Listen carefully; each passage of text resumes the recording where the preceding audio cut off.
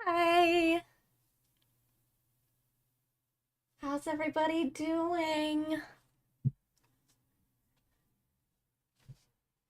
I hear Bingo is a front runner. Who is Bingo? It's obviously gonna be Bluey. The dog? I think Peppa Pig outsold. Hi everyone! How's everyone doing? Hi Ophi! I have an alcoholic beverage, which is a little abnormal for me, not just on streaming, but like in general. Um, Not a big drinker, but this seemed like a celebration, so I thought maybe we should. But I'm so out of my element, I don't even know from Brat. Oh, well, that's okay. It's never too late to educate yourself. I just got back from hanging out with Tyler and Ben. Oh my god.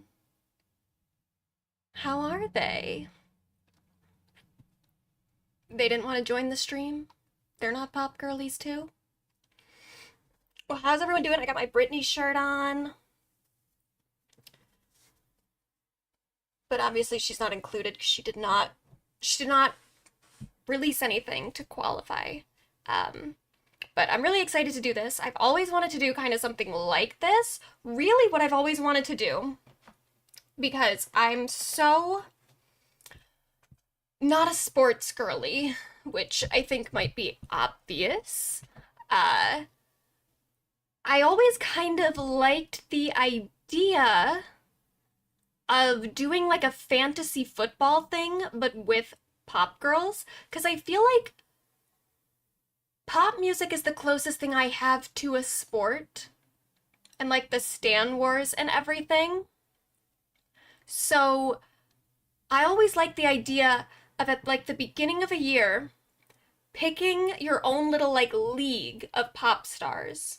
And then throughout the year, your pop stars collect like points depending on how well they're doing. The problem is, while there are some things that can be easily quantified in terms of like if someone charts, how well their album sold, if they got, like good critic reviews or whatever, if they got like a good score on Metacritic, while that can all be calculated, there's a lot of stuff that can't be, including like just general cultural impact, just good PR, bad PR, etc. I always liked the idea of doing like a fantasy pop star league and having some sort of like governing body that decided how many points to award to which girl, which pop star. Now, it would have to be a very large governing body with representatives from like each major standum to award these points, somewhat like, in Hogwarts where they award points to different houses, but we would have to have like a lot of people, and I also just don't think that it's really doable. Like, you just can't do it. So this I kind of thought was maybe the best alternative, where at the end of the year, we just all vote, and we do a bracket, and we decide who wins. That's the best I got.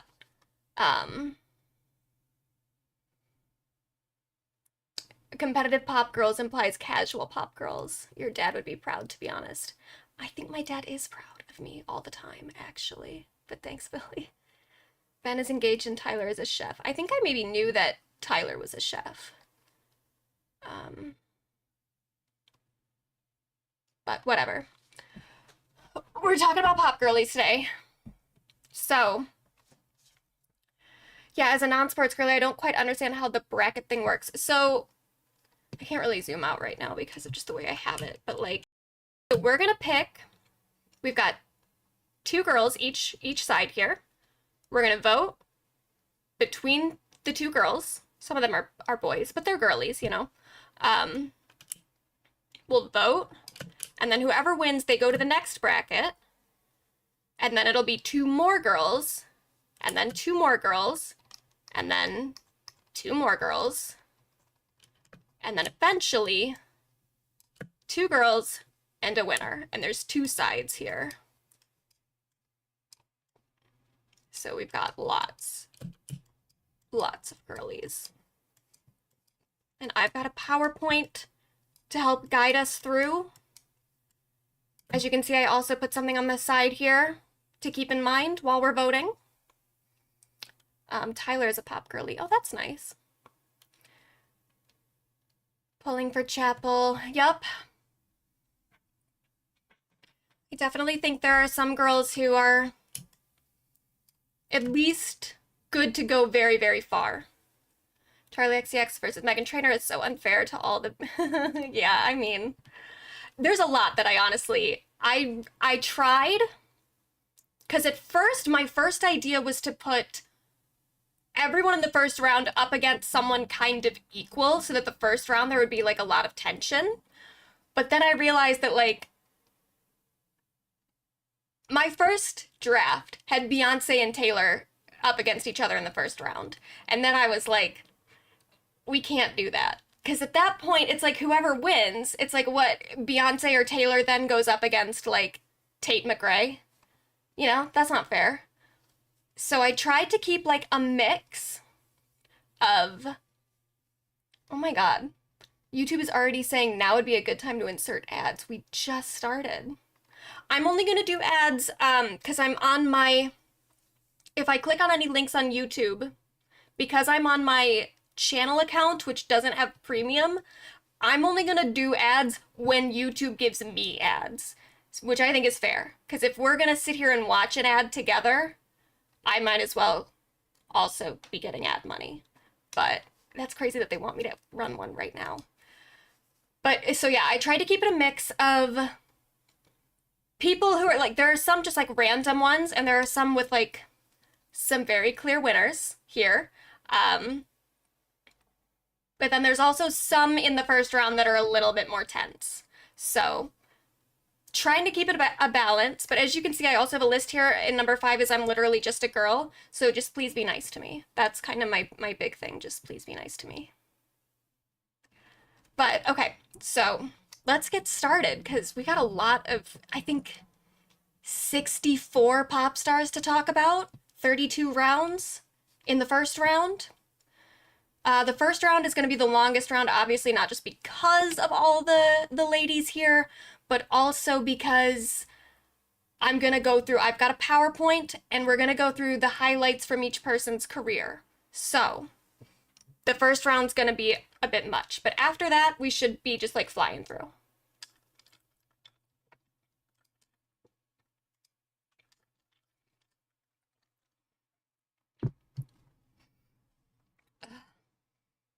Gonna abstain from voting, but I want to see what the people say. I mean, I say vote. It's a democracy. Everyone's voice matters.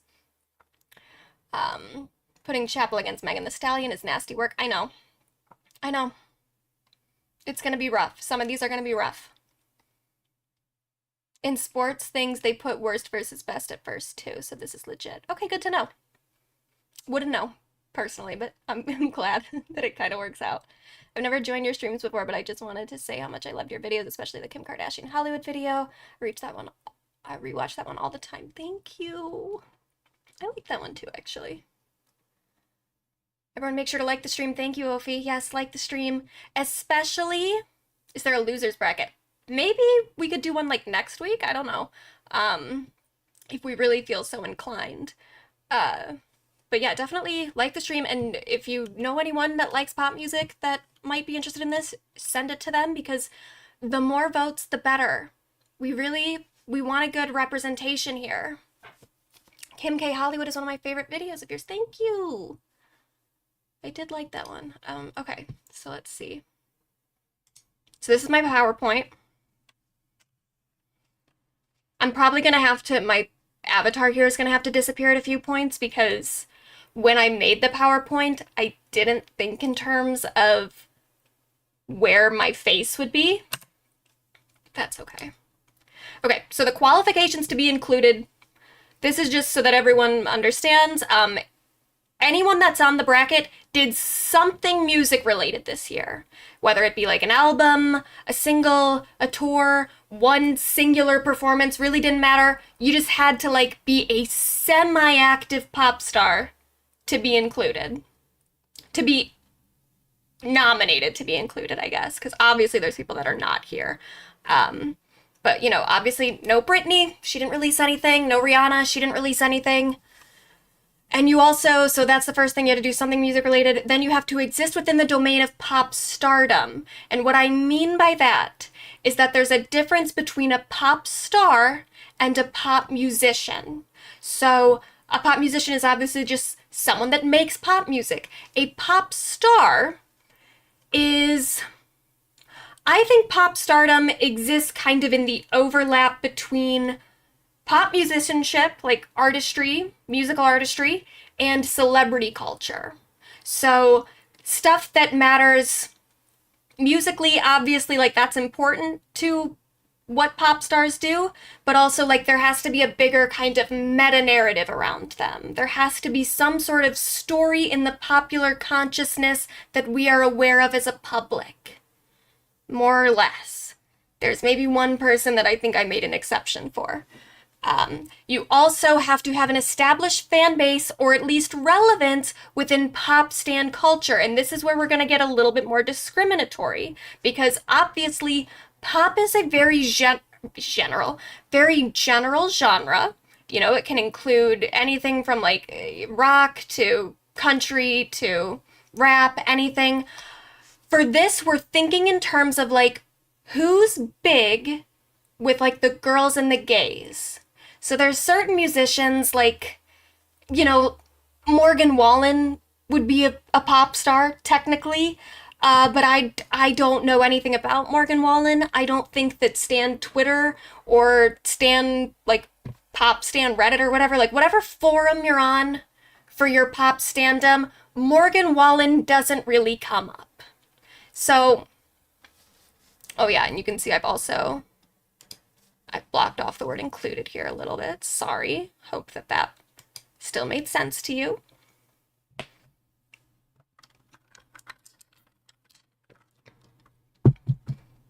So we're thinking of that. Who's popular with the girls and the gays? Xena didn't make the cut? No. Unfortunately, she did not release a pop album this year. Though there are musical episodes of Xena.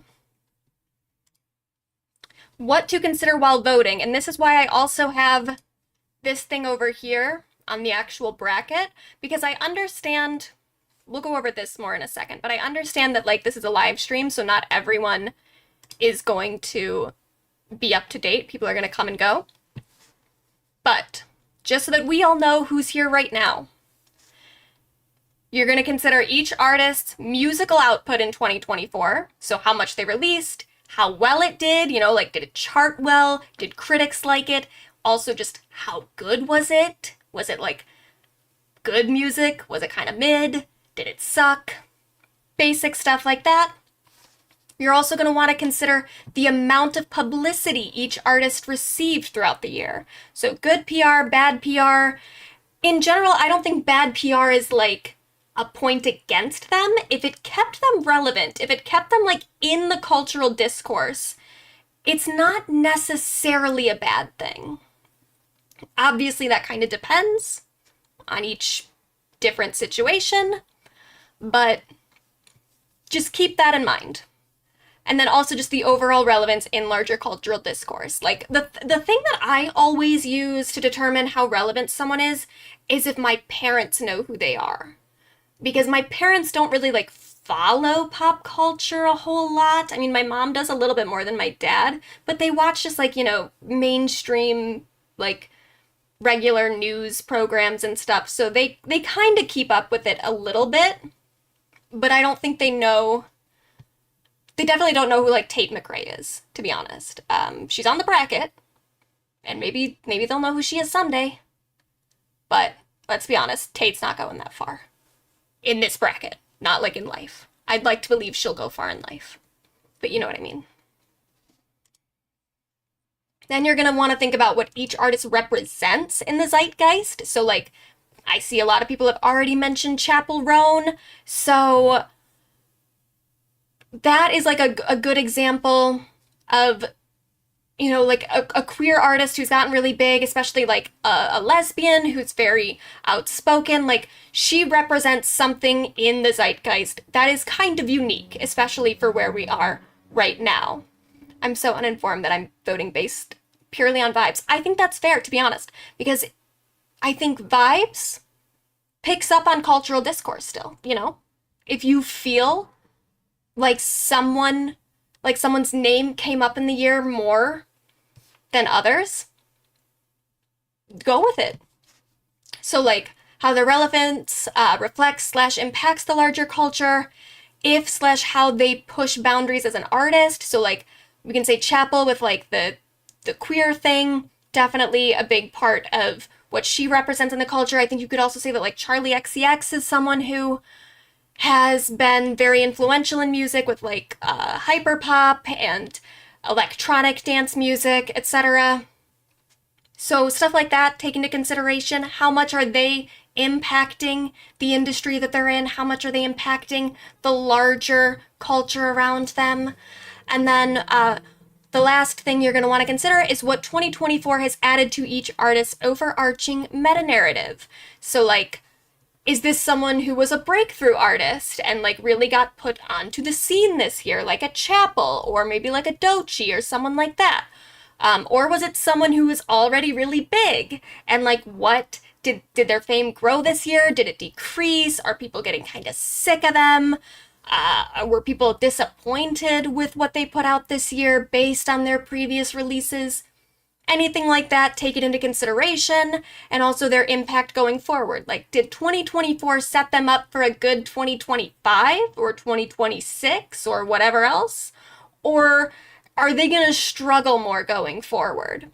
Think about all that. So this is why this is the thing that sucks too. It's like, when I'm talking a lot, obviously I get, like, dry mouth, and I do have another beverage here, but I feel like because I've just decided that I'm gonna drink tonight, every time I sip something, it's just alcohol.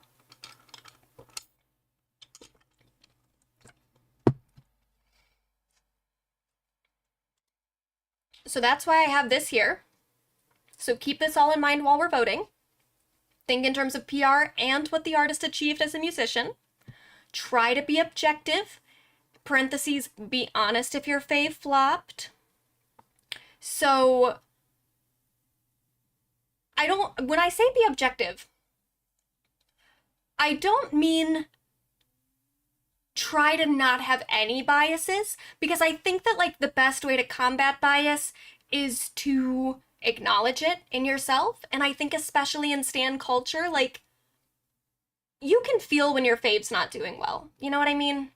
Like, if you feel like your fave had kind of a bum year, don't fight it. Don't try to convince yourself that they did better than they did. You can feel it, you know. Don't try to convince yourself that you liked Joanne when it came out, because then just 4 years later or whatever, you're gonna be like, actually, that album sucked. Why did I pretend that I liked that? You know, for example. 3, we are evaluating cultural achievements from this year. Now, again, you can take legacy into account. You can take, like, someone's previous work and, again, the full meta-narrative of their career, like the whole thing, their overarching success. You can take that into account, but we're not trying to find the best pop star on this bracket. We're trying to find who did the best this year. All right? And then 4, it's not that serious. So just remember, if we get sad about our fave not going far, then, you know, it's just not that serious. It's fine. And then 5, I'm literally just a girl. I made this PowerPoint. I've got everyone's highlights and lowlights of the year. But obviously it's going to be biased based on just what I've been paying attention to. So I'm going to try to keep checking the chat, and, like, if you guys have any sort of, if you feel strongly about something, I'll call it out so that we can know. But the PowerPoint, you know, it is flawed just based on my limitations as a human. And that also includes just who's on the bracket too, which is why I started doing an honorary inclusions list of just all the people that I didn't include in the bracket who like deserved a shout out. But then I realized as I was doing that I was basically just giving people a list of the people that I snubbed. So if there's someone who's not on the bracket and you don't immediately notice that, you don't notice their absence right away, then it probably wasn't, they probably didn't need to be on the bracket. But maybe there are people that should have been on the bracket that I didn't put on. So, you know, so I didn't want to like advertise who I did or didn't put on the bracket. So this slide just turned into honorary pop stars, as in people who actually don't make music at all, so they're not pop stars, but they feel like pop stars to me. So the first one I have, come on, Timothée Chalamet. He doesn't make, I mean, I guess he's in that Bob Dylan movie. Does he sing in it? I'm not sure. But, you know, he's not a pop star. He did rap when he was a child. But, you know, not a pop star. Feels like a pop star, though, right? He recently did an interview, actually, with Nardwuar, which is kind of fun. And this is how you know that someone is a pop star, because my mom randomly texted me one day earlier this year when he was on his Dune press tour. She was like, I just watched Jimmy Fallon, and I saw all the people from Dune 2, and then she just wrote randomly, I didn't ask at all, she just wrote, Timothy makes me smile. That's pop star shit. When my mom just randomly texts me out of the blue that you make her smile, pop star. Anne Hathaway, icon, legend, pop star. She was in that movie too, that like fanficky movie where she was like dating a pop star, and she did just talk about pop music a lot on that press tour, which, you know, she definitely is a pop girly for sure. Also, the Oompa Loompa from the Wonka Experience, that's a pop star. And then finally, our biggest pop star, Moodang. That's probably really the pop star of 2024. Yeah, he's a boy band without a boy band boy without a band. Yeah, he is. He really is. He sang in Wonka. That's true. He did. I completely forgot, and I did watch that movie. I feel like the music was so forgettable, though.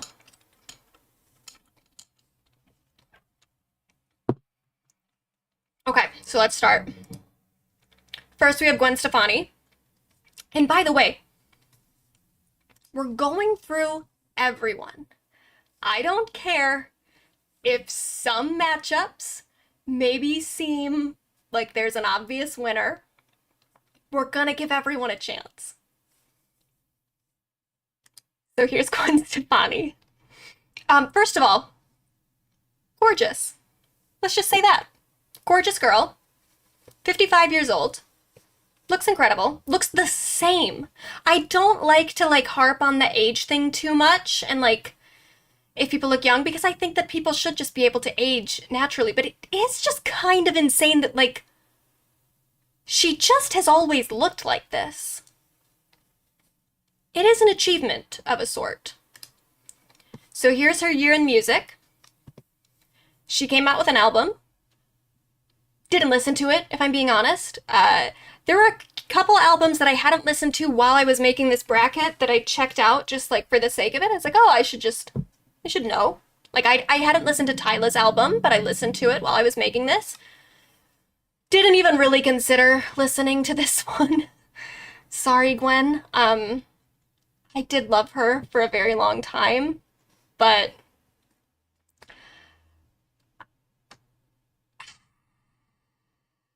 a lot of people are surprised that she's 55. So yeah, let's hold on to that.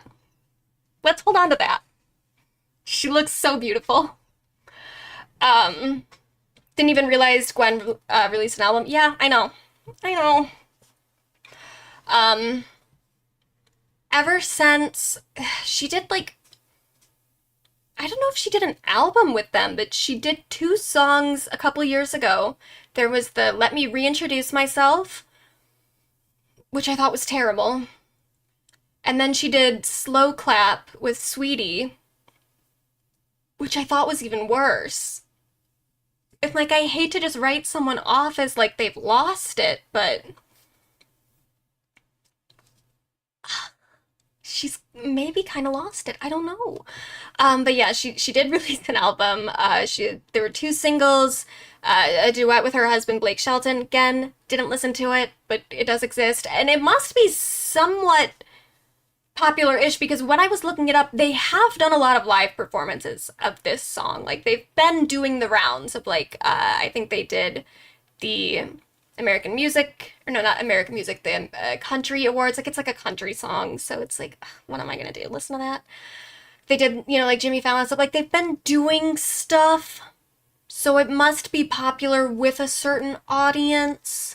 I'm not in that audience. But it debuted at 95 on the Billboard 200, which is not the worst of everyone that we're going to talk about today.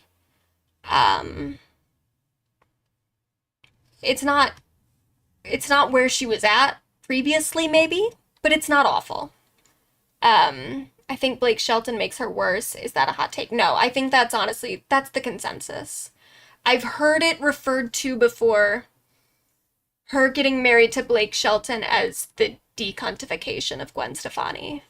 So I think that she wasn't necessarily doing that well before Blake Shelton, but definitely her getting with him seemed to affect the trajectory a little bit. 56 out of 100 on Metacritic. Again, not the worst we're gonna see today, but not great. She also did a song with Anderson .Paak for the Olympics. It is literally called this, by the way. Hello World, in parentheses, Song of the Olympics, TM, trademark, because it's like a Coca-Cola sponsorship. If you go to like Spotify or anything, it has that TM there. I didn't put that there. That's the name of the song. But she also, one highlight, No Doubt headlined Coachella this year. That's good. Olivia Rodrigo was a guest. It was well received, mostly forgettable. I didn't see a whole lot of people talking about it, except one thing that I did see on Twitter a few times, and this is gross, I'm sorry, but this is what I saw. She does a snot rocket on the stage. She's just like blowing snot. It's kind of punk rock, but it is also gross. So just whenever you think of that, that happened. It definitely just feels like a different person, though, from like the woman that's married to Blake Shelton. Oh, you can kind of see it too. Oh, it's gross. It's kind of cool though, but it's gross. So there was that. Yeah, Purple Irises is the song she did with Blake Shelton. They performed it a couple different places. She also did this on her YouTube.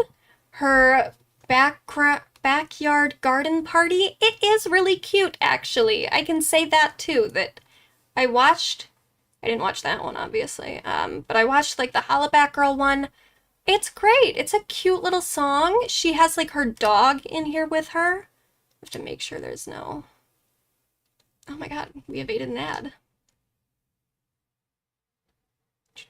Because I don't want to get copyright claims, so I can't play too much audio. But she's got her dog in here with her. It's cute. At one point, when she's doing the banana thing, she kind of puts the mic toward the dog, which is adorable. Like, the dog's gonna sing. So there's all that. She looks so good. What the hell? Yeah, she looks incredible. Oh, she is really cute. And the dog. I tweeted about it, and then a whole bunch of people were, like, quote tweeting it and stuff and mentioning the dog's name. So I guess this is yeah, look, she, like, puts the mic towards the dog. It's cute. So I guess this is, like, a known thing. Maybe if you follow... And that's also... He's either in No Doubt or he just performed live with No Doubt a lot, because I definitely recognize him from No Doubt shows. So that's nice, you know. And this actually is... If I could play the audio... Here, let me just... I want to play it for a second. I want to play it for a second. Put your pom-poms down, getting everybody fired up. Few times I've been... It's a good rendition. I liked it. So there's that. Then we have other ventures here. She's still a judge on The Voice. I said since 2017 question mark on and off because I don't watch The Voice. Again, this just feels like a totally different world. This feels like more of like something my parents would watch, even though I don't think they watch The Voice. But we used to watch like American Idol when I was younger. But it's still, The Voice is a funny thing because they have like actual pop divas on there. Like there's Gwen, who at one point in time was a very prominent pop star. They've had Christina, they've had Ariana Grande, Kelly Clarkson, like girls who I am interested in, who I feel somewhat invested in. And yet I have never watched an episode of this show. I just don't even know what it would take to get me to watch this. Maybe if like Britney was on, Britney or Gaga. But even then, I might just watch like a highlight afterward. I don't know that I'd watch the whole show. Look at you, have a few drinks and start taking risks with copyright claims. Yeah, I think that's definitely gonna get, depending on how many drinks I have, that could be a real problem. She also has a beauty app, or not a beauty app, a beauty line, like a makeup line. Oh, fuck, it wants me to log in. Oh, one sec.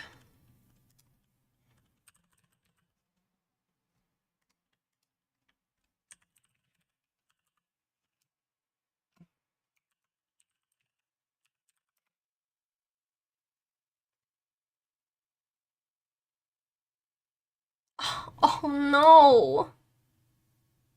It wants me to text something.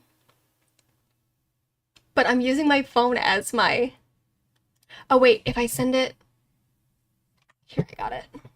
So I'll send it to my computer, my laptop.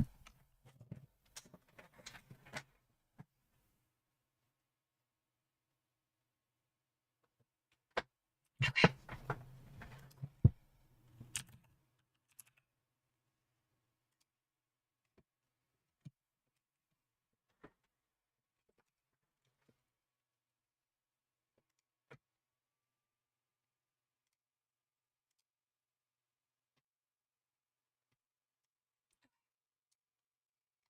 This is her beauty line, her makeup line. I'm gonna be honest, looks a little cheap to me. Kind of looks like a Wet n Wild sort of thing, which is fine. I like a Wet n Wild a lot, actually.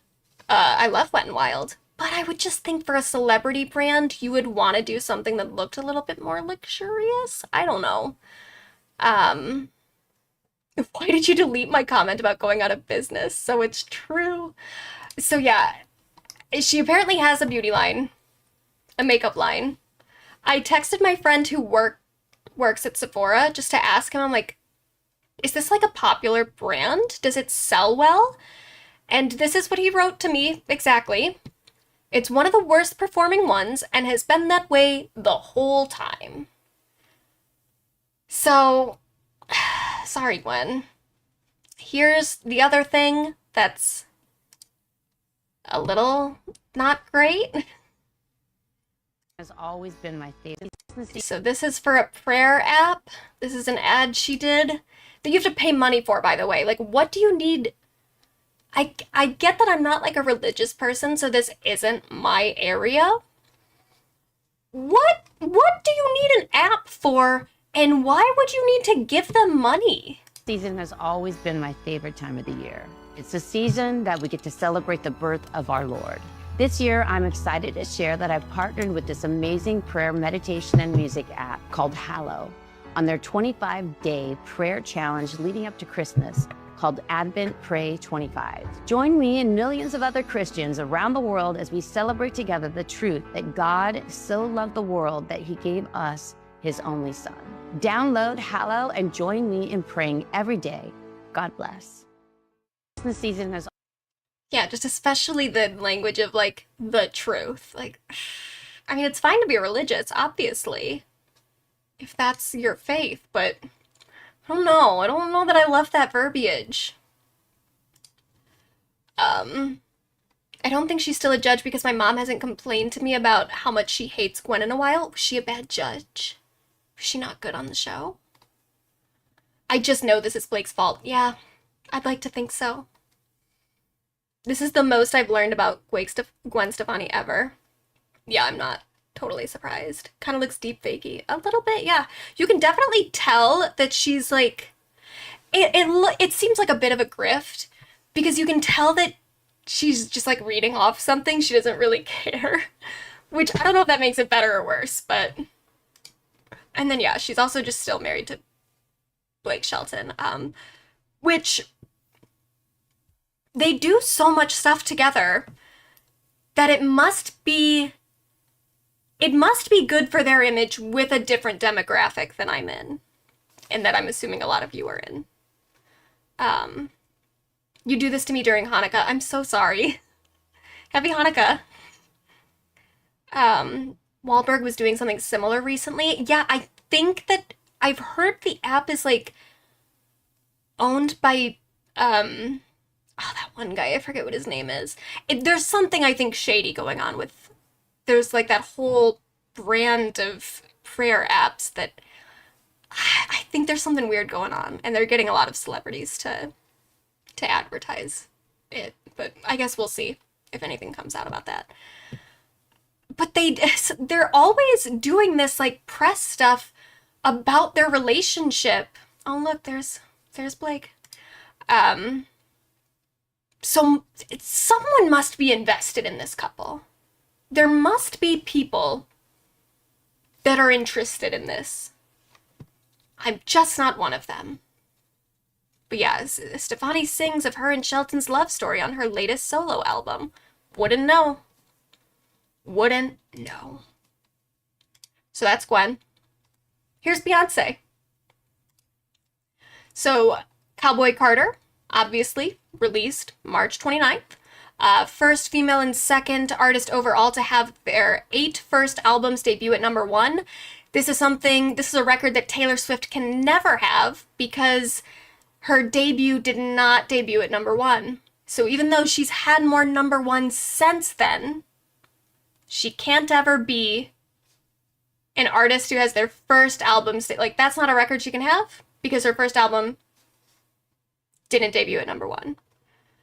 So, but that is like a very impressive thing too, to have your first album. And Beyonce, it makes sense because of Destiny's Child that people already knew who she was when her first album came out. Britney would have had this record, by the way, if not for the fact that Blackout got blocked from the #1 spot due to a last-minute rule change by Billboard, which I know I'm going against a lot of the fandom here. The rule change was fair. It made sense, but it does still suck. Because this could have been Britney's record. She would have had more, too. Whatever. I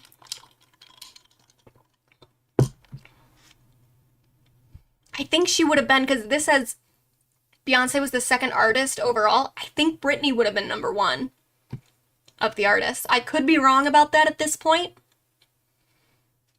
but it is a bummer. But good for Beyonce. She deserves it too, obviously.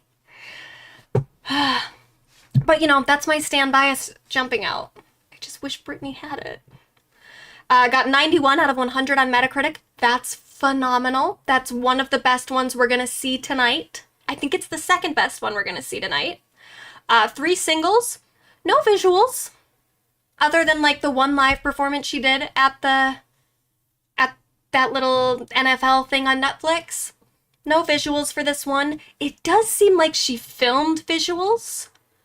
So I don't quite understand if all of the visuals are maybe going to come out when all 3 albums come out.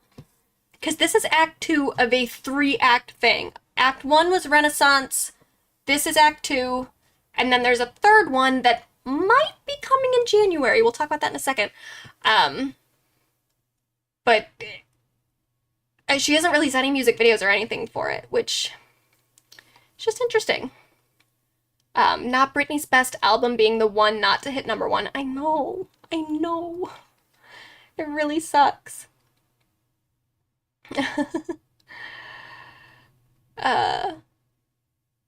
I honestly don't know much about Beyonce. I never hear anyone talk about her IRL. Then you're in different circles than I'm in. What's the highest? I'm not sure, actually.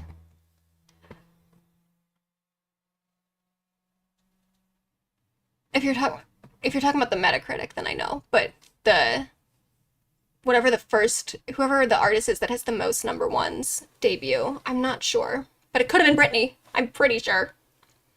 But this album started a lot of conversations about genre distinctions, and particularly in regards to race, because this was a country album, kind of. As Beyonce would say, it's not a country album, it's a Beyonce album, but it does dip into country more than her other records. But because she is a Black musician primarily, and also like because she just exists in this other sphere than a lot of country artists do, she's not someone that's taken seriously as like a country artist. And this is something that came up with her track on Lemonade, which, what was that song called? Daddy's something? I don't remember. But that song, definitely a country song, and yet did not get serviced that way, has been kind of ignored by country radio. And also there was a whole thing about when she performed at the Country Music Awards with the Dixie Chicks. So this is a very important album for that reason, just alone. Just again, like when we're talking about what an artist represents culturally, where they sit in the zeitgeist, this album was very important. Yeah, Beyonce getting shunned by the CMAs was awful. Yeah, Daddy Lessons, you're right, that's it. She did the Christmas NFL halftime show on Netflix. And in that, so she teased something on her Twitter. Pretty vague. But as you can see,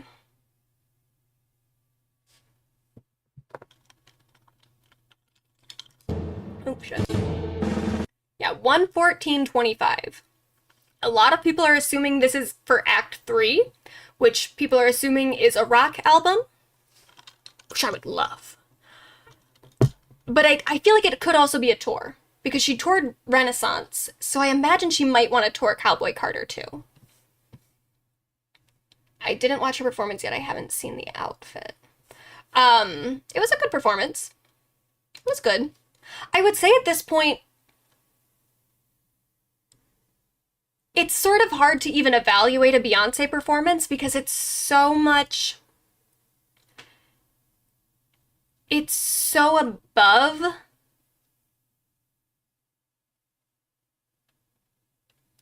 like any other pop star, but at the same time, it's like if you're comparing it to other Beyonce performances, was it that much better than other Beyonce performances? I don't know. It's kind of the same as her performances always are, but that still is obviously better.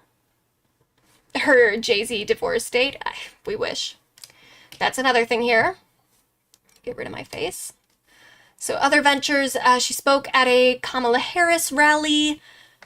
She launched a hair care brand. I don't actually know how to say the name. I guess it's getting positive reviews. I haven't really heard anyone talking about it IRL, but it must do well. She also did a Verizon commercial during the Super Bowl. This is how she announced that Cowboy Carter was coming. And I do just want to point this out. This is Wisteria Lane right here. That's the set from Wisteria Lane. That's the little cul-de-sac suburb. So that's just iconic. Just in general.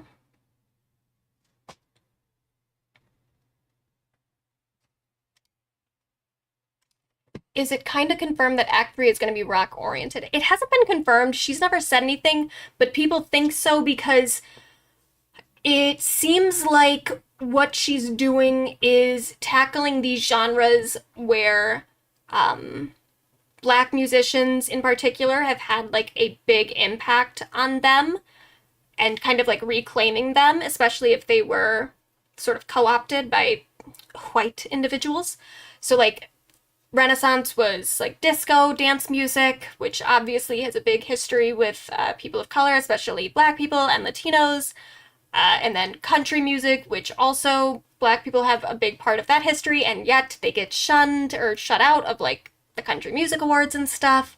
Not just Beyonce, but also like Lil Nas X and other people.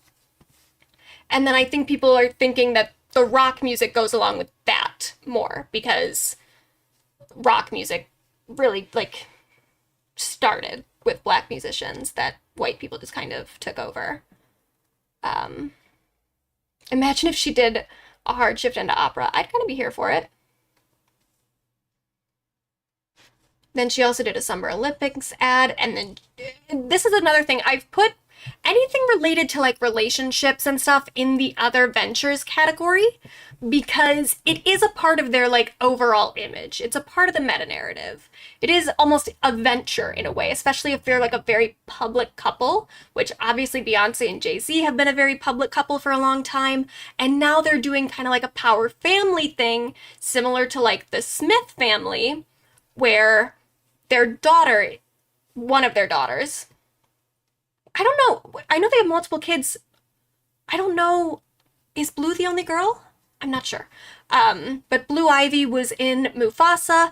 Blue also performed at that the NFL thing. She like danced with Beyonce for a second. She danced a little bit on the Renaissance tour.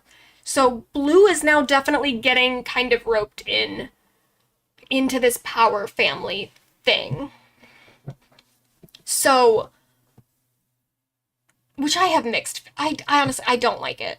I don't like it. And also something that I think is really weird about it is like, I also don't really like when Kim Kardashian involves her kids in stuff.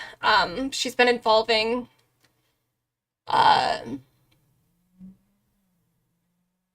North in a lot of more stuff recently, which I do understand to a degree, where it's like, you're already famous. Your kids are going to be famous by proxy just because of the level of fame that you have. So I understand wanting to like control how they get introduced to the industry in that way.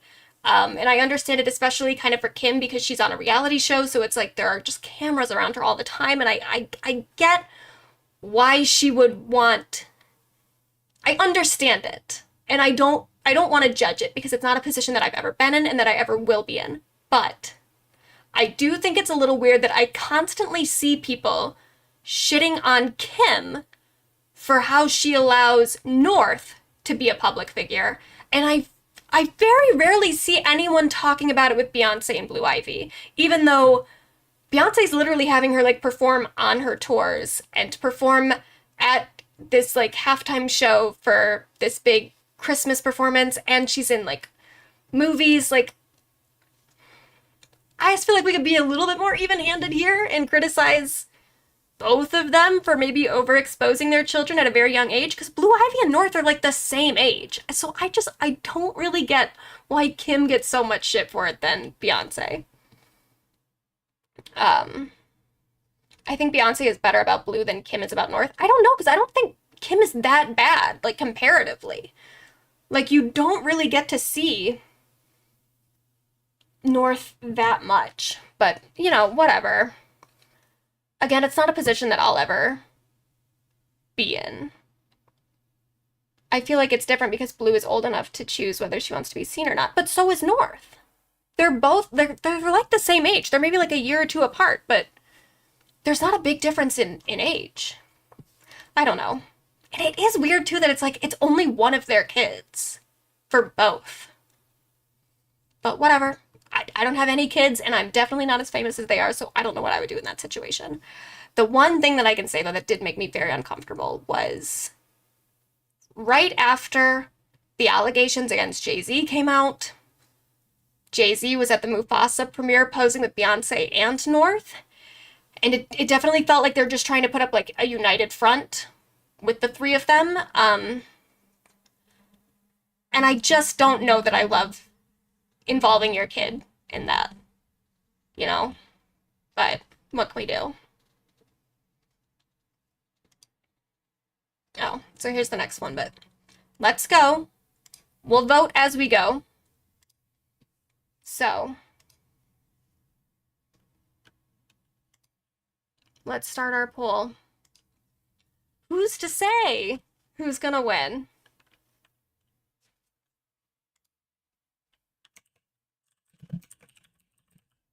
It's up to all of you.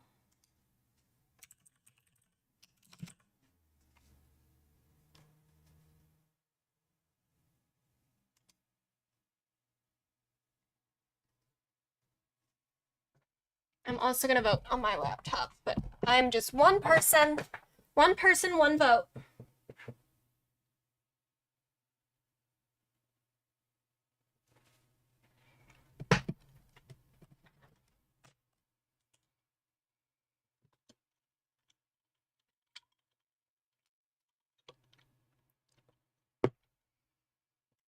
Ooh, did someone voted for Gwen? That was very nice of you. That was very kind. Oh my God, Billy, it was you? All right.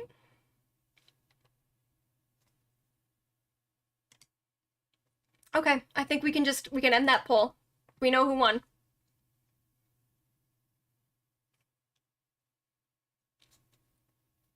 Someone felt bad, I know. It was me, Jazz. I see that. Well, you know what? That was nice of you. But bye, Gwen. Just go over there. And Beyoncé will move forward.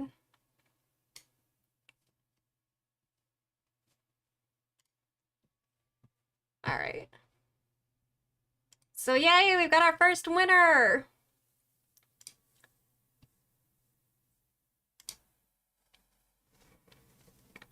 Where is Sabrina? She's on there. She's on the other side though, so it's gonna take us a minute. Okay, so this is Tyla. There she is. She's definitely a newcomer, so I'm sure that quite a few of you don't know who she is, but that's okay. She released an album this year in March, debuted at 24 on Billboard 200. I mean, think about that, though. Tyla, this, like, total newcomer, 24 on Billboard. Gwen Stefani, an icon, 95 or whatever the fuck it was. Also 84 out of 100 on Metacritic. That is very good. I only know the Water song. It's very good. I voted for Gwen Stefani because I hated Texas Hold'em. Okay, Billy. That's not a good enough reason. Excellent album. Yeah, this album is very good. I only listened to it recently while I was doing this this bracket, but it's very good. Very, very good. Highest charting African female soloist in Billboard history. That does feel a little bit like one of those stan records that people like. There's just a couple qualifiers to it, like African female soloist. But that is crazy when you think about it. Highest charting at 24. I don't know. I'd be interested to know if like a non-soloist got higher. But whatever. 5 singles, no Grammy nominations, which is wild. And I looked into this. Apparently, so it got submitted as an R&B album, which it is. The Grammys then switched it to be included as a pop submission because they decided that it's more pop than it is R&B, which it's both, but I don't know how you really decide like what ratio. But because it got put into like the pop submissions, because there were so many pop albums that came out this year, it didn't get nominated at all, which I just think is ridiculous. But she kind of got fucked over with that one. Jump, Truth or Dare, and Breathe Me are such good singles. They are very good. And you know what? The good thing about her too is that she can dance. And they don't all need to be dancers, but I do want a few dancers in the industry. Like, we've gotten the last couple years, we're starting to get some dancers back, but it was looking rough for a while. She sang on Sabrina Carpenter's Nonsense Christmas special. She's performed a lot of places too. The BBMAs, Jimmy Fallon, Stephen Colbert, Victoria's Secret Fashion Show, the EMAs. Like, she's been out doing the rounds, which again, I love that because that means that she's like driven. She wants to do this and she's down for it. Oh, she sings Water. Okay, no, she's insane. Yeah, Water's a great song. A fantastic song. And it doesn't have any Grammys. Like, no nominations or anything. She did win a Grammy earlier for her last release, I think. I don't know exactly for what. But... And she also won a VMA, so we'll talk about that in a second, too. So this is also her at the Met Gala. You might have seen her here. A lot of people maybe saw her because she did her whole, like, sand thing. So she's got, like, a sand glass thing, and she also just like looked like sand. She had to like, I think, be like carried up each step because she can't move. It's a very tight dress. But then there's also this controversy from the VMAs. She went on stage to accept her award, and then oh, I thought this is her debut album. I think it's her debut album, but there was like an EP or something before. I'm not totally up to date on her in general, but she's been doing other stuff before then. But I think this was her first like album, like full studio album. So she went up to accept her award, and then she asked, she was like, the award is heavy. So she just asked one of them, and Lil Nas X came up and held her award for her. But people got mad at it for some reason. I don't understand why. But then, yeah, she tweeted, "Y'all make everything weird. I was not asking my girl, Haley. We just girls. Shut the fuck up. I want a VMA." So, like, I don't know what people's problems were. She was a heavy award. She just asked someone to hold it while she was talking. But you know what? The fact that people even cared enough to make it like a controversy, maybe that's good for her. It means she's relevant. But she's real cute. Skinny girl humble brag. Maybe that's why people were upset.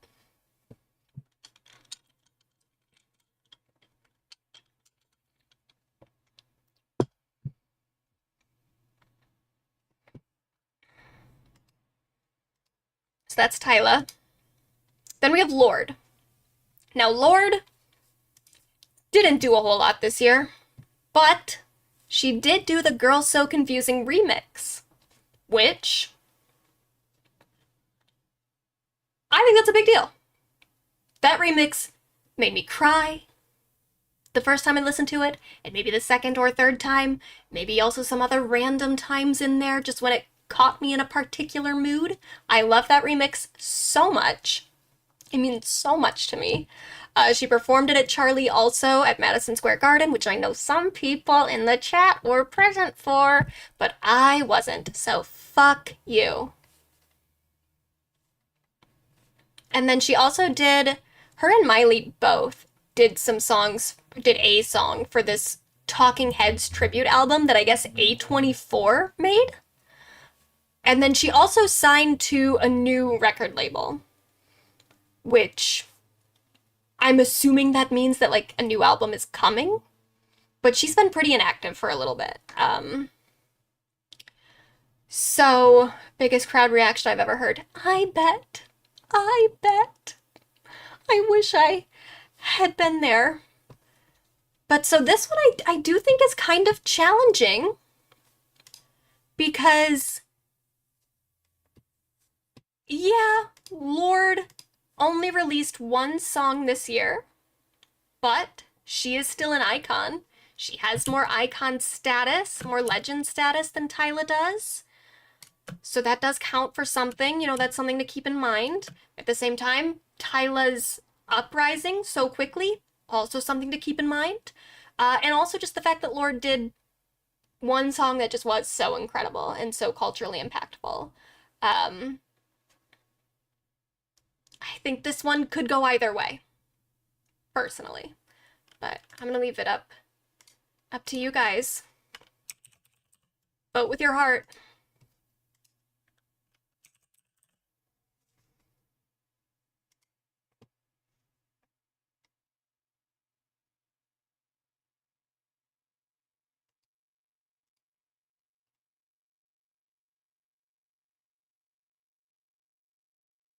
I should have gotten like a drum roll sound for this.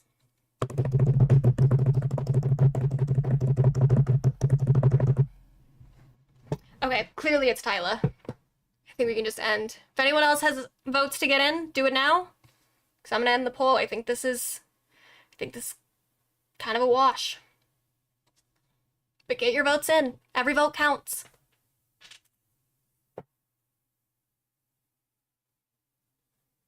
I also just voted for Tyla.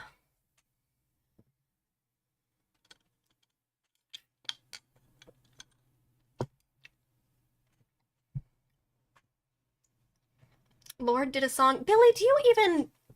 What do you do? What do you do all day? Just hang out with your baby. IDK Tyla, but I feel Lorde is already honored by being in the bracket, so Tyla deserves to go for it. I agree. I agree. And I did vote for Tyla too. Voting for Tyla because of her Met Gala dress. Valid. Totally valid. All right, bye, Lorde. We love you. All right. Let's go forward.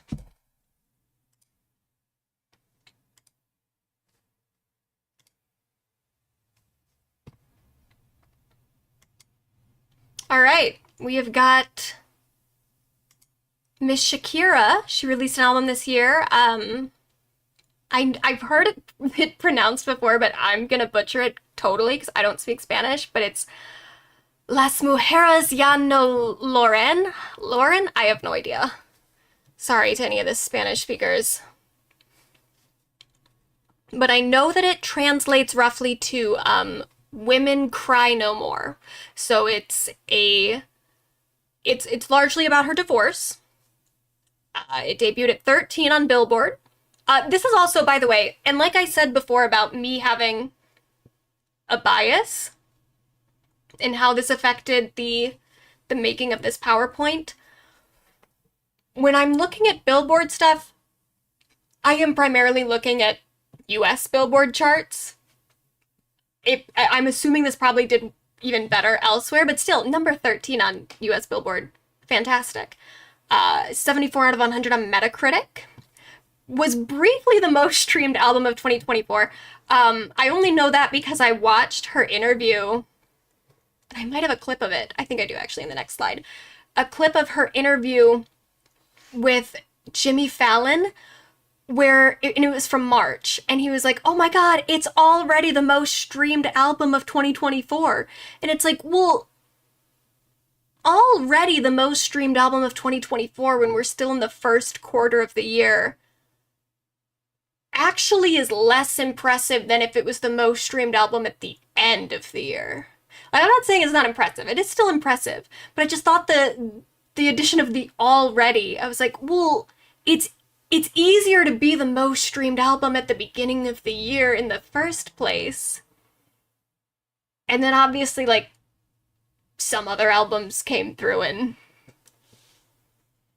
got streamed a little bit more. But for a minute in March, it was the most streamed album of 2024. She divorced the football player. Yes. Or as we call it over here, the soccer player.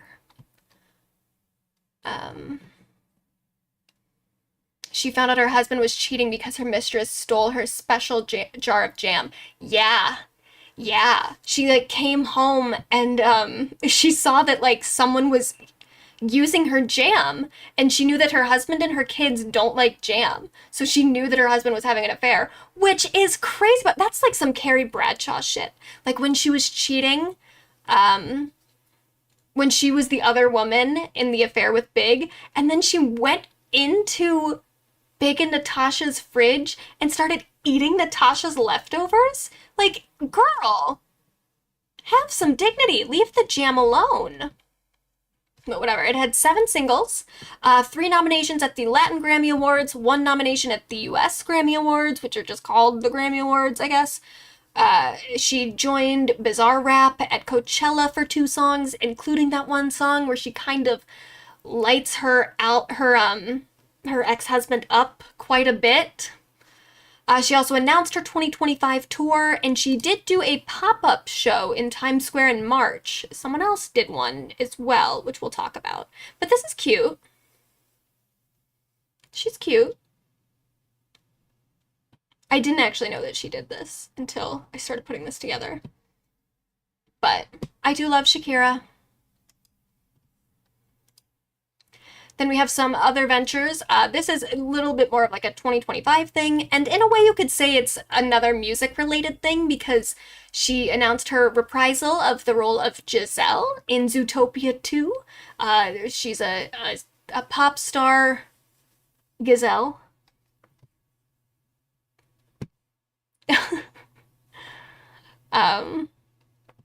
Can't stand Shakira. I don't know why. I think she's lovely. So she's on her divorce arc, which, love that. I think a divorce arc is so much better than like a power couple arc. But especially if you were a power couple that's getting divorced, that's perfect. But this I just thought was funny. Shakira shares how pal Chris Martin showed up for her after her husband and her split. Chris Martin also just seems like a nice guy. I know that he's like good friends with Beyoncé. He's dating Dakota Johnson now, but he used to be married to Gwyneth Paltrow, and they still get along. Like there's photos of him out on like double dates with Gwyneth and her new beau and Dakota Johnson. Like Chris Martin just seems like a little sweetie. Yeah, Chris Martin from Coldplay. he's like a girl's girl. And I love that.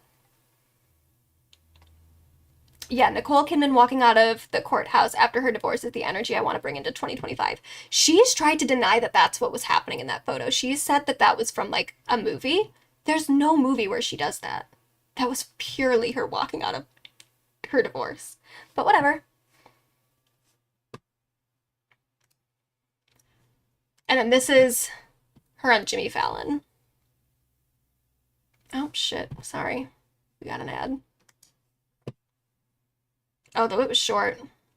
You guys honestly didn't even deserve to get that ad. And so you put out songs here and there that were awesome, and you came on our show and performed. Thank you for that. But what made you feel like, oh, now you have a full album ready to go? Well, yeah, I've been putting out music here and there, but it was really hard for me to put together a body of work. I didn't have time. It was the husband factor. Now I'm husbandless. But yeah, the husband was dragging me down. Now I'm free. Yeah! Now I can actually work. Yeah, now you can work again. Oh my gosh, you are so funny. You are, by the way, He is such an overreactor to so much stuff, and he just repeats what they say. Whatever. This isn't like a Jimmy Fallon hate train, but you know who always has good interviews with Jimmy Fallon? Speaking of her, Dakota Johnson. Every time I see Dakota Johnson on The Tonight Show with Jimmy Fallon, I like Jimmy Fallon a little bit more. There's something about their dynamic that just works, but whatever. But I just thought that was funny that, like, she really is, like, leaning into the, like, I hate that guy arc. This is the first time I've heard her voice in my life. Like, speaking voice? Or you can't be saying singing, too, right? She's so hot, I'm sorry. Yeah, she is. You don't have to be sorry. She's very hot. Very hot. She also talked about her tax evasion charges. I don't really know anything about this, but she's settled. I do kind of know some stuff about it. I know that the whole thing revolved around her residence, where, like, I think that she had a house in Spain, but she wasn't living there for, like, a majority of the year. Like, she wasn't living there for long enough, according to her, where she qualified to pay taxes that year. So she didn't pay taxes. And then the Spanish government, like, tried to got her on tax evasion.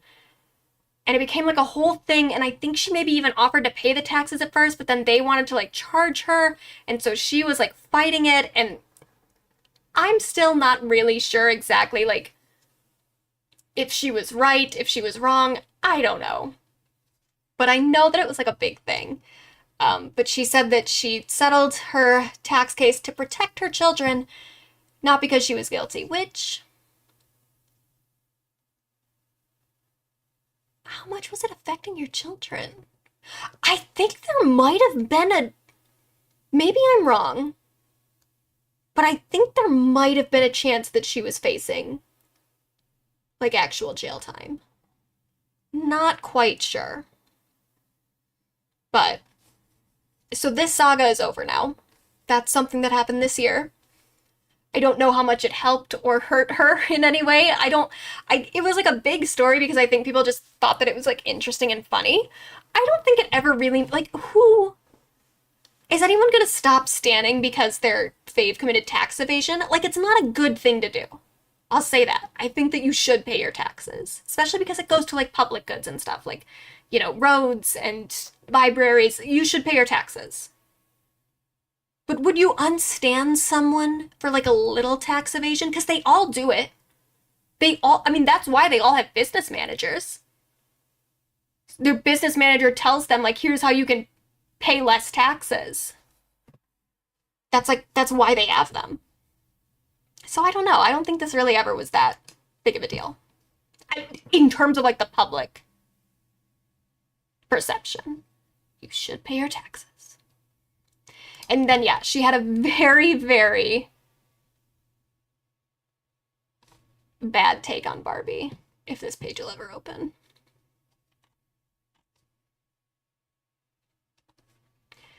Yeah, she said,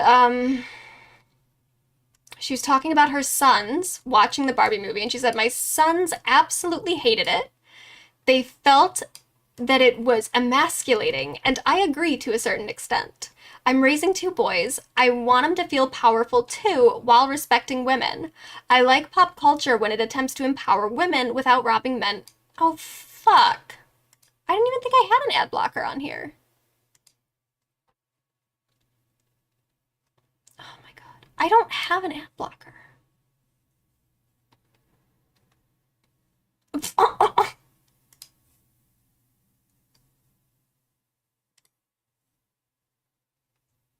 I don't have an ad blocker. Whatever.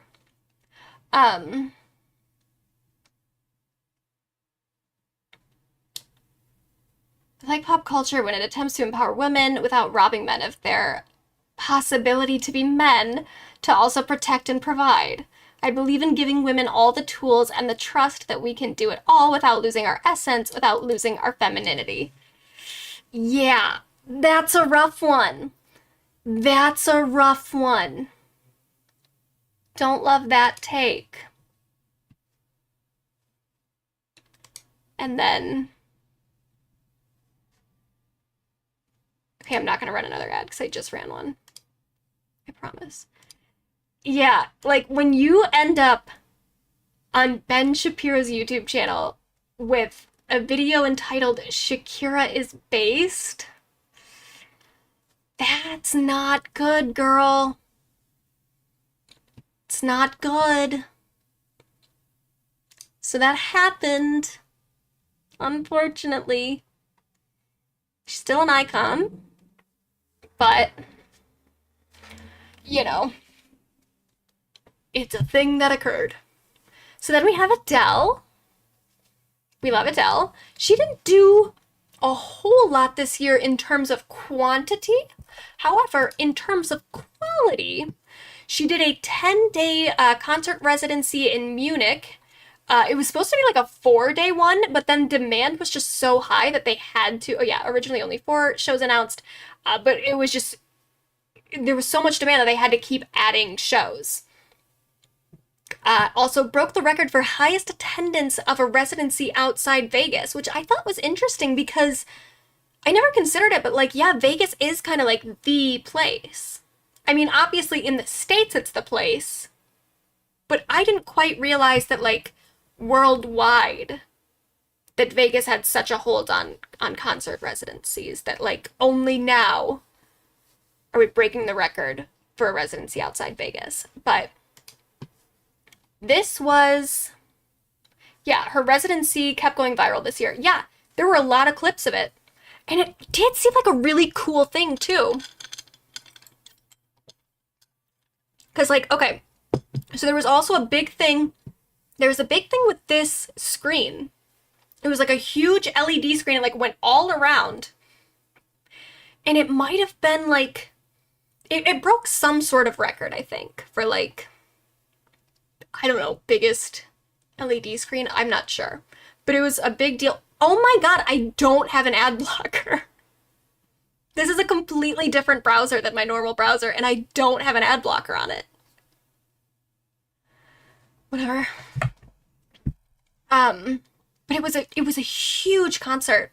And it also was like, so it says you could visit Adele World, a small theme park's worth of food and drink stands, 2 carnival rides, a second stage, and a merchandise store the size of a big boutique. That's so fun. I wish I was there. There's a Ferris wheel. It just seemed like a really good time.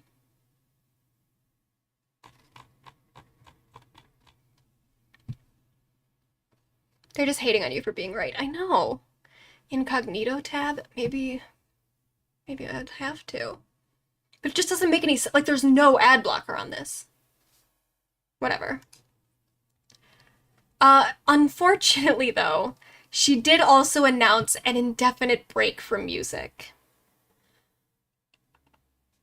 Who's to say how long she's gonna hold on that? I mean, she takes quite a few years in between albums anyway. But the fact that she already takes a few years and now she's saying that she's taking an indefinite break, I feel like it might be a minute before we get another Adele record. Like a while, if we ever get one again. I don't know. Which makes me really sad. But, you know, it's her right. She's done so much for us already, you know? And she's got a baby. She's got a kid. She's, I think, a single mom at this point. I know she got a divorce. I don't know if she's with anyone else. So, I get it. It just makes me sad. But, you know, she is, like, she's an actual artist. She's a songwriter. So, at some point, she's going to be inspired to write something, I hope. And hopefully she comes back. So let's go back to our bracket.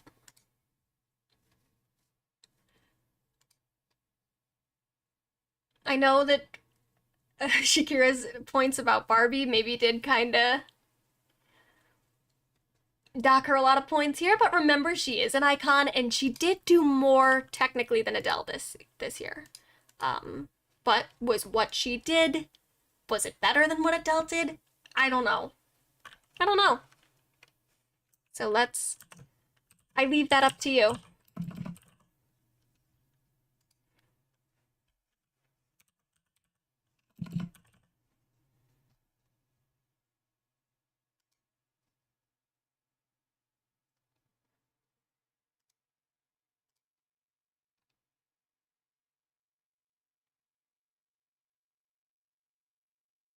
This is what being a Fiona Apple fan feels like?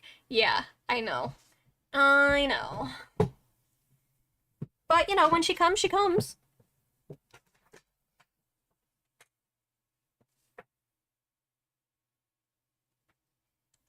Ooh, this is a close one, though. Everyone, get your votes in. Your vote counts. Really?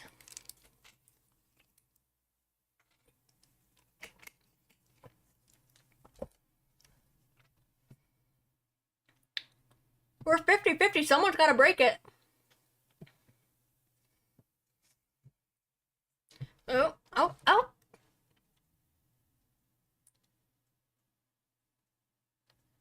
Oh my God. Wow.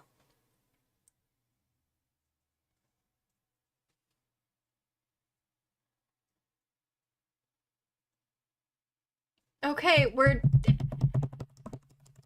Oh my god!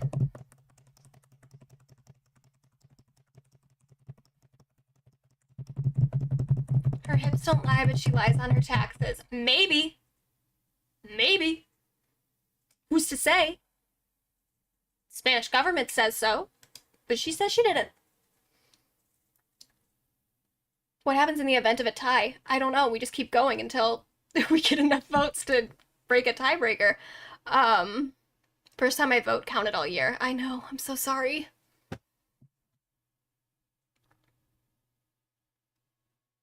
The jam beats a dumb big screen. All right. All right. I think we can at least say, if anyone has, get it in now if you have a thought on this, because I'm gonna end it and Adele's gonna win.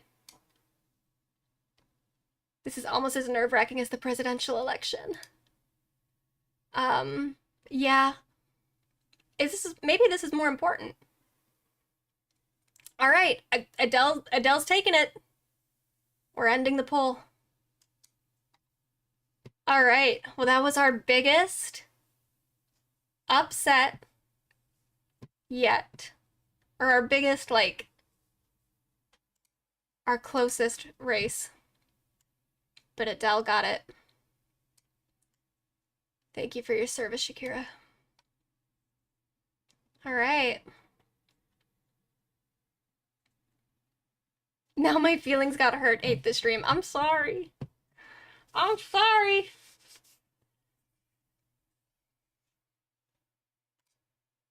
All right, well, let's keep going. Tate McRae. Another kind of newcomer. She's been around for long enough that calling her a newcomer is more of a commentary on her status. She's kind of trapped in Kaya Asylum, it seems like. But maybe this will be her moment. So, I gotta get rid of me. So she released a single this year, It's Okay, I'm Okay. She first released it, she played a little bit on her tour, then she put it out as a single, has an incredible music video. Now, this is her doing the splits on the shoot for the video. Just thought everyone should see that. She's the one with the song Greedy from last year. Yes. Greedy and X's, I think, are probably her biggest two singles at the moment. This song was actually also very good, though. Well, the song, not that good, I'm gonna be honest. But the video... Oh my god, I just searched my own name. You can see exactly what I did. I know the splits and not the song. That's okay. Alright, I'm gonna run another ad. I'm so sorry. Oh, nope. Okay, it's over. Incredible video. This definitely feels really... There's a particular...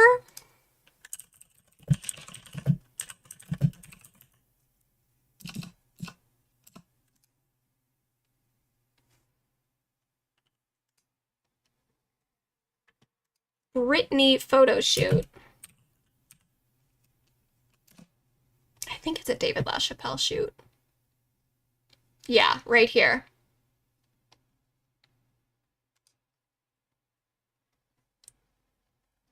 Definitely seems to be a reference, which we love. It's funny, I hate her voice, but I'm rooting for her. Yeah, see, this is the problem. I wouldn't say I hate her voice. However, also, this also feels very reminiscent. So if you watch here, and I hope I don't get demonetized for this. I shouldn't. I mean, Tate could do it. This naked Tate McRae, it feels very reminiscent of another Britney video.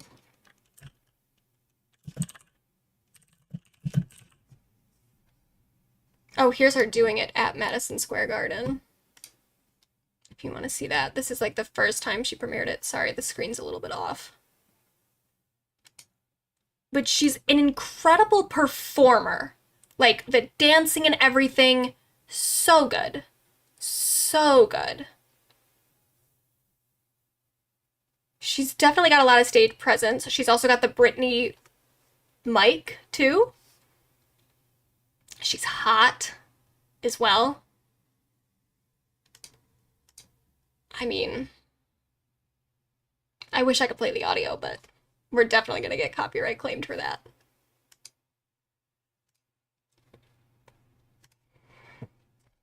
But this is very reminiscent of another Britney thing. Oh my god, BetterHelp or Real Therapy. So there's a I Wanna Go music video where Britney flashes a police officer.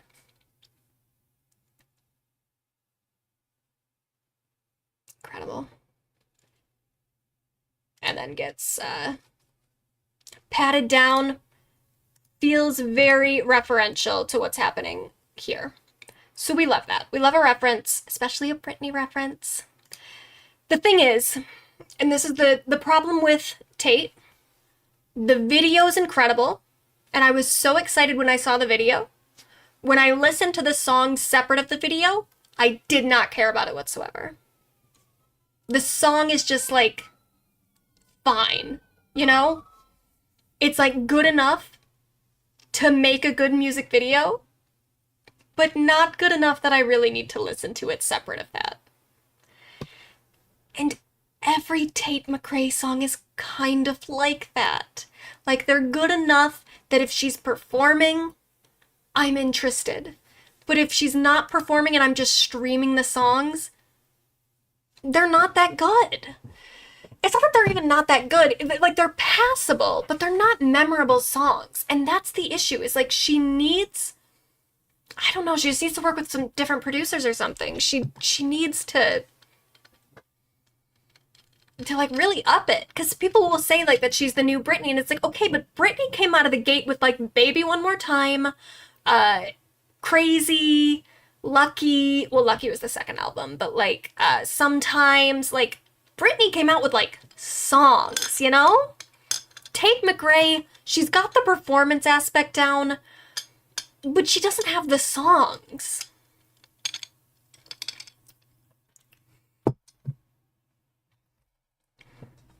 But I did want to show a few clips of just her doing the splits again. There's that one. She's very good at it.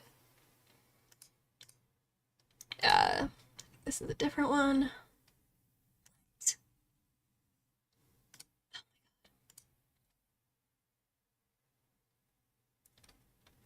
Like, just so hot. Oh my god. And the dancing, like, she's got the stage presence. She's got that. She just needs the songs.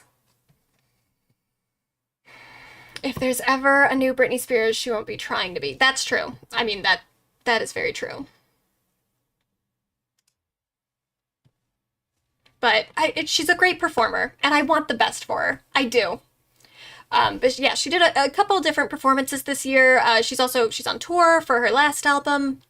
She's gonna put out a new album, which It's Okay, I'm Okay is gonna be on. I hope there's some better bangers on that one, but we'll see. Then we have Pink. Now this one, I thought about not putting her on here because I definitely don't feel like her music is the most relevant, especially to like stan culture at the moment. She's a little bit more of like, she's appealing more to like suburban middle-aged moms. But here's why I'm putting her on. And I think a lot of people don't realize this. So she finished her summer carnival tour this year. It was a massively successful show. And so massively successful, in fact,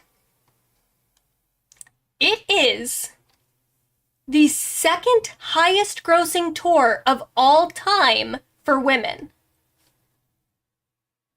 Second to the Eras tour of all time. This is a massive tour. I went and saw it with my mom. She wanted to see it. She bought the tickets. I said, okay, I'll go. It was incredible. Like, the music was fine. It's whatever. She plays her hits. And I knew all the hits, and I knew, like, a few other songs.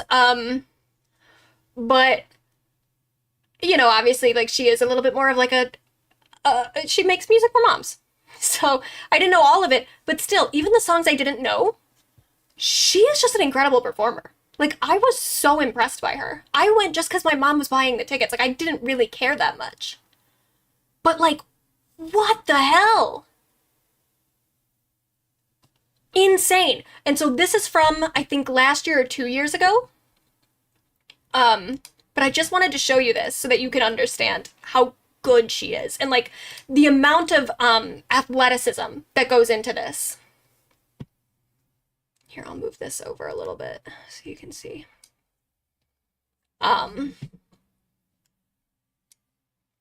Because I was so impressed by her voice specifically, and the amount of dancing she was doing, and the amount of, like, acrobatics that she's doing, and she is singing live. And she's so good. She's so good. In order for Pink to do this and this, Okay, tighten up your stomach. she showed us she does this. Now sing. Where there is desire, there is gonna be a flame. Come Where on. there is a flame, someone's bound to get burned. Come Just because it burns doesn't mean you're gonna die. You gotta get up. Like, what? How does she do that? Just insane. Insane. But so,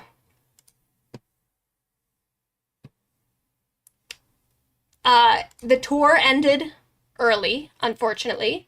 This is a video of her. She injured her knee at one point. Everyone always makes jokes about, like, her acrobatics and how she flies through the air. During the tour, she doesn't do it that much. She spends most of the time on the ground. She really only, like, fully flies through the air at the finale, the like, very last song. But that's also just, funnily enough, not what she injured herself doing. She injured her knee, which seems to just take all the girls out at some point. The knee's the biggest enemy of the pop star.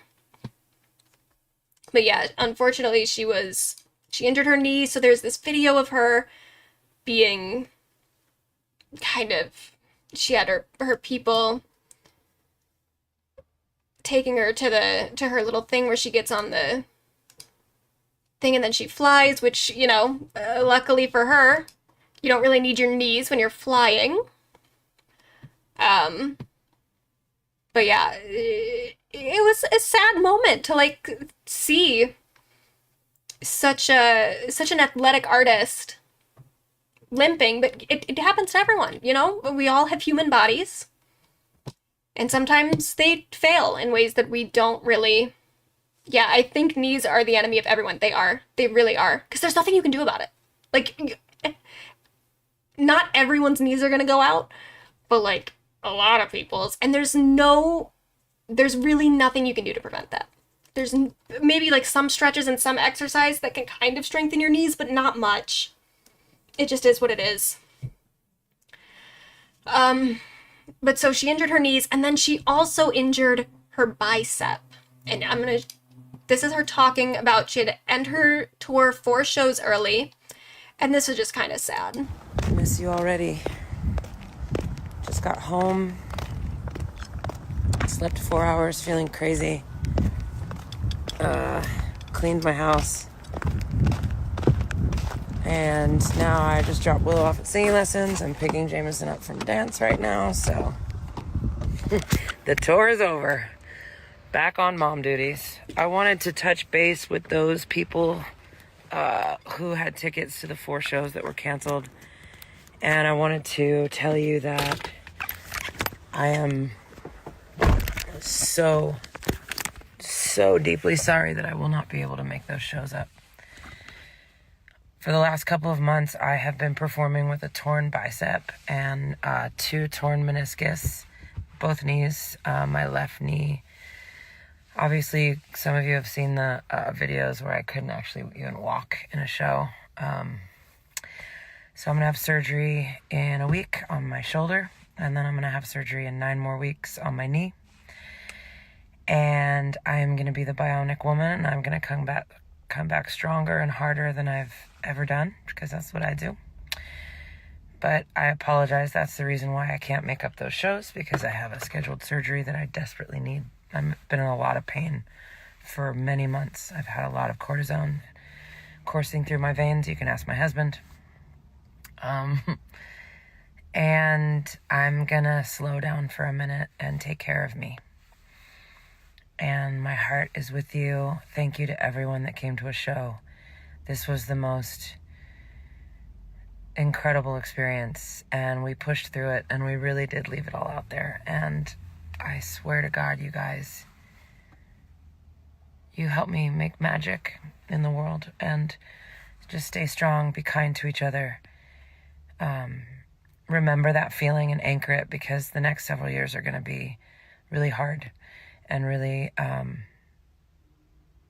really fucked. But we've got each other. Don't ever forget that. And I will be back. I will be back with you. And I'm with you every single day. And I will be fighting every single day. Straight out of surgery. I love you. Thank you, everyone. Thank you to my whole team. I miss everybody already. I am going to go grab my son, take my daughter for singing lessons, drop her off at dance, and then I'm going to go home and lay down on the floor and not move for a very long time. I love you. I love you. I love you. Thank you. It just like, it makes me so sad, because hearing her say that she had this injury on her bicep for months and kept performing. Like, so many girls have done that. Like, Gaga had her hip issues for a while before she said anything to anyone. Like, they really do, because these dates are set so many months in advance that a lot of times they just keep going when they're in pain, and it makes me so sad. But, you know, obviously very successful tour. I also think that, like, in a way, it's fucked up to say, but an injury almost is kind of good for a pop star, because number one, it forces them to take a break, which they probably already needed. But then also, it gives them a bit of like a pity story in the public consciousness, and it makes people root for them to come back stronger next time. You know, it's like, it's not a controversy, but it is something that takes them out of the limelight for a bit, and then it makes people miss them. So I think that actually is kind of like, it's not good for her that she got injured, but in terms of like the narrative, this is a part of it. She also, she did the DNC with the Chicks. And then she is still married to Carrie Hart. They're an interesting one, because every time a story about them comes out, it kind of seems like they don't like each other. But then they also do seem to like each other. Like, I don't know. She's just always kind of complaining about him. Like the marriage isn't easy, and it's always coming back to the table. Which is, you know, that's true. But she's talking about, like, them separating for a bit and then coming back together. And I don't know. I don't know about these two. I mean, I guess if they make it work, they make it work. But just with the amount of stories where it's like, she'll come out and be like, sometimes we just don't have sex for 2 years. Sometimes I hate him. Sometimes I just want to leave him. It's like, then do it! But whatever. That's their shit. Didn't she make a whole music video about how they fight? She made multiple music videos about how they fight. She has made multiple songs about how they fight. But whatever. What was the night everyone thought it was going to be Beyonce? It was the final night of the DNC, I think. Yeah, that sucked. TMZ literally, like, put out a thing about how Beyonce was going to perform, and then she didn't. It was awful. But okay. That's it. So that's Tate and Pink. Vote with your heart. Let's go.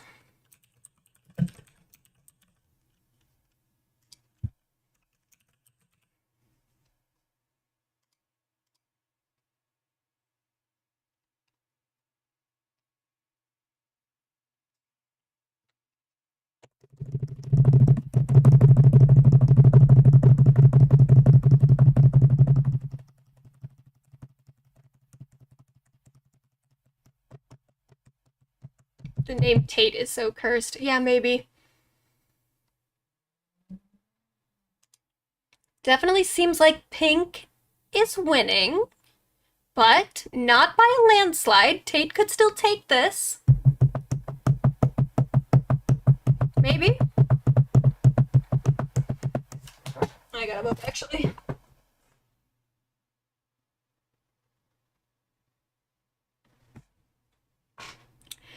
Sympathy vote. For who? For Tate's kind of flopping debut over and over again, or for Pink and her injury? I'll give Tate an injury pity vote in 20 years. Yeah, she'll probably need one, because she's definitely, with the dancing she's doing, she's gonna get injured. Her knees are gonna go out for sure. Splits versus flips, that really is it. Jonathan, if you're watching, can I have another beverage?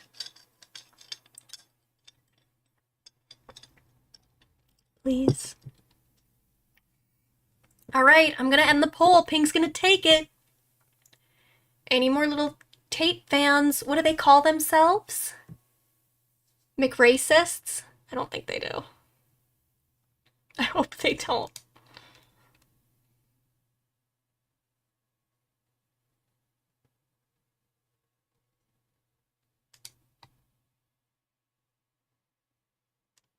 All right, Pink's got it. Pink has got it.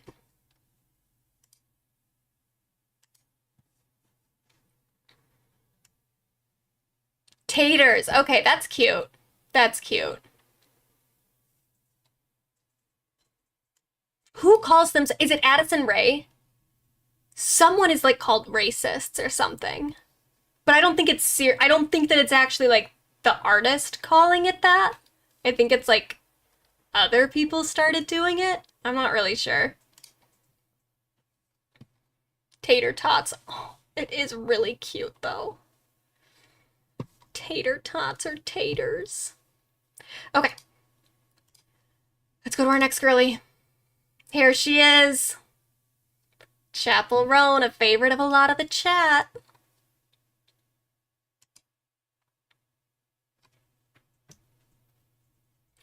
Addison Rae supports Trump, so that tracks. I don't know if she supports Trump. She did take a picture with Trump, which still not great, but... All right, so here we go. Year in music. She finished the Midwest Princess tour. Kind of small tour, like just like theater shows, I'm pretty sure. Opened for Olivia Rodrigo on the Guts tour from February to April. I think like April 1st or 2nd, like not far into April. During that tour, I've tried to kind of take this in like chronological order so that we can track how quickly this all happened. Favorite of a lot of the chat just say we're gay. Yeah, I mean...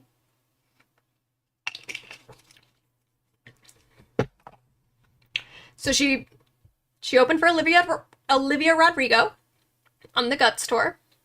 During that time, her streaming sales rose by 32%. So she put the Midwest Princess out, what was it, like fall of 2023? It had been out for a little bit when she was on this tour.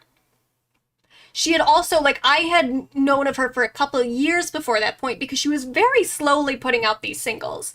Like, I think I maybe heard of her around Pink Pony Club, and then she did, like, first of all, I would like to say, of all the songs of hers that are now, like, coming back, like, they're getting big after the fact, why has Naked in Manhattan not taken off? I think that's the best song on the album. Maybe I'm alone, but I think it's the best one. So she's on tour. Streaming sales started to rise. Oh, thank you. Thank you, darling. Got a new beverage. Oh, that is strong.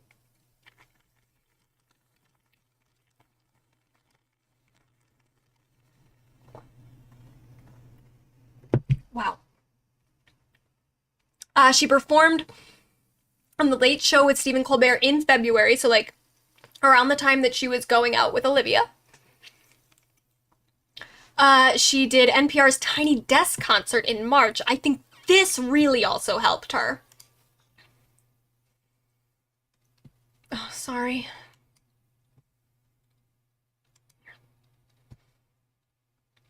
Warning.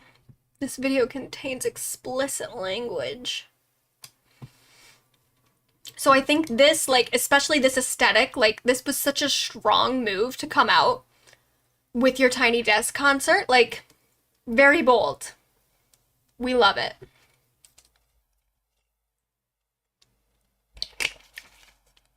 How many views does it have? I don't know. 10 million? That's a good amount. She has her, like, lipstick on her teeth, like, oh, and the cigarette in her hair. It's so good. So good. But this, I think, definitely got more people just interested in her and, like, what her deal was. She's also on the Olivia Rodrigo tour. So, like, all this stuff is just kind of happening at once. Good Luck Babe, her newest single that was, like, actually released in April, debuted at 77, reached number 6 by August. So usually, I mean, sometimes singles take a little bit to, like, get up there, but a lot of the time it's like it comes out, it peaks sort of around like a few weeks after its debut and then it falls off. This took a couple months for it to, like, really climb up there, and it climbed from 77 to 6, from, like, the bottom quarter of the chart to then being in the top 10. That's insane. Then we have 2023. Okay, yeah, so the album came out in 2023. It broke into the top 10 on the Billboard 200 in June of this year.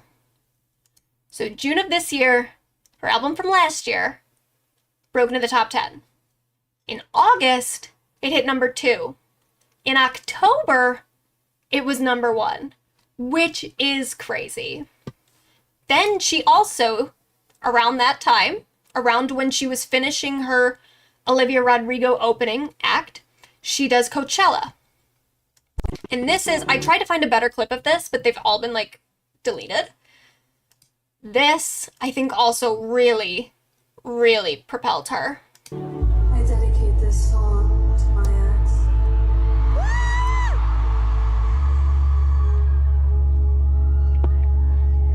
Do you miss me?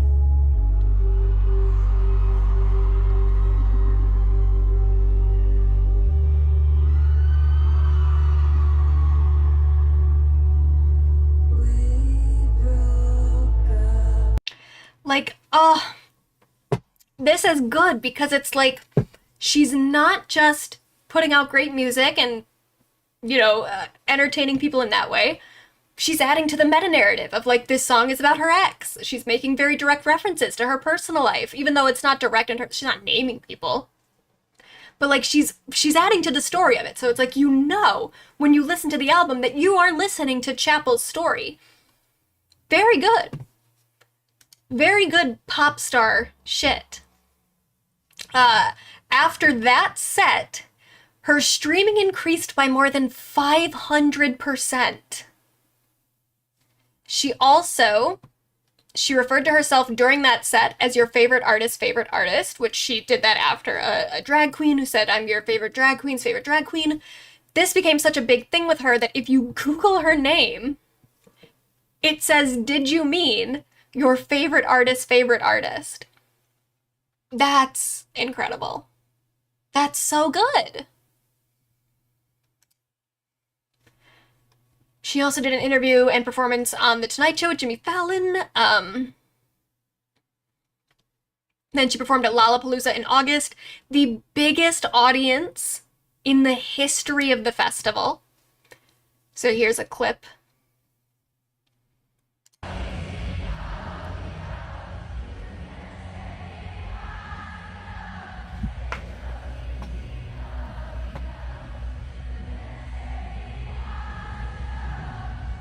So good. Like, look at all those people for a brand new artist.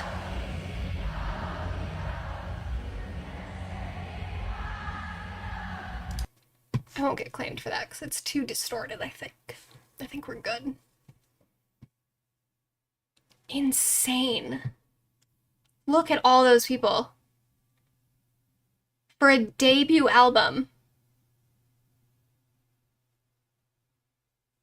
Just crazy. All right, so then we have performed at the VMAs in September. Best performance of the night, in my opinion. I say in my opinion, I just feel like that's definitely true. But here's something that pisses me off about it. I'm not gonna run another ad. Let me move this over. Here's something that pisses me off. If you look right here, I'm gonna complain about the VMAs more later. Don't worry. Watch right here. She looks back at the camera, but the camera's not on her. The switcher had it on the other camera, but she was looking back at this one like, oh, they made me so mad. Oh, I should have gotten to see that. I want to see that angle. Bastards. Also, what is up with the sound mixing from all the VMA performances? They're all so quiet. I don't know what their problem is. But they need to get their shit together.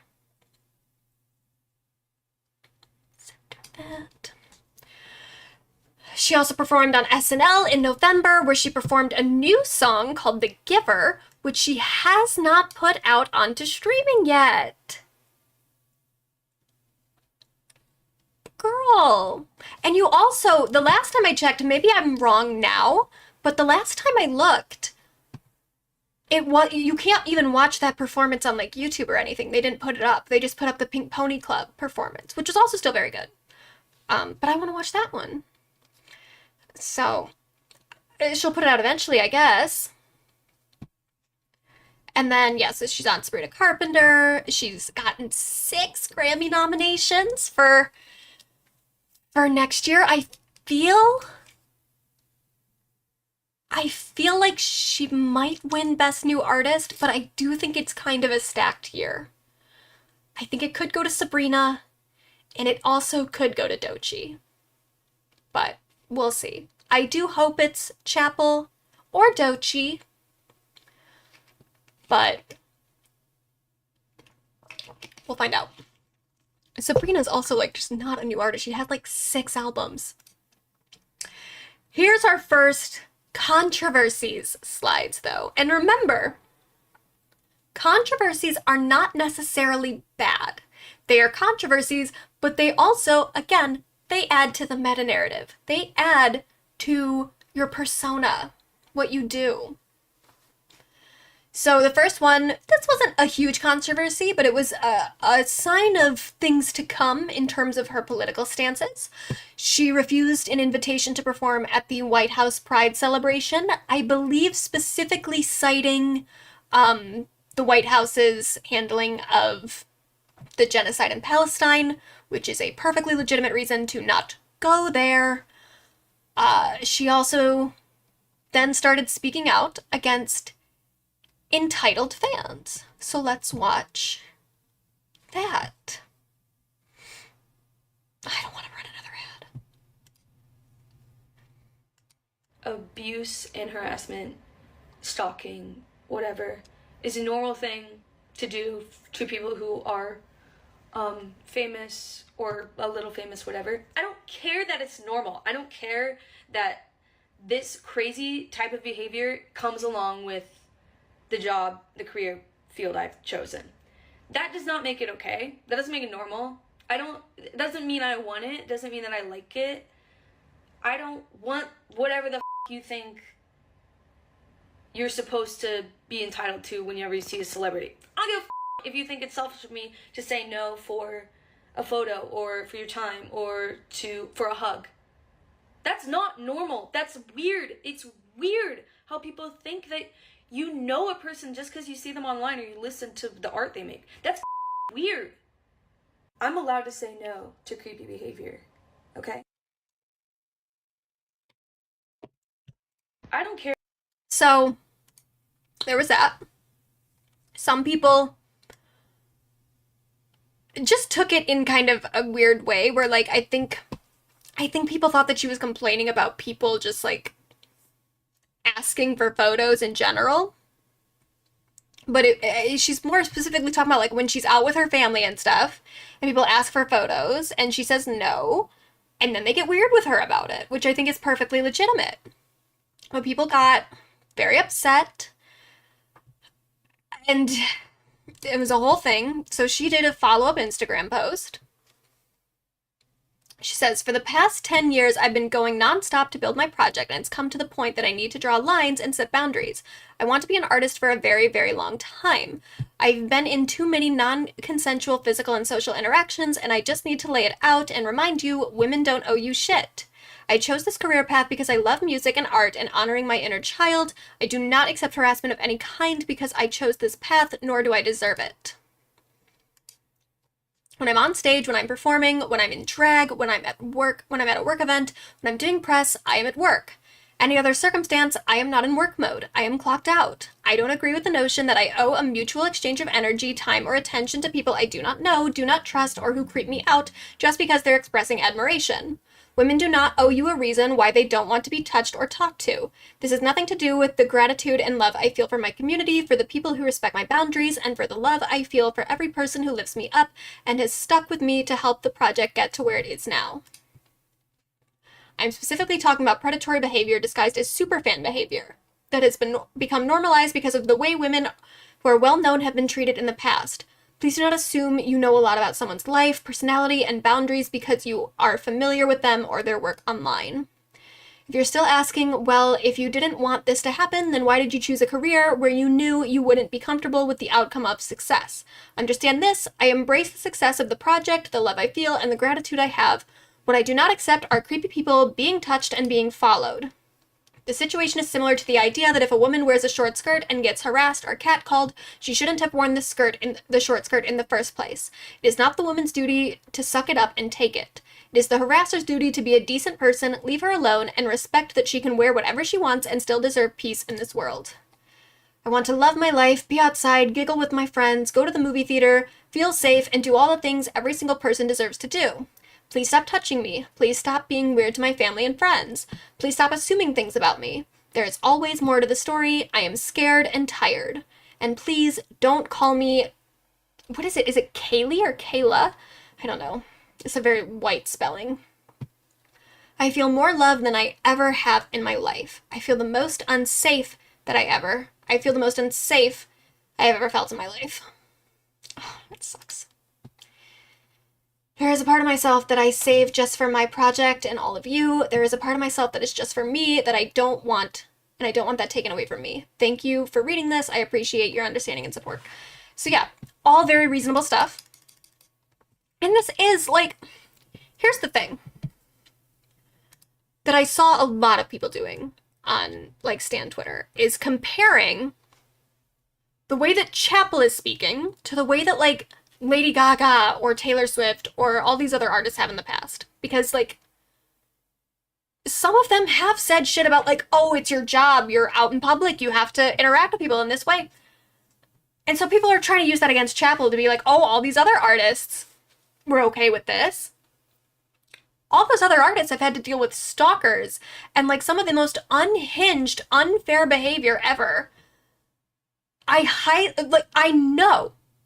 know because of things they've said that most of those women do not feel the same way that they felt at like the beginning of their careers, where they were talking about like, oh yeah, I always take pictures with people, I always want to do this, or like I feel like people are entitled to this. Like they said those things at the beginning of their careers. It ruined their lives. And they were also like, they were in a culture where that was the expectation of them. That like they had to put up with this shit. And I think it's great that Chappell is now saying no. And I know for sure, this is what really bothers me about people doing it with Gaga. Is that like Gaga has since talked about how like she just can't go in public anymore. And the same thing with Taylor. Like people are doing it with Taylor. Taylor, in order to get from place to place, has to like scrunch herself into luggage. And then her team just like wheels a luggage bag around that Taylor Swift is inside of, because that's the only way that she can just not be seen by people. It's like that shit ruined their lives. Gaga clearly agrees with Chappell because she like gave Chappell her phone number and like talked to her personally. And apparently Chappell said that like a lot of celebrities reached out to her and were talking to her about it because they went through the same shit. And she's just the first person to like call it out at the beginning. And I think that's great. I think that's wonderful. TTPD is almost entirely about how much Taylor hates being famous now. Yeah. Like, let's not act like that attitude that those women had at the beginning of their careers turned out well for them. When people swarmed Jack Antonoff's wedding because she was there, I know. That was insane. Bjork had to move back to Iceland over shit like this. Yeah. It's like the idea that you would even compare and act like, oh, all these other women put up with it, so she should too. What happened to those other women? Did they enjoy it for the rest of their lives? Were they okay with it for forever? No, obviously not.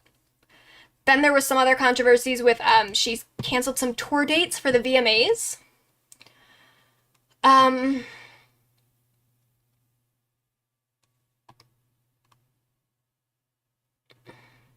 Yeah, this is just like another thing. And people do this a lot. She's not the first artist to cancel a tour like this. Or not cancel a tour, but like cancel shows for something big like this. And especially when it's the VMAs and it's your first VMA. As much as the VMAs fucking suck now, it's still like that was such an important thing for her career. And also it's like it's a filmed show. So yeah, you canceled your show for the people that had tickets for those shows. But you also performed for way more people doing the VMAs on a filmed event. Sure, it was only one song, but whatever. So this was a controversy. People called her, I don't even know, like they're just mad. And I get it, like if one of your shows was the ones that got canceled, I get being disappointed by it. It does suck. But this is what happens when someone blows up. They have to start canceling shit. Especially, I mean, it's kind of insane that like that she was even on the tours that she was on at that point. That she was even performing still because of how much she blew up. Like she didn't need to be doing those shows, and she continued to do them. You know, I get it. It sucks. It does. I understand being disappointed, and I think that it's okay to express that.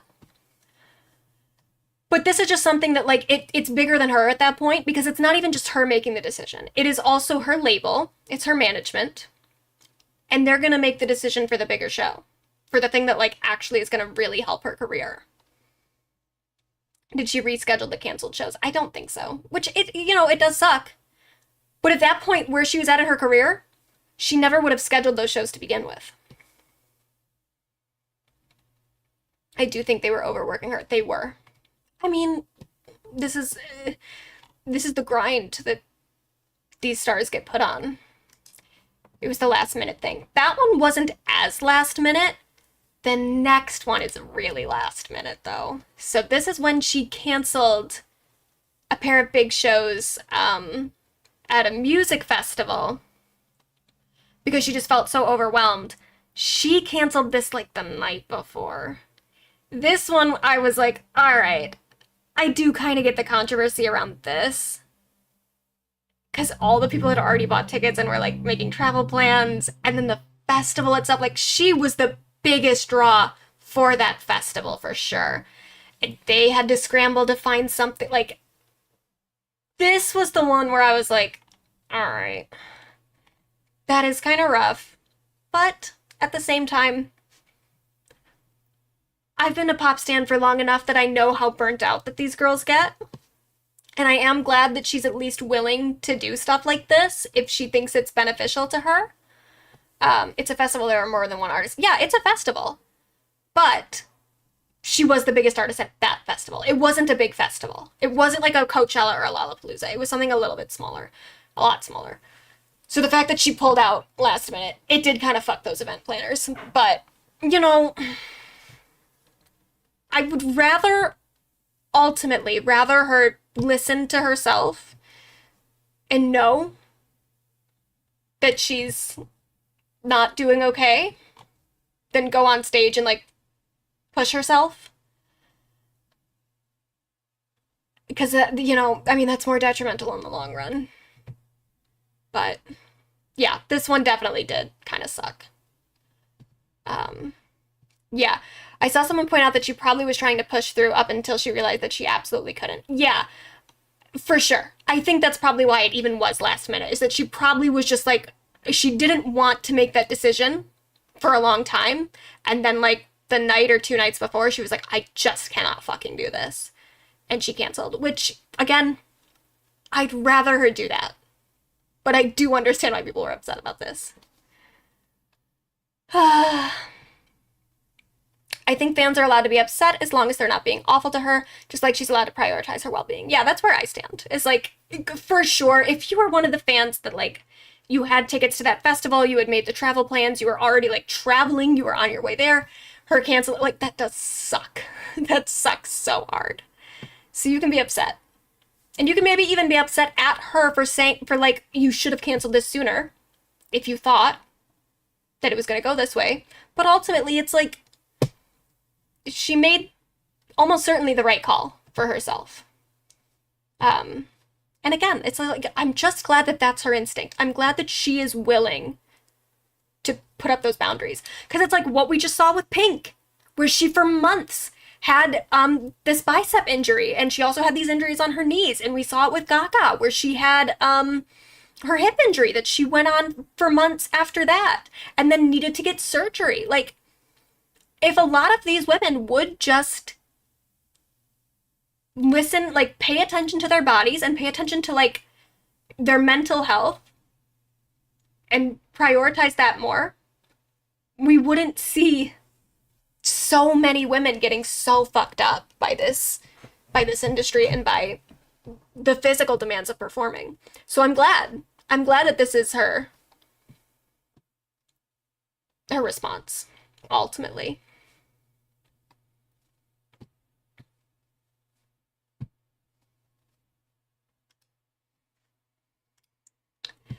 Then there was the confronting photographers controversies. So this was the first one at the VMAs. I watched this happen live too. And this is what's so fun about stuff like this. I watched it happen on the red carpet live because I always watch the red carpets for this stuff because I love it. And I saw this happen. I was like, what the fuck was that? And then it was just everywhere on social media. And that's why I love live events. That's why we need something like the VMAs, even though the VMAs sucks now.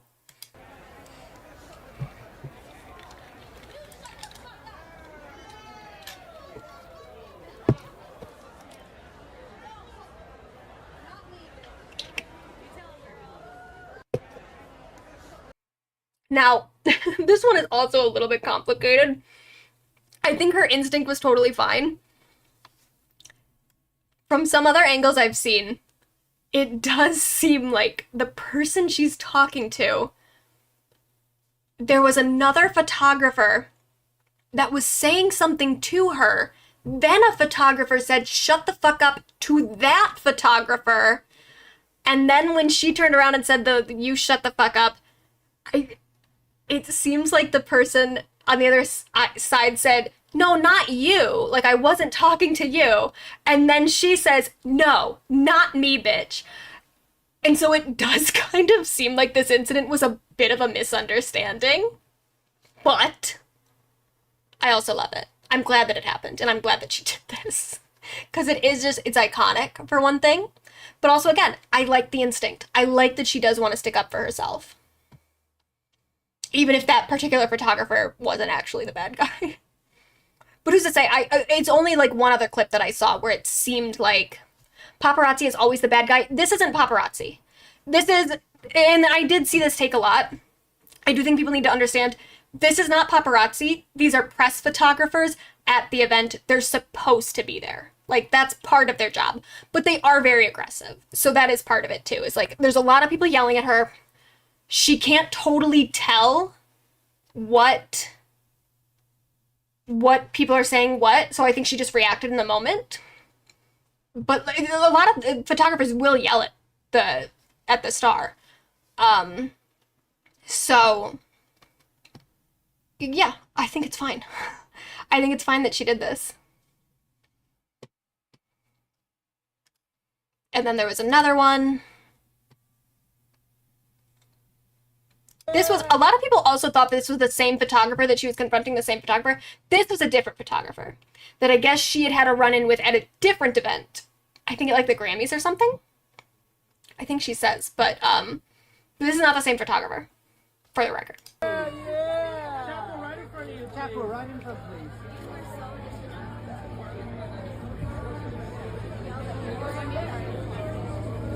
Yeah, I think she said, you yelled at me at the Grammy party, is what she said.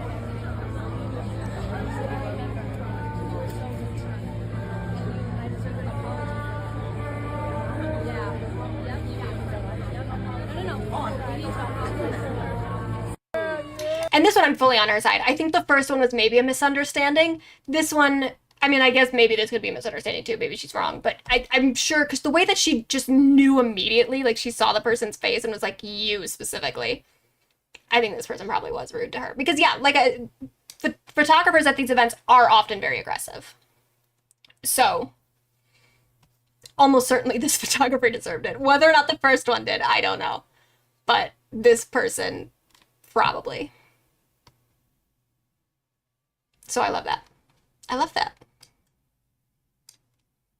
I love that outfit too. I feel like maybe I'll get in trouble for TOS. I don't think you can see her nipple or anything. Yeah, it's probably fine. She looks incredible though. I love people who aren't afraid of confrontation. Me too. Me too. She also refused to endorse a presidential candidate in an interview with The Guardian. So this is the interview. See if I can find the clip.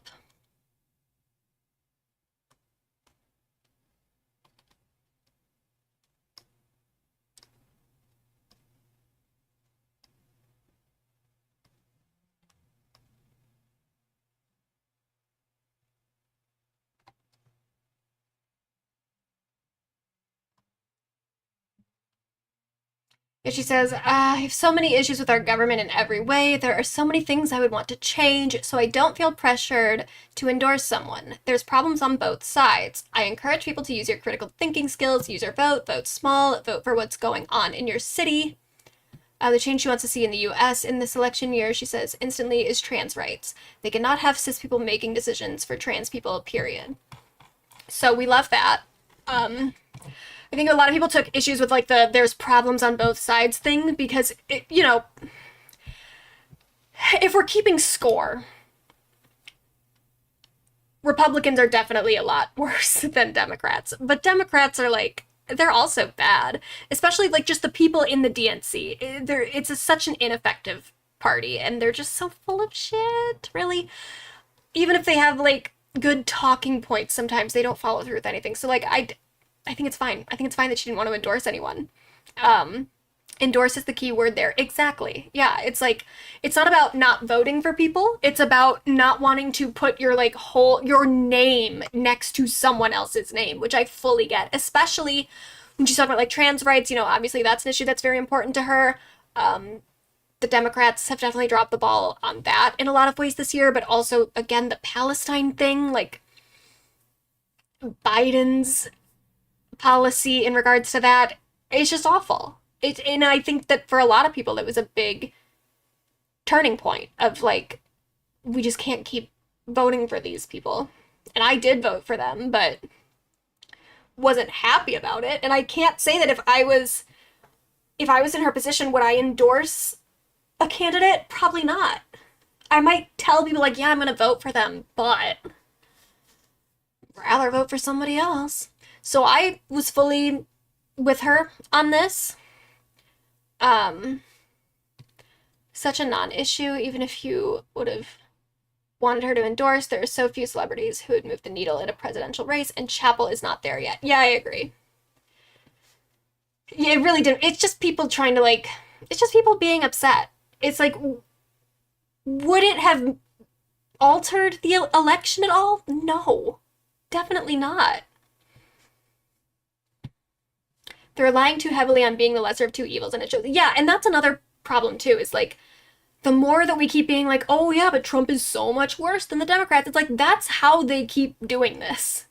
I think they like the fact that the Republicans are so fucking evil, because they can like bully us into being afraid of the Republicans, and they keep giving us the shittiest candidates. Because we're like, well, I guess this is better than nothing. Anyway, this wasn't supposed to be a political stream, but oh well. So she made 2 different video responses to it. I have encouraged people to use critical thinking skills, learn about what they're voting for, learn about who they're voting for, and ask questions. And it's being completely taken out of context, per usual. There is nuance to what I say in interviews. And I think it's important that people use critical thinking. I think it's important for me to question authority and question world leaders and question myself, question my algorithm, question if some person that tweeted something about someone else is even true. It's important to question because that's how I think we move forward. This is my Okay, I'm not gonna play the whole clip because it is longer, but that was the basis of it. She's just kind of defending herself. Then she did another response when people didn't take to that well. I just woke up and to like people just skewing it even more. Endorsing and voting are completely different. I don't agree with a lot of what is going on with like policies. Like obviously fuck the policies of the right, but also and this is where I was kind of like, I agree with her fully. Someone needs to take her phone from her, because if she keeps doing these responses when everyone is upset, like it's just gonna, you're just feeding it. Which it's not her fault, because I think that everyone gets into this trap, especially when you're like a new person who's like not used to all this attention.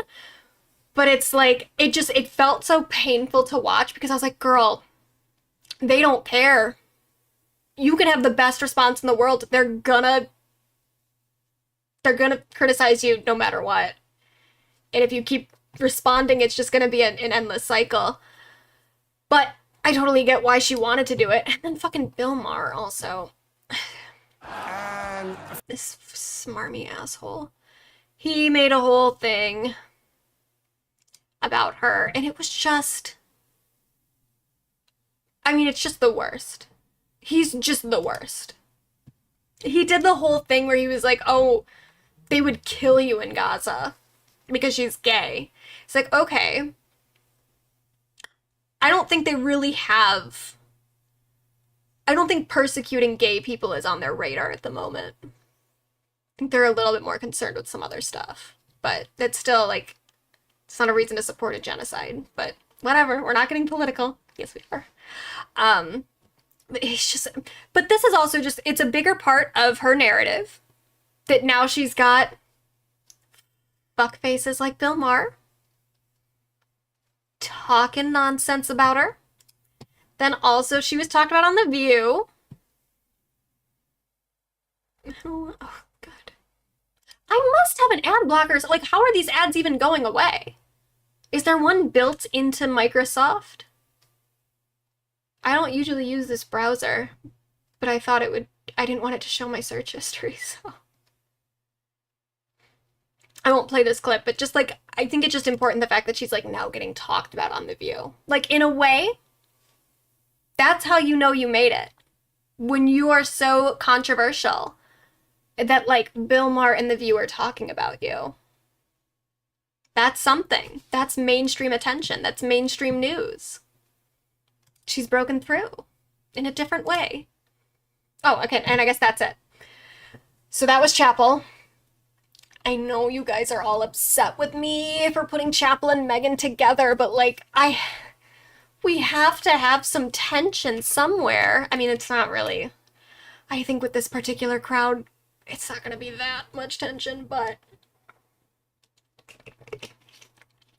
We have to create a little bit of upset in the first round. Sorry. So this is Megan Thee Stallion. Hot, by the way. Look at her. She's so cute. This is so rude. OMG. I know, I'm sorry. I don't even think it's the worst one on the bracket. I think there are others in the first round that are going to be harder. But okay. So her album, Megan, released June 28th. First album released under her new distribution deal. She is an independent artist now. She has a distribution deal where they distribute her music, but it is produced independently, which is so cool. Especially for an artist of her size to be fully independent. Incredible. She retains all her, all the rights of her masters and her publishing. She makes all the decisions, but she's just distributing through Warner Music. What an ideal scenario, too. I really hope that more artists do this. This is her current, this is the album artwork that I think they went with, ultimately. There were, like, 2 other versions that, I'm gonna be honest, hideous. Hideous album covers. This one, way better. Still not, like, amazing, but way better. Okay. So then, debuted at number 3 on Billboard 200 for an independent artist. We love that. 74 out of 100 on Metacritic. 4 singles. One of the singles, Hiss, ignited a feud with Nicki Minaj, which we will talk about a little bit more later. Also, her first solo #1 hit. She had had #1 hits before, but always with a collaborator. This is her first solo, so that is very fun. And I think that the feud with Nicki helped propel that. So thanks, Nicki.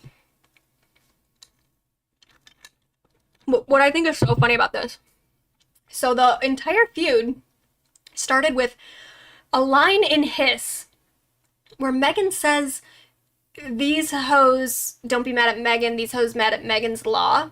Megan's Law is the law that, like, requires sex offenders to be, like, oh my god. You have to, like, report sex offenders and, like, it has to be a publicly available registration. So because Nicki Minaj has a sex offender husband. She assumed that Megan was making a reference to her. Turns out, no. I don't know, like, who specifically Megan was, like, trying to call out, but she has gone on record at this point to say, like, she doesn't know what the problem is between her and Nicki. Like, Nicki just fully projected what she assumed Megan was saying onto this song, which is it's such a tell. If you hear something about sex offenders and you're like, oh, you're talking about me and my husband, like, whose problem is that? Maybe you shouldn't be married to a sex offender.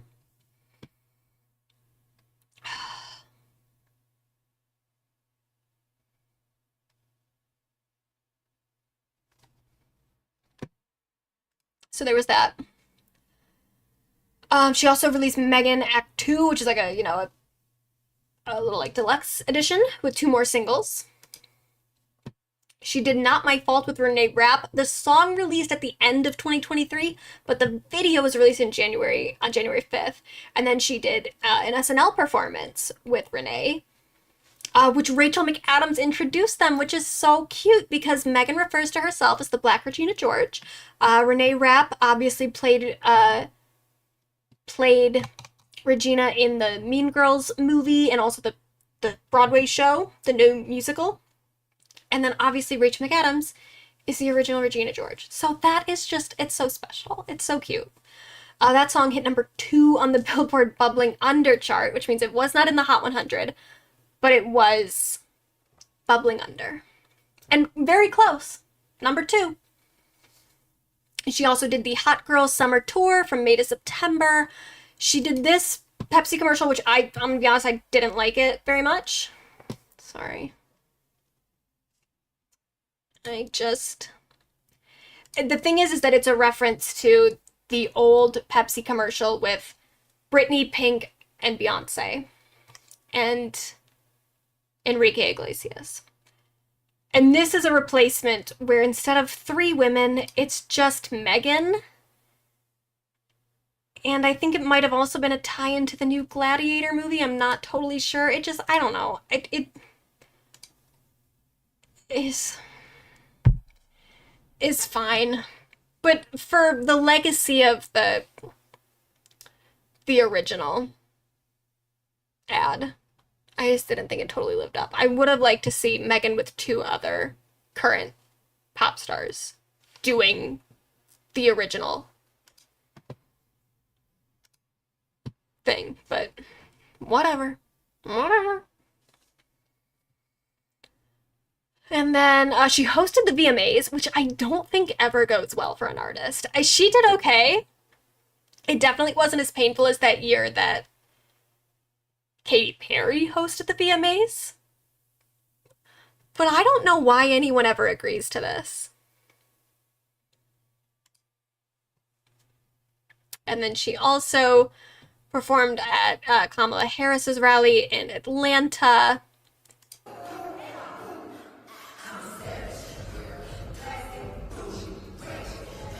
That's cute. Loved it. I love her little outfit. She's just cute. And then that was that. So, I'm so sorry to do this to all of you. But, unfortunately,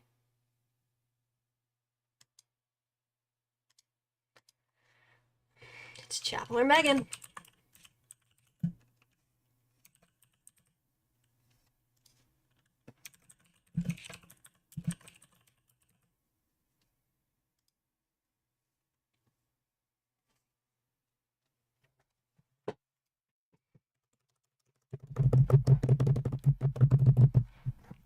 Oh my gosh. Oh my god.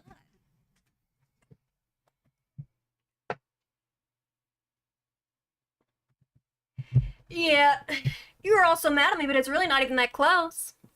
I know, though, it does suck to get Megan out in the first round, but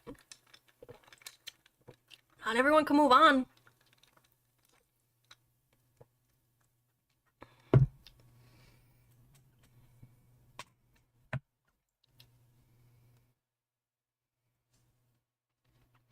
Hosting the VMAs is like the Arrested Development meme of like, but maybe for us it will be different. I do think that people think that. They're like, I can make it work. But you can't. Because the team around you is so bad. I just love Megan's whole personality. She's such a cutie. Closer than I thought, to be honest. Yeah, I agree. I pretty much assumed that Chappell was just going to move on to the next round, but Megan's definitely doing... She's doing a lot. She's pulling her weight.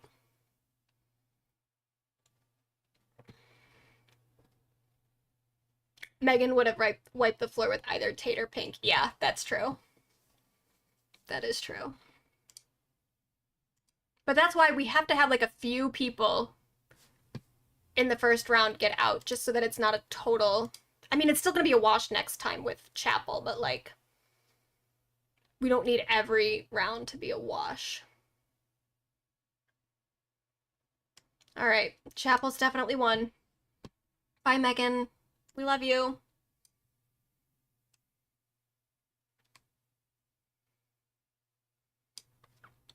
All right.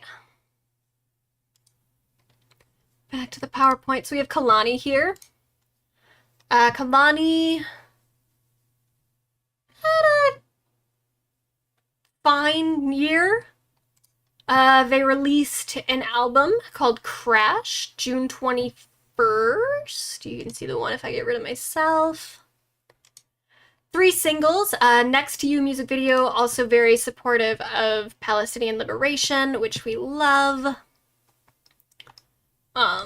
Yeah, everyone was pretty, not everyone was politically active this year, but definitely, I think the pop girlies were pretty keyed into a lot of stuff, more than our actual elected officials, which, go figure. But yeah, if you look here, also, yes, Live Long, there's a whole bunch of stuff that they write at the beginning, but then also we've got some Palestinian flags. We love that. I listened to the album. I'm gonna be honest. It was fine. I didn't think it was bad or anything. Like, it didn't stick with me, is the problem. It was good while I listened to it, but then I forgot about it. But was nominated for Best Progressive R&B Album at the Grammys. They also released While We Wait 2, which I believe is an EP. They had another EP called While We Wait years ago. And then they did the Crash World Tour. They also continued to show support for Palestine in their NPR Tiny Desk concert. Everyone had a Tiny Desk concert this year. I feel like the Tiny Desk concert is really popping off.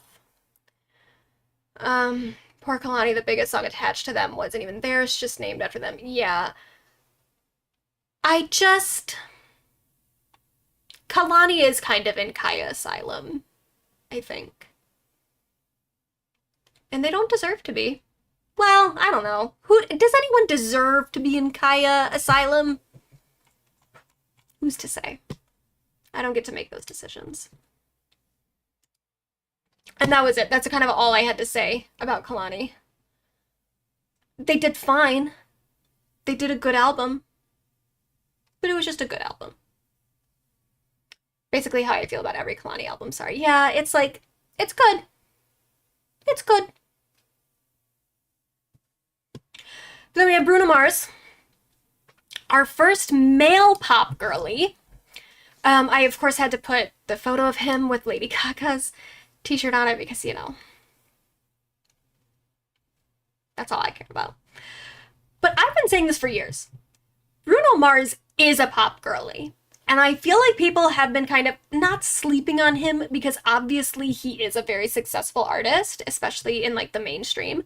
But I feel like pop, like Stan Twitter, hasn't really appreciated him as much as they should have. Especially like when he did the Super Bowl years and years ago as a solo artist. I do think, I'm saying solo artist because I'm not referring to the one he did with Beyonce and Coldplay. But before that, I do think he got that a little early. However, even back then when people were complaining about that, I was like, but he's such a good performer that I don't even care. I just want to see him dance. So this year he had Die With a Smile with Lady Gaga, my girl, that released on August 16th to critical acclaim. Fastest song to hit 1 billion streams on Spotify. 2 Grammy nominations, and this is another thing about Bruno. Every single time he's been nominated for a Grammy, he has won. So maybe that'll change coming up. I hope not. But that's also just, it's an incredible streak. An incredible streak. He did Apata with Rosé. She is from Blackpink. I didn't put any of the Blackpink girls on this bracket, and I thought about it. This is the thing. K-pop just intimidates me so much that I don't get into it because the stand-up around it is so intense that I'm like afraid. Oh my god, I'm blocking Lady Gaga's name. It's too intimidating. But I'm gonna try this next year. I'm gonna start paying more attention to the K-pop girlies. Also, critical acclaim. That song to me, when it first came out, I was like, oh my god, this is such a banger. I love it. After like repeated listens, I was like, all right, I'm done. It's one of those songs where it's so fun at first, but it does kind of wear out its welcome pretty quickly. Maybe that's just me. Maybe other people don't feel that way. But like, I'm done listening to Apata at this point. But I loved it in the moment. Loved it in the moment. But it has a very cute music video. They're very cute together. Past 100 million streams within a week of release. Like, there's something about Bruno. He's just got like everything he does. Just like, you know, Stan Twitter doesn't pay as much attention to him as they should. But the rest of the public is definitely loves Bruno. And then he continued his Las Vegas residency. He did a whole thing. He did like a little series of 14 dates. That's a lot of dates in Brazil. This I thought was so cute. And this is why I'm saying Bruno is a pop girly. He is pretty keyed into like memes and stuff. And he's got a great sense of humor, which we love. Oh, shit. So he did this cute little...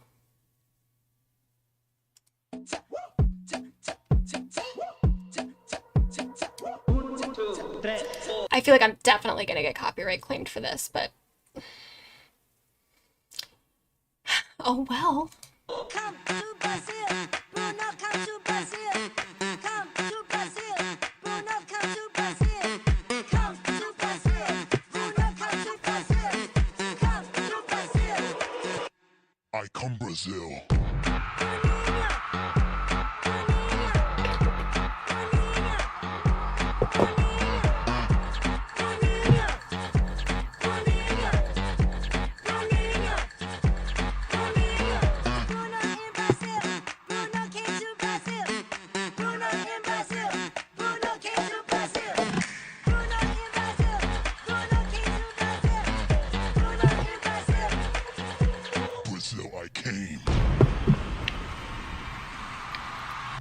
He is so cute! Oh my god!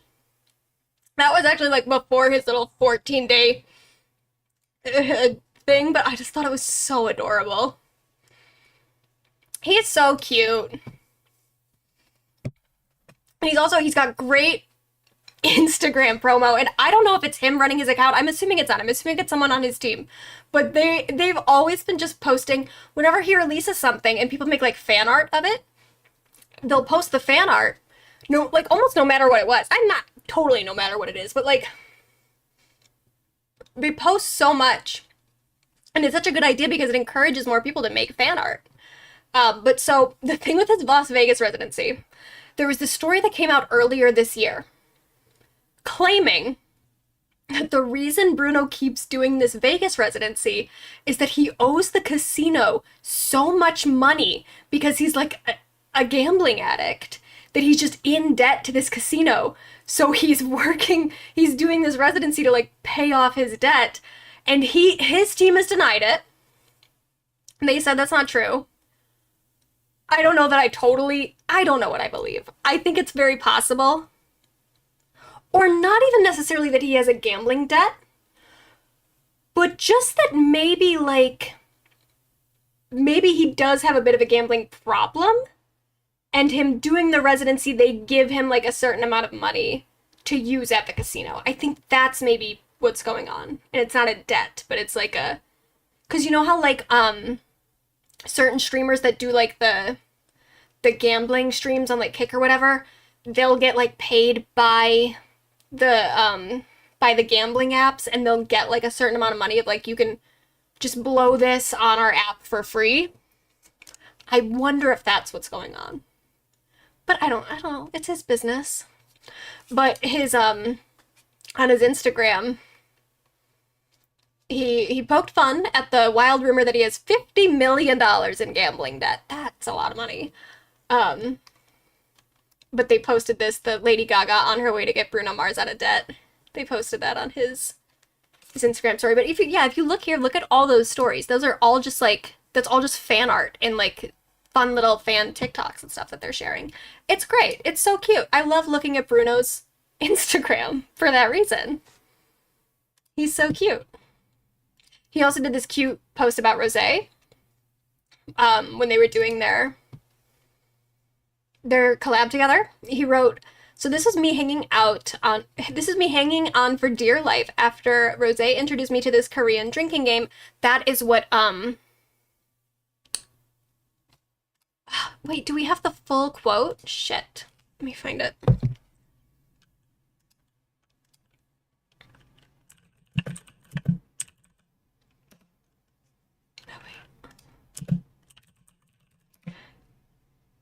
Apata or whatever. It's like a Korean drinking game.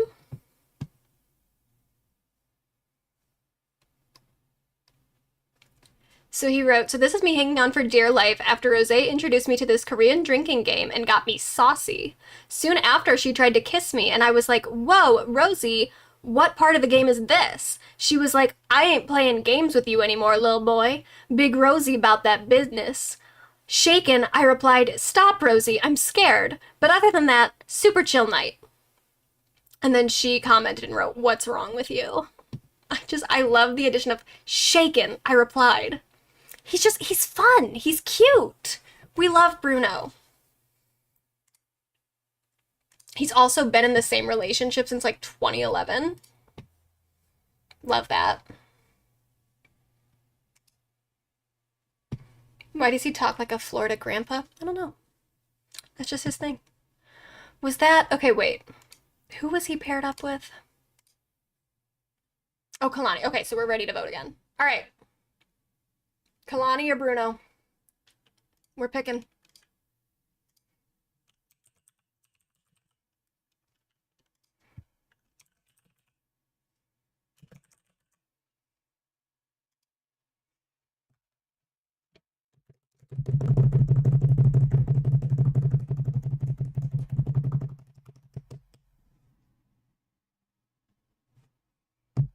Oh my God.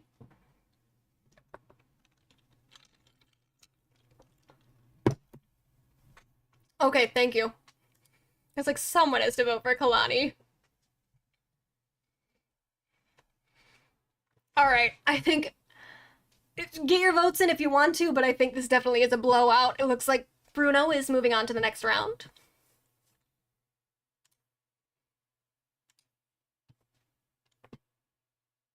Yep, okay, yeah. Bruno's definitely moving on to the next round. All right. Bruno wins on good vibes alone. I know. He's got good vibes. All right, bye, Khlani. We love you. Bruno and Chappell, next round. All right. Rosalia and Kacey Musgraves. Let's go back to the PowerPoint. So we have Rosalia. This was kind of like a chill year for her. So we've got New Woman with Lisa, another black Blackpink alum, I believe. Again, I'm not totally up to date on the Blackpink girls, but I'm pretty sure she's in Blackpink. Or was. Are they still a thing? Is it like they're just doing solo careers, but they're still a group? Or are they done? I'm not sure. Critically acclaimed, peaked at number 12 on Billboard charts in Spain, also reached the top 10 in Malaysia, Singapore, and Taiwan. It's a banger, for sure. She also did Omega with Ralphie Cho, or Chu, I'm not really sure. That one's got a really cute music video, but definitely, sorry. Definitely don't think it really charted. Like in America or anything. Not a whole lot of people talking about it, but it's cute. She's cute. So a lot of people saying they don't know who Rosalia is. That's kind of disappointing, but that's okay. She is, she's a Spanish, like all of her music is in Spanish, so I assume a lot of English speakers don't listen to her a whole lot. I don't listen to her a whole lot because I don't speak Spanish, but she does have some bangers. And you'd almost certainly know one of her songs. You just don't know that you know it. But if you heard it, you probably would know. Unfortunately, I can't play any of them. Oh, technically they resigned their contracts. Okay. Got it. Some record company nonsense. Okay. Does the record label own them as are they able to do music together as Blackpink? Or is does the label own the name Blackpink and because I know that there was some stuff with that with some other bands. You say that, but I'm very oblivious. There are some songs that are pretty big, especially on TikTok and stuff. You probably would know it. She also broke up with Jeremy Allen White. Now, Jeremy Allen White is a slut. No judgment. However, he has been linked to Rosalia. In this last year, Rosalia, and then 2 of his co-stars in The Bear. How is he getting around like that? Pulling baddies. He's cute. But is he that cute? I don't know. But that happened. But she's working on, this was a very quiet year for her, but she is working on her new album. And it seems like the breakup was amicable. However, if it wasn't, I'll be interested to hear that on the new album. Oh shit, I'm clicking the wrong thing. And then we have Kacey Musgraves. Yassified Gene Wilder, kinda. He does kind of look like Gene Wilder. I think whatever works for Pete Davidson works for him. Yeah, he is, I think, a little bit more conventionally attractive than Pete Davidson. I mean, he's at least, he's got arms. Look at him. Shit. I don't know. He's hot. And there was that Calvin Klein ad thing that he was very hot in. But yeah, it's of all the women that he's pulling, it's how? And especially given the fact that, he keeps bouncing from woman to woman, where I'm I don't want to accuse him of anything. But I feel like there has to be at least a little bit of overlap in some of these relationships. And are they all okay with that? 2 co-stars from The Bear. You know each other. Whatever. None of my business. None of my business. And he's not on this bracket. Kacey Musgraves. Beautiful woman. Country artist.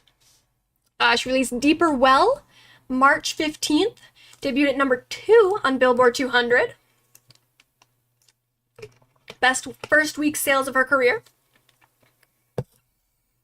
78 out of 100 on Metacritic. I don't know why I didn't write on Metacritic, but that's what that means.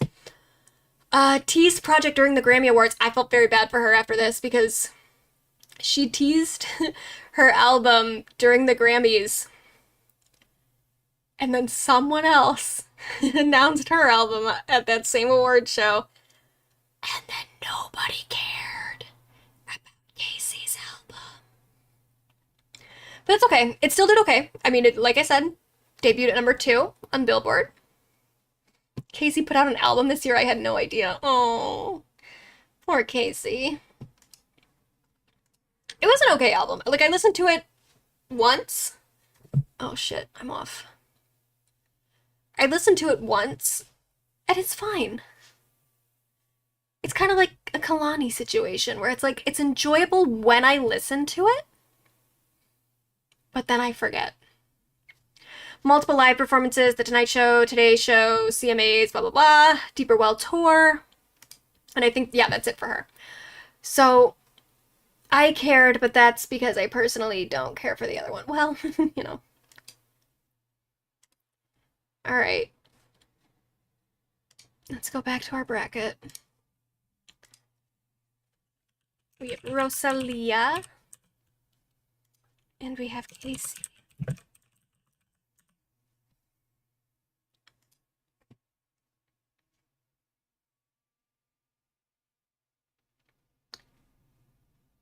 I see someone's going to bed. Good night. It is very late.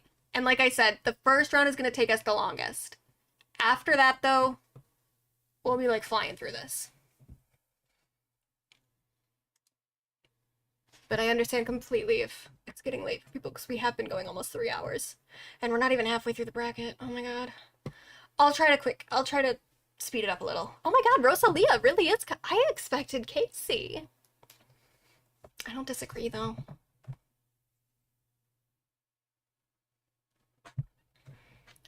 You might even, some of the people who said they didn't know Rosalia, you might know New Woman. Because I do feel like that song was semi-big online. Not like big, but you might know it. It's like, here, let me just play. Let me just do like a little bit.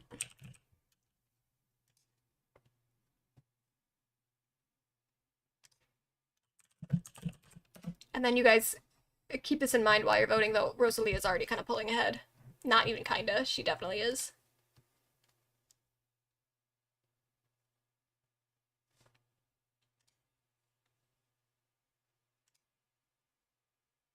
Oh, that's not a good part. Oh, that's fine.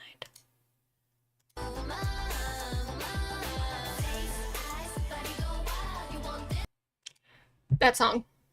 I'm a new woman. Oh. Jonathan, this little thing you have down here, I feel like it's counterproductive.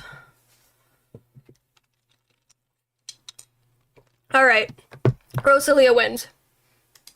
Congrats, Rosalia. Goodbye, Kacey. We love you. Oh, nope, go away. Oh, shit. Sorry.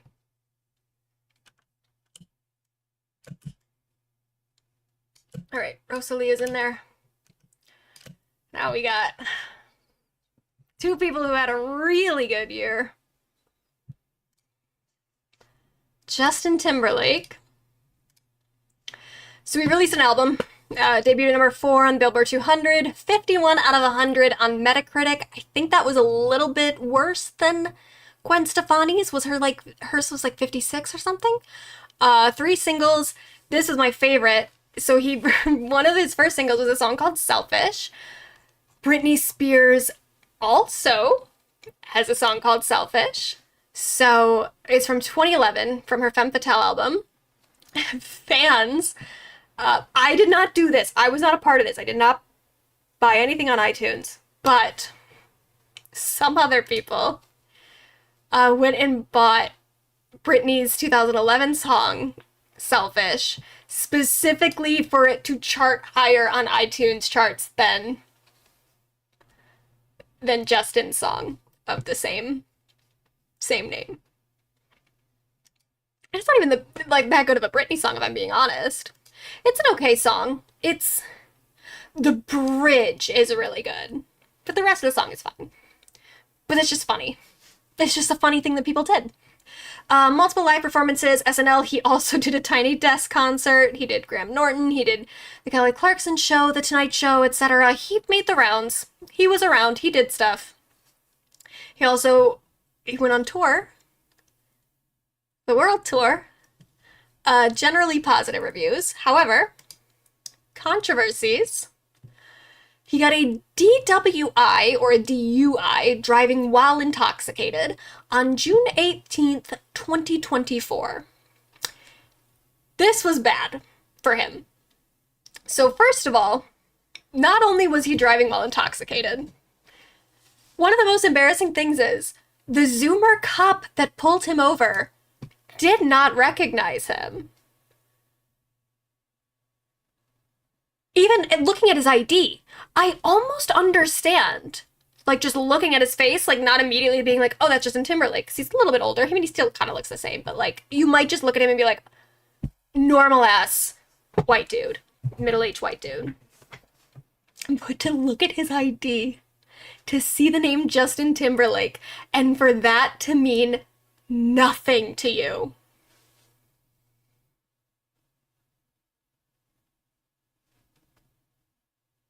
That's insane. Like, that's...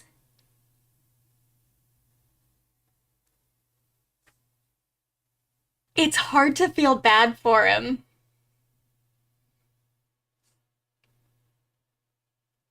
But, like, wow. What a fall.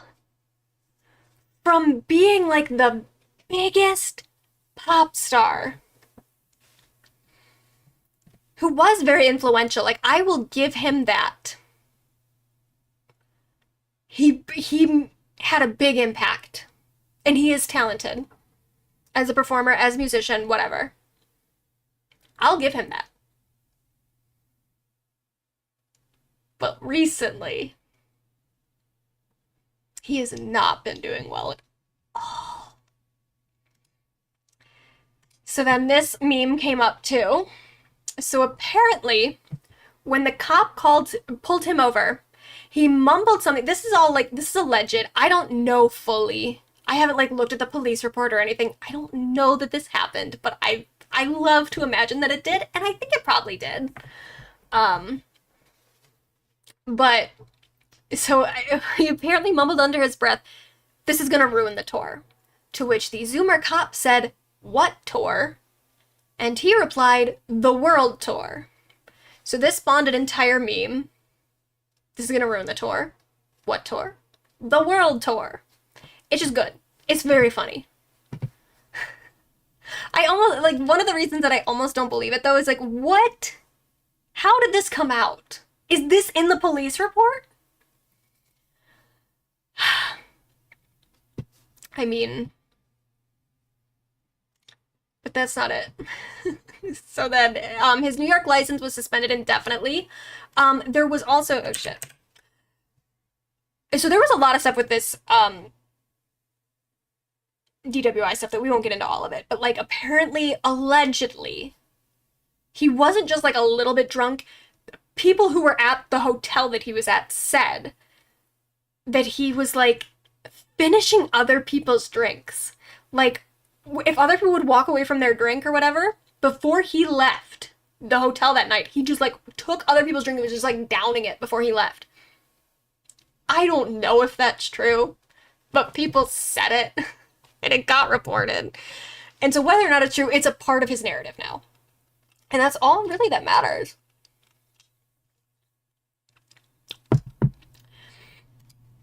Then this happened, and this, I'm going to remind people that I knew about this for a long time. In my Britney, I did 3 videos on Britney's Blackout album. I know for sure, I think at the end of the first video I used this clip, but I know for sure somewhere in that series I have this clip in here. So let's just remember that, like, I've been calling him out for this for a while. But after the DUI, this resurfaced. This was him at the Brit Awards in 2007, which, if you remember, 2007 wasn't the great year for Britney from a publicity angle. So let's see how Justin decided to handle that. Justin Timberlake, thank you. I'll accept this mock award for right now. And if someone doesn't send me my real Brit in the mail, there will be hell to pay. Thank you very much for this. I'm very flattered. I'm actually on tour, so I couldn't be there. Everyone have a great night. Stop drinking. You know who you are. I'm speaking to you. Stop drinking. You're gonna get sloppy. OK is gonna say something bad about you. You guys have fun tonight. Thank you very much for this award. Who needs to stop drinking now, Justin? Who's okay gonna write? Who is okay gonna write something bad about now? Huh?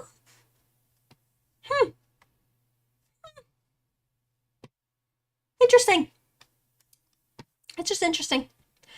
There was also on the tour, fuck, I gotta put this back. The world tour. This was before the DUI.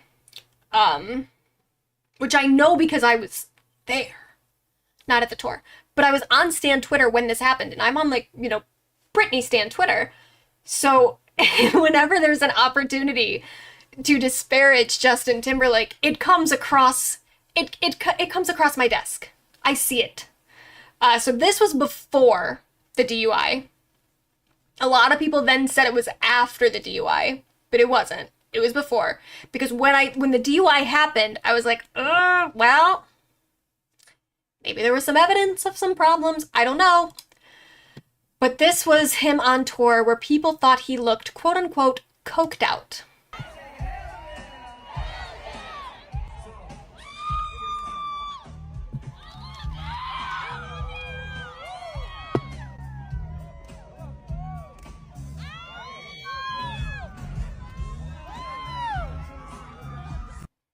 It's not that incriminating of footage, really. And even when it happened, I was like, all right, his eyes are very bulgy. That's the main thing. That could be nothing. Could be nothing. But it could be something. I don't know. But this started to come out after the DUI. I think people were sharing this to be like, oh my god, and now he looks like he's coked out. And people were even saying, they're like, oh, this was right after, like, this was his next show after the DUI, where he's, like, clearly coked out. I was like, okay, it wasn't. It was before. But I don't know if that makes it any better. I don't know. Then, he's just white. Yeah. Probably is it.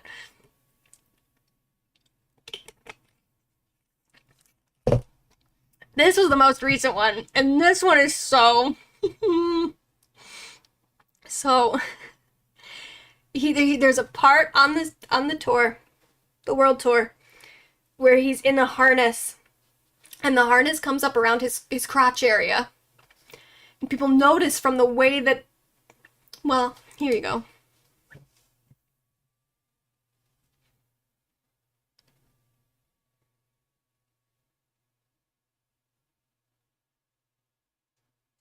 If it'll open. Okay. So, this is the photo. People were commenting on the outline of that area and saying that it looked very small. Now, that in itself is a little, it's not great publicity, but then the next night after this blew up, he got a longer, baggier shirt.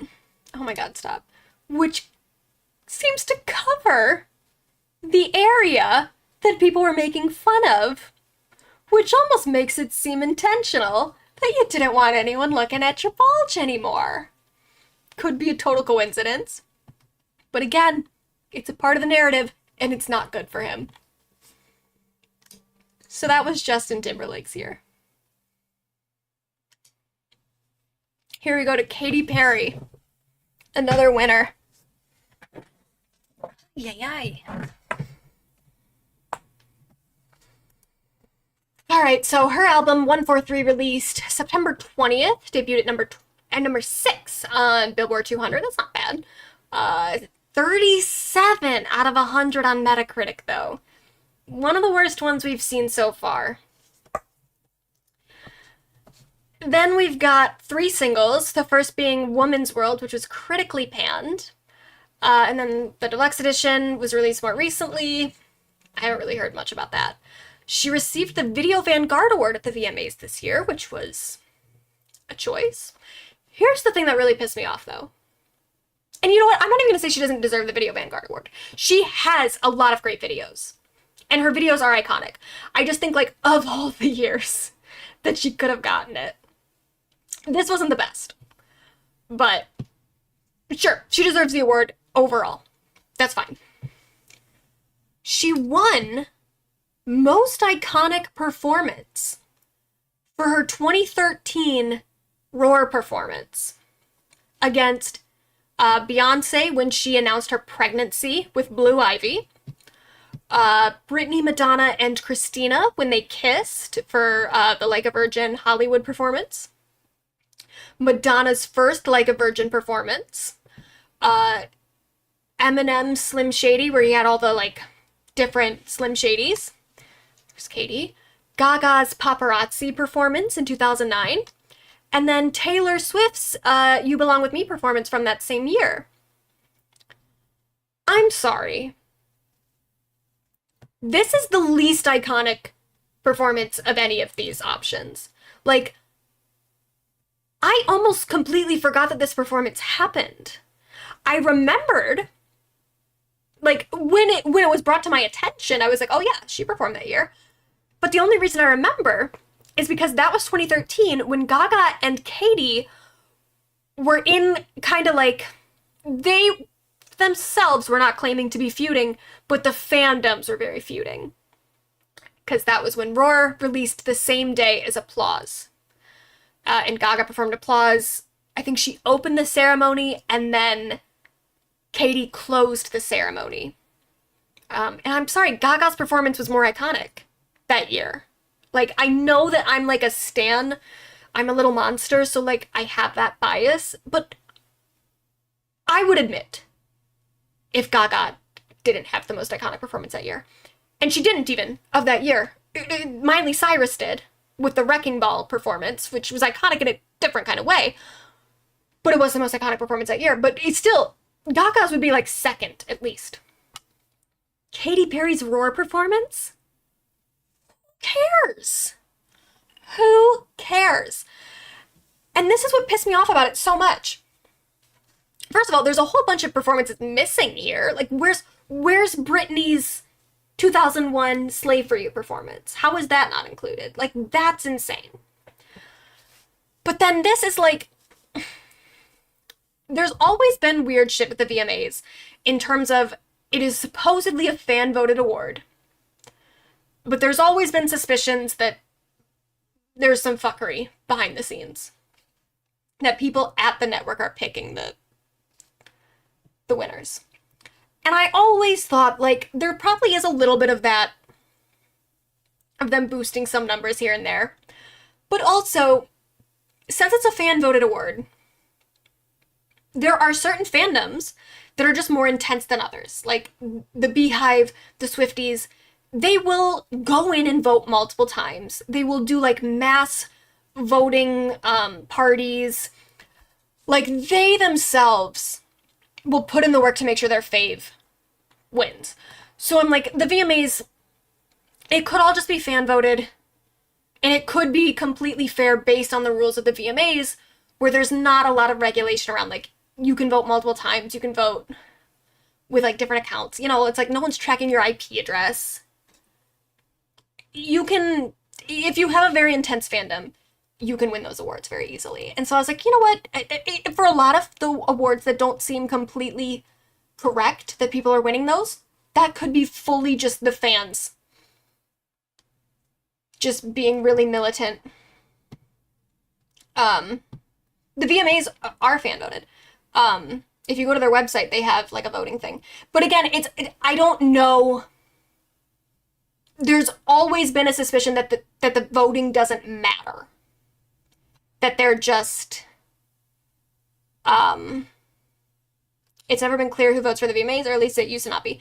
In the time that I've been watching the VMAs, they have been fan voted. They put it up on their website every year. But whether or not, what the weight is of that, I don't know. If it's like they take the votes into consideration and then they pick based on that, I'm not sure.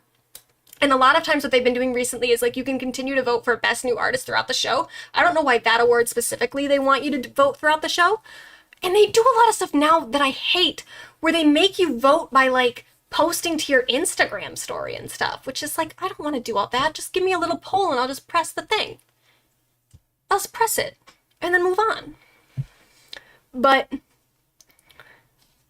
it's ostensibly fan voted, but I'm pretty sure they give it based on who will agree to be there. Yeah, that's 100% what they're doing. And this is where I'm like, you've completely ruined any credibility that you have. To pretend this is a fan voted award, and this was one of the ones where it's like you had to vote with like your Instagram story, and I was like, okay, I'm not doing that. I don't care. I don't need people to like see me voting. Like, I'll go on and I'll vote in private, but I don't need to like, I don't need people to know that I'm doing that. Especially because the VMAs are just so irrelevant now. If it was like, if the show was more relevant, I might feel more comfortable putting it on my story. But this was one of the ones that like supposedly is fan voted. And then Katy Perry won. And I'm like, there's just no way. Because I'm sorry, the Katy Cats don't have the numbers right now. There's no way that their fan base is that powerful and that large that they can pull something like this off against Beyonce, against Taylor Swift, against Madonna, Britney, and Christina, and Lady Gaga. Like, no way. For a performance that's not even memorable. And I know it shouldn't bother me this much because it's such a stupid little award. But it's like, don't you at least want to pretend that this is a serious thing? Don't you want to pretend that this is a legitimate award and that you're not just like giving it to whoever shows up? Because at that point, it's like, why am I watching? If the awards themselves don't matter, if it's just about who agreed to show up, which at this point, the VMAs are so irrelevant, the people who agree to show up are just people who are desperate for PR. So it's just, it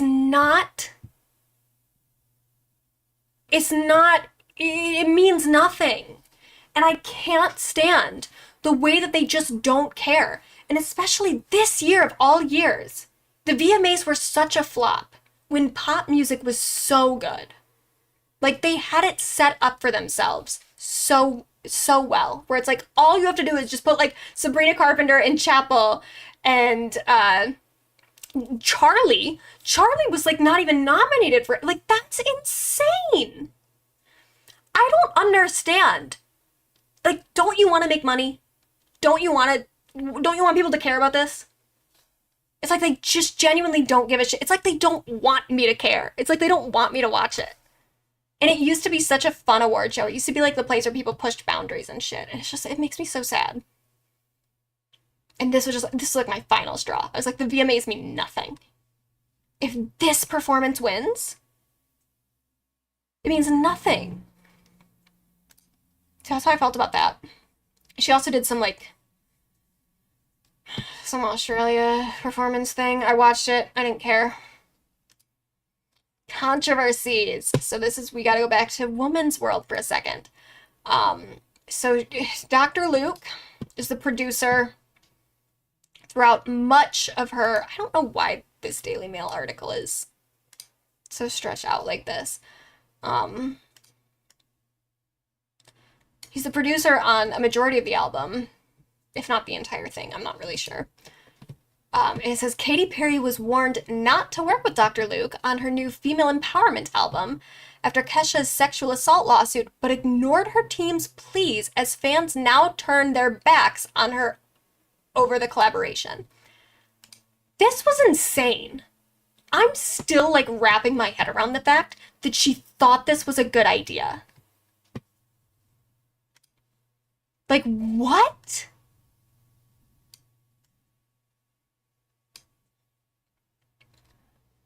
And this is where I'm like, okay, I get it.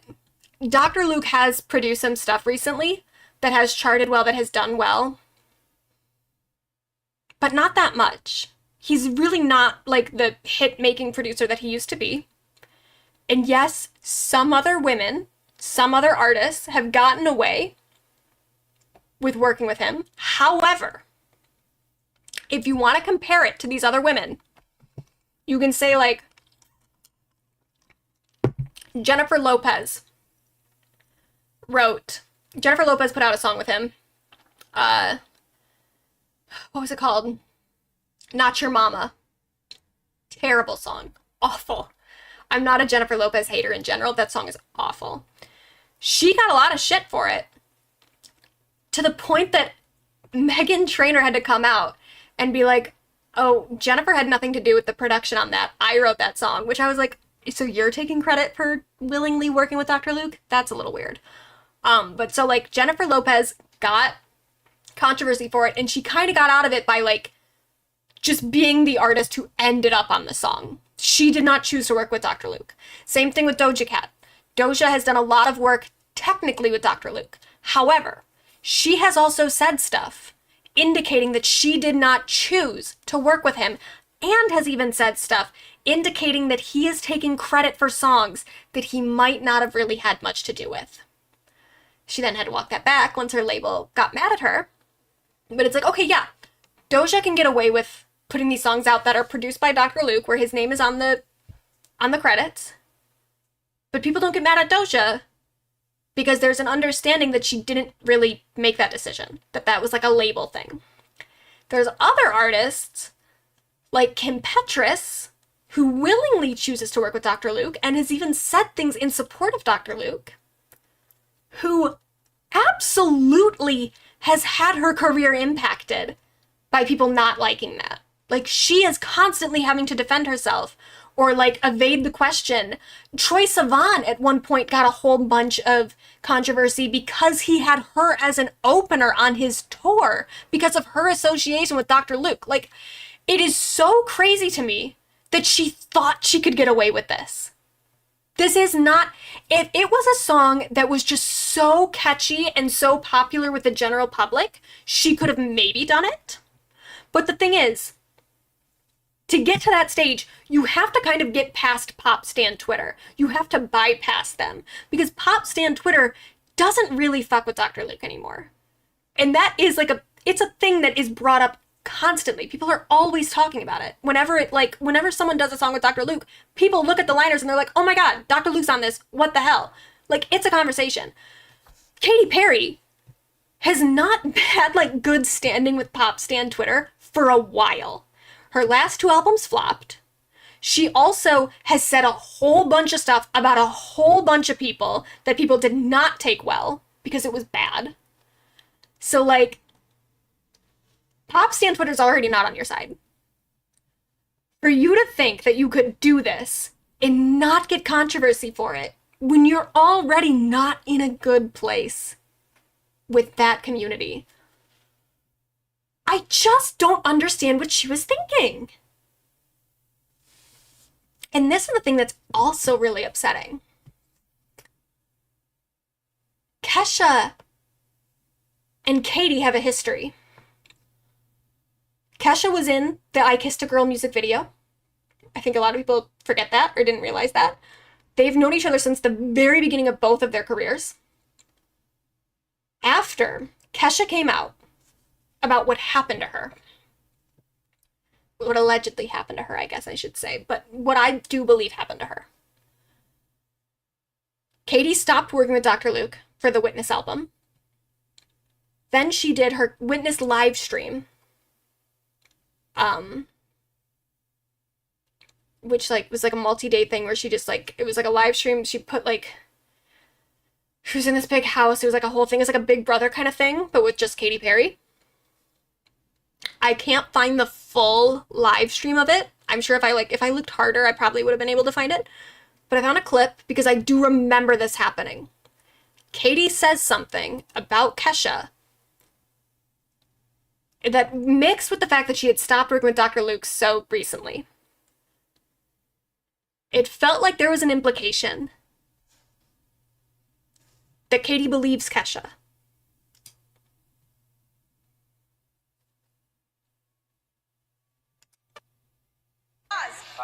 Go back. couple frames. This is Liza Koshy. This is a Liza Stan account, which is how I found this video because I can't find the full live stream. But here's like a little bit of it. There we are. Here's my friend Kesha that I love so much. Oh. I love her so. Heart. I remember her on I just want to. Can I? This is it. Oh no. This heart. Technical difficulties. Technical difficulties. You want to use mine? Okay, so it goes on like that for a second where they're like trying to fix this pen thing. But I just wanted to show that little intro where she's like, oh, I love Kesha so much. And then let's come back. This is later. This is dog. But Kesha and I kind of grew up in the scene in LA together, and we were both writing songs, working with some of the similar producers, and she is an incredible songwriter. This created look. So like, there's just something about that where she's like, I love Kesha so much. This is right after Kesha has come forward. Like, this is very soon after. And then she says the thing about we worked with the same producers, we came up on the same scene. At the moment, it felt like an acknowledgement of like, we were around the same stuff. I know what she's saying. Like, I know what she's talking about. Like, I know the producers that she was working with. And the fact that Katy was also now not working with Dr. Luke again. In the moment, it felt like it felt important of like her being like, oh yeah, I know the producers she's working with. I'm not working with those producers anymore, and I love her. To go from that to then doing Woman's World with Dr. Luke. I don't know what's going through her head. I mean, it's crazy to me.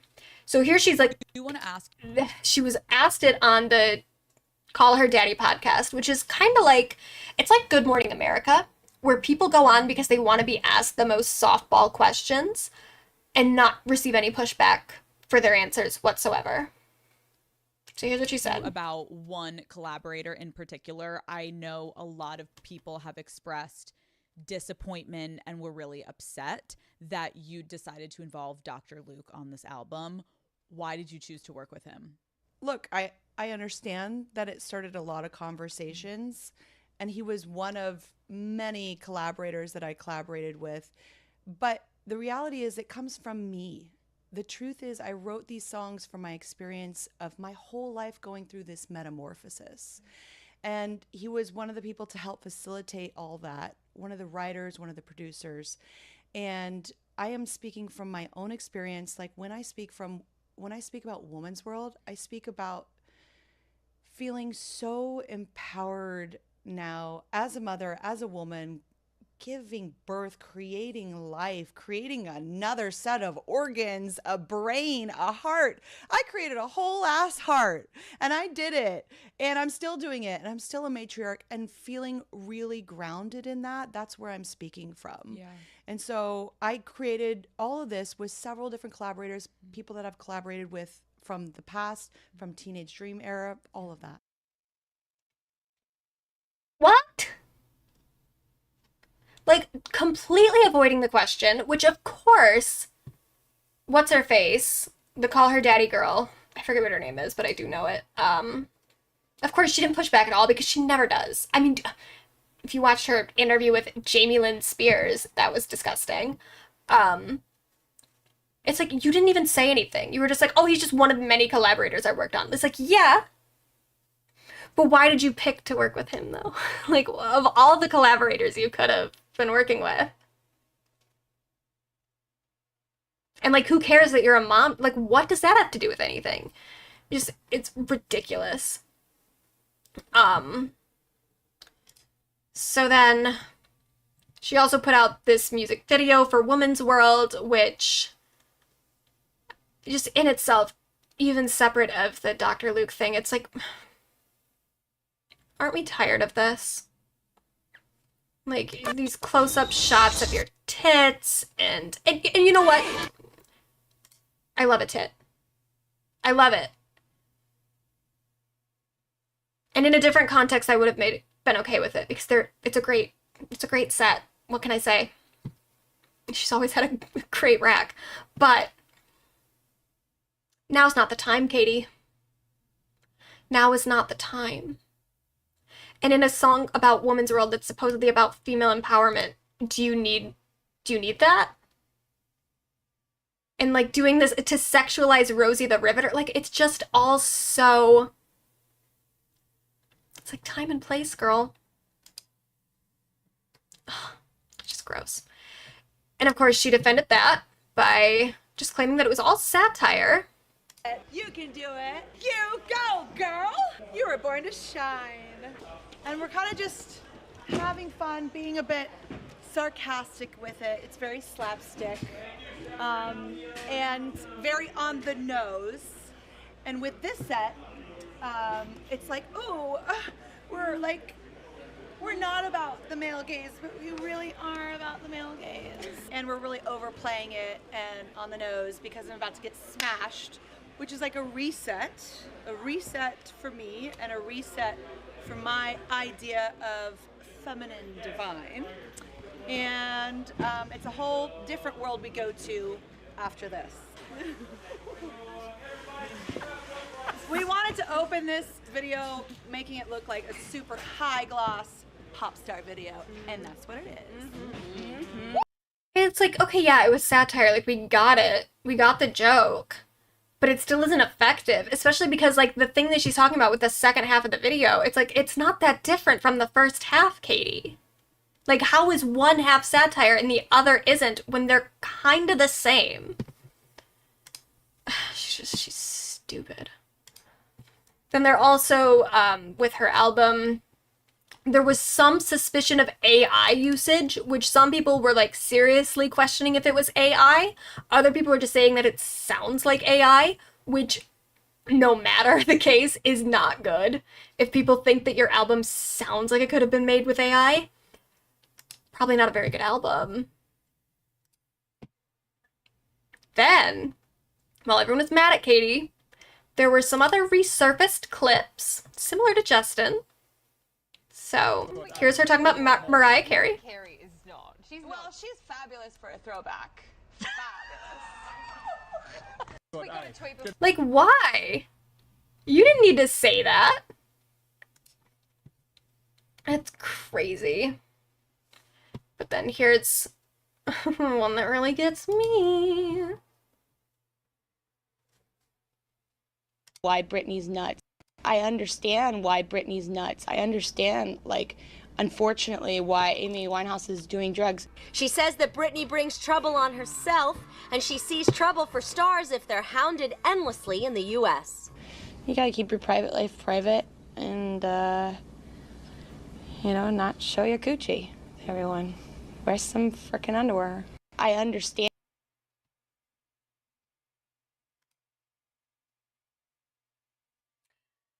Anyway, and then to top it all off, her Lifetime's video, a video for her second single, got investigated for environmental damage because apparently she like didn't get like a permit to film there, which don't you have a whole team that's supposed to do stuff like that? Like, what are you doing? And obviously this one isn't, I mean, I guess the possible environmental damage, if she actually did damage the environment, that's awful. But, like, this one is, just, compared to the others, is like, okay, there's no clear wrongdoing here other than the not getting a permit. But it's like you can't win. Everything you're doing is not, it's not good. You just can't stop flopping. And here's the thing, I was so ready to be here for her. I obviously, like, I am a little monster, and I did get a little bit wrapped up in 2013 when I was, you know, like 17 years old in the Stan Wars. I was so pro Gaga and hated Katy because of that. And, you know, as an adult, as I've gotten older, I'm like, you know, I want all the pop girls to do well because I love pop music and I want everyone to just make pop music and make it good. And Katy she's a good artist. Kinda, you know, she's got good songs. but she's a good performer. Like she can put on a show. She's good at like the sensational aspect of pop stardom. So like when she was starting to like tease that she's coming out with a new album, I was like, I'm gonna be here for it. I'm not gonna be like anti-Katy just because I love all these, like, I want Katy to do well. And then the second that it was like getting announced that she was working with Dr. Luke again, I was like, oh, you dumbass.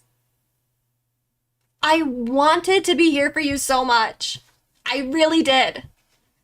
I really was ready to ride for you. She fucked it up. All right. So, pick Justin or Katy. One of them's going to the next round.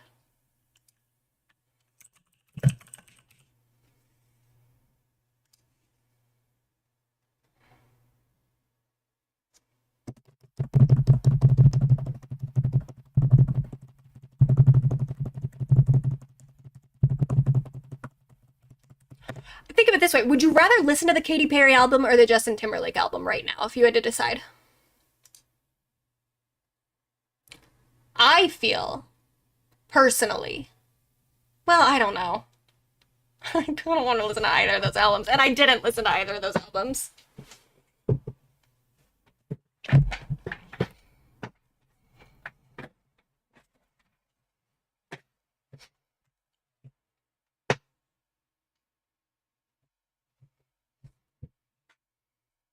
Does seem like Katy's currently winning. That's not surprising. Because I think at least Katy, she's lost a majority of her goodwill more recently, whereas Justin's been losing it, I think, on a longer. Though I don't know, because like Katy's last couple albums really did flop. Flop off, yeah, it is. I just closed my eyes and clicked. Yeah, that's perfectly valid. All right, but it does look like Katy is winning this, so let's just end the poll. Let's get this over with.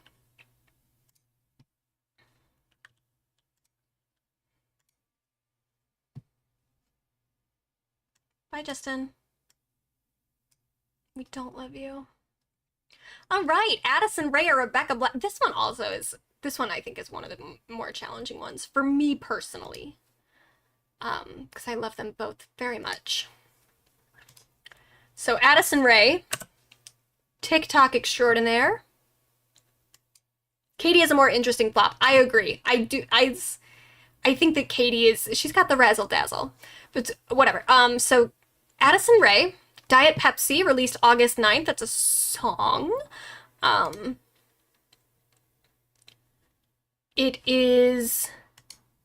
The song's pretty good. I like the song a lot. I love the music video though. We'll just put it on mute. And we'll just look at her. Oh my god. She's incredible. Look, I love the most replayed, and it's just like the whole video. She really did that. Here, let me just play like a second.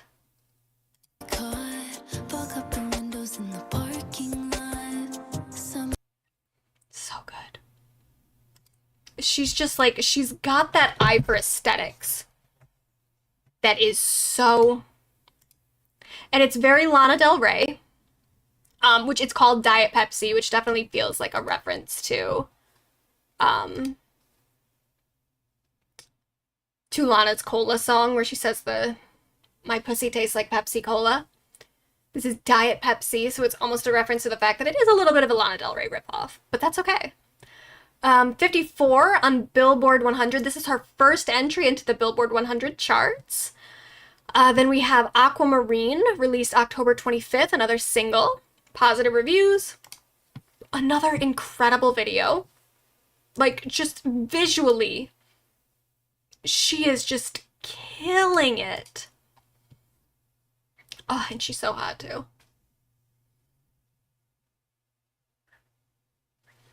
Only thing I know about Addison Rae is that a lot of people seem to love her, but don't elaborate why. It's a vibe. It's just like a vibe. And she's a good dancer. And here's what I like about her. She is like an actual like pop stan. Like she gets the references. You can tell that she really does love pop music. She loves Britney. She loves Gaga. She loves Charli. And I do love that. I love that she is such an admirer of pop stars. And she's hot, which helps. Then there was an Arca remix, which also had a great video, where she also looked just incredible. She's like in the back of a truck, just looking good.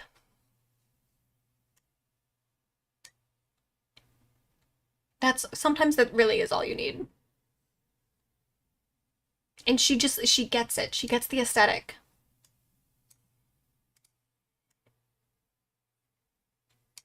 And then she did the Von Dutch remix with Charli XCX and A.G. Cook. That's the one where she like screams. She performed at the Sweat Tour at Madison Square Garden, which I wasn't there for. Other ventures, she attended the VMA. She did not perform or anything, but she did wear this outfit, and every single time, like whenever it would pan to her in the audience, I could not take my eyes off of her. She just has that thing. She has that like X factor. She's so cute. I found the remix a bit disappointing. Yeah, I don't care about the remix that much. I just like the video. It was publicly hot, I wrote. So stage paparazzi photos, I also love this. Oh, come on. Yes, I'm over 18. This is not just a little side boob. It's fine. She just like, she goes out and just like wears these outfits and like definitely is calling paparazzi just to take photos of her. Like this. Like, oh, incredible. That's icon shit. Yes, call the paparazzi. Just to take photos of you looking good. That's perfect. That's what I want in a pop star. Yeah, and she's just publicly hot, just all the time. This is her wearing, like I said, she's like a true stan. A Lady fucking Gaga t-shirt. Just walking around with the t-shirt and basically no pants. Just looking hot. Sometimes that's enough. It's part of the job. Doesn't have to be. But she does it well. Then we have Rebecca Black, who is also hot. She released Trust in October 18th. Oh, I wrote 1/18. That's not even a day. It's got a good music video. I do have a few problems with it though. Specifically the editing. There's like a few spots where they hold on a shot for just too long. Let me find it. Like right here. They just need to do more cuts. Right here. That's too long. It's too long of a cut. You gotta cut more. But other than that, the production is very, very good. And she looks incredible. Then the one other thing is that there's a part right here where she's just so off center. And it drives me insane. Like, she should just be a little bit more to the left. Just a little bit more. But other than that, great video, great song. It's one of my, like, see right here, she starts in the middle. And then at some point, she gets too far to the right. And then they didn't do another take or something. Because, yeah, why is she so far to the right now? Whatever. It's fine. But it does just, like, remind me of the fact that, like, she is still she's a smaller artist, so she's not working with, like, the most professional team. Which I almost think just makes it more endearing. That it's, like, she can pull out something that great without having the most polished production. And then she also did Sugar Water Cyanide. She did various DJ sets. She did a very iconic Boiler Room set. I'm gonna play like a little bit of this, just.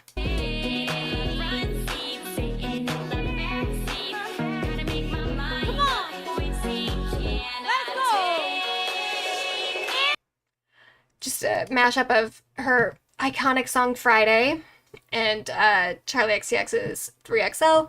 She's also teasing her 2025 album and tour Salvation. So we love Rebecca. I love that she kept going after Friday, which not a lot of people would have done. But she clearly does love music and pop music specifically, so we love that. So I feel like Addison and Rebecca are almost kind of similar. Obviously, Rebecca has a more infamous come-up story, but they're both, like, famous online. They both were not really taken seriously at one point or another. And they both are thriving this year. So, everyone put in their vote.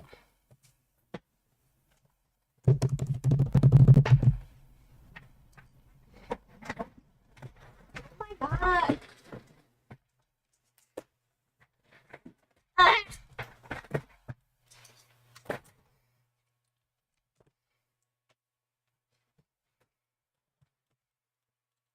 Jonathan, you have to get rid of this thing. How is it helpful to you?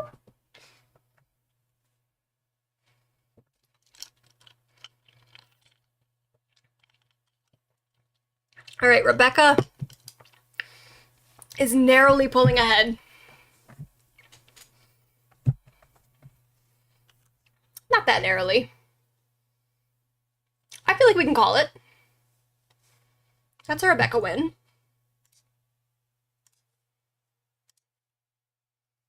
All right, we're ending the poll. Bye, Addison. Love you.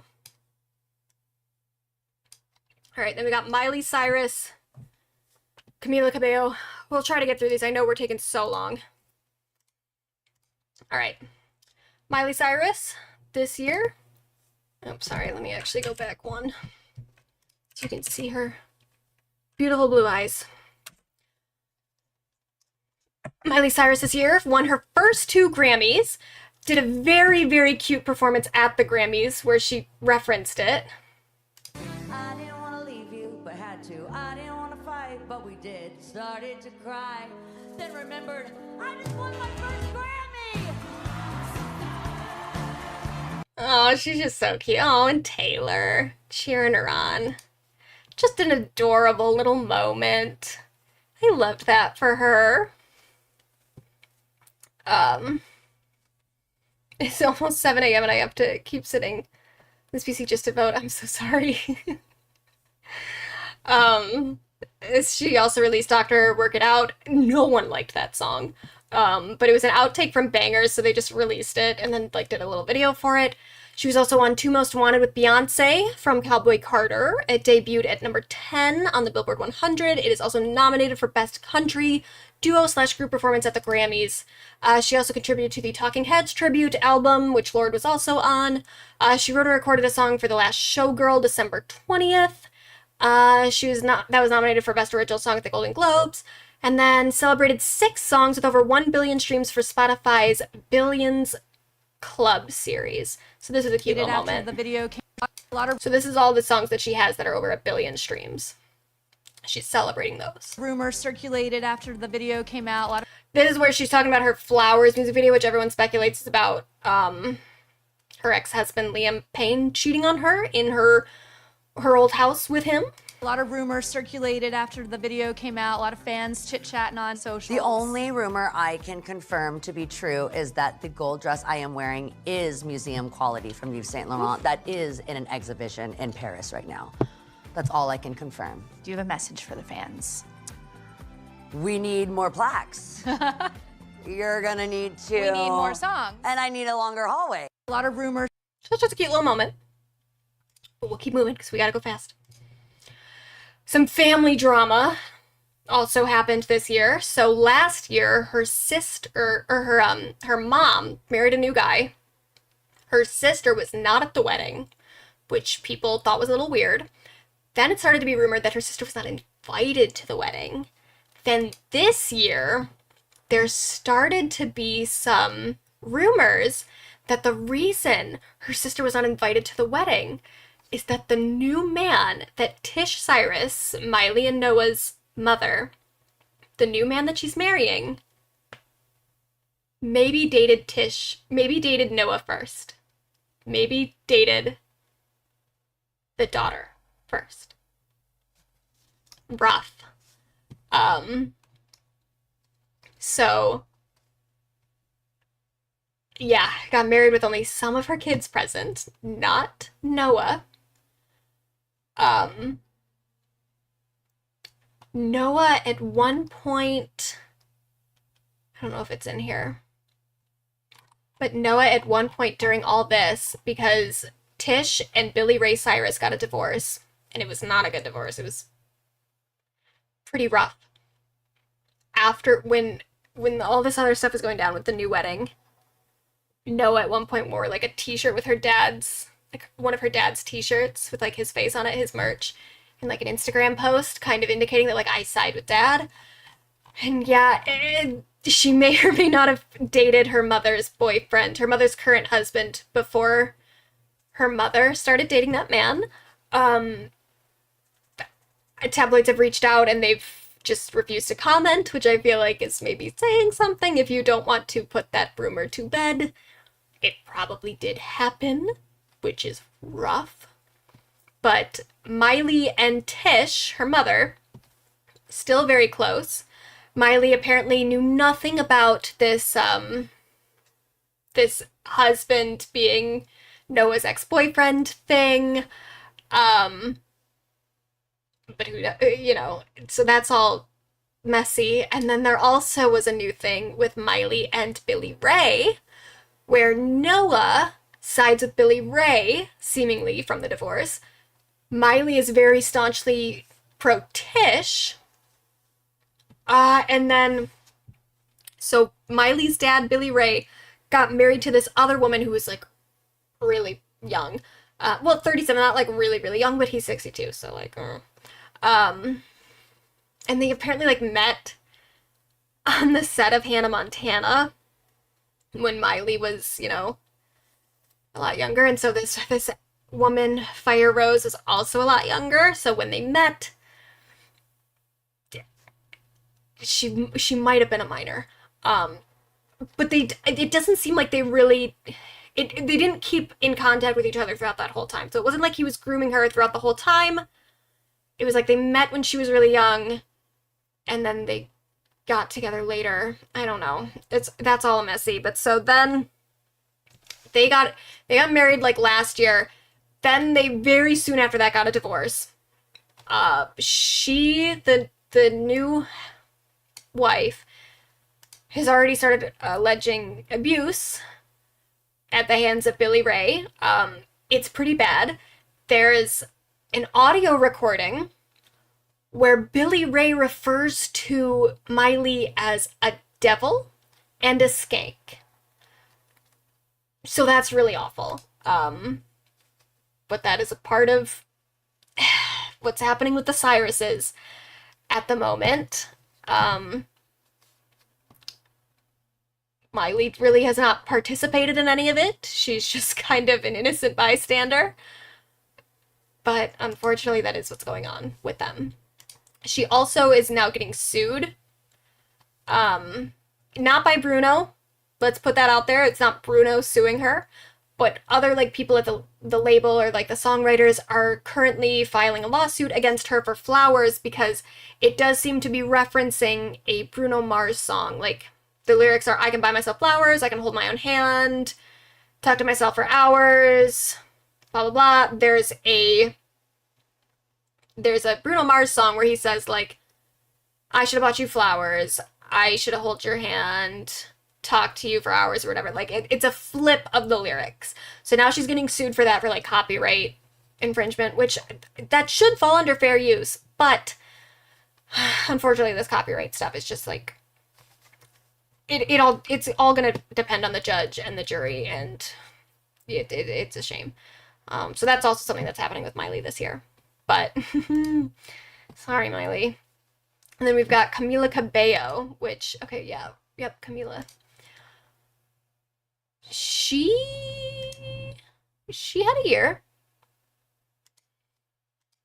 So we've got her album CXOXO came out June 28th, debuted at 13 on the Billboard 200, 64 out of 100 on Metacritic. Mike the Snare liked it. He's a YouTuber. He did a whole like video essay about it. That was pretty good. We won't watch any of it, but I just did want to shout it out because he liked it. I listened to the full album while doing this. I had only heard a few songs previously, and I'm just gonna say it actually is pretty good. I was kind of a hater for a little bit. I didn't like I Love It, the first single that came out. Didn't think it was that good.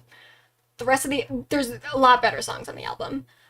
There's a lot of features on the album too, including 2 Drake features, which interesting to do that this year, but I'm assuming that was already being decided before the Drake Kendrick Lamar stuff, so probably just unfortunate timing, but whatever. She did a very fun video with Lil Nas X for their song He Knows. It's just cute little video. They seem to also have like a good dynamic. They at least act publicly like they are friends.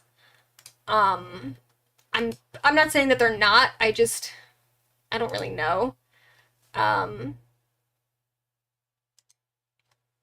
She also did another song. She did a lot of performances. She performed at the VMAs. She did a guest spot at Lana Del Rey's headlining Coachella set.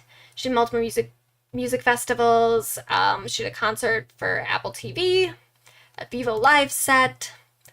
She also attended the Met Gala. She had this like frozen like rose thing with her that like it was frozen, like she's walking around with that, like it must have been so uncomfortable just on her hand, and for an outfit that, like, to be honest, I don't think it was worth it, girl. I'm sorry. And I think the hair is so boring.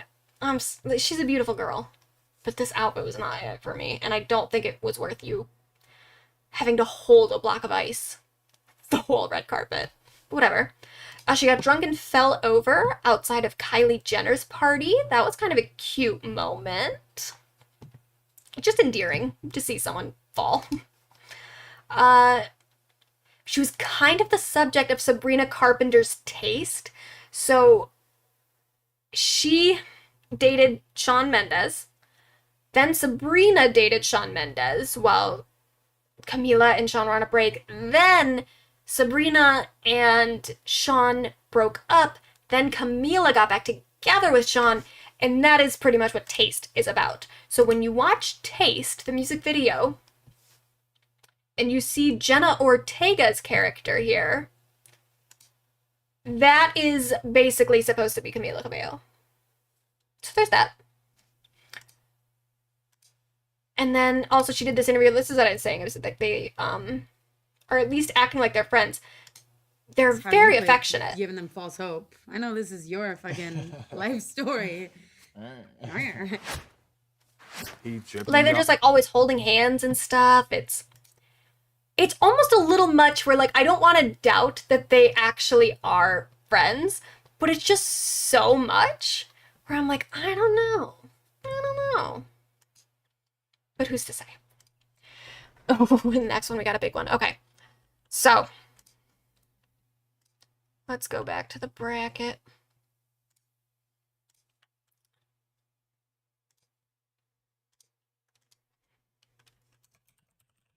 We got Miley, and we got Camila.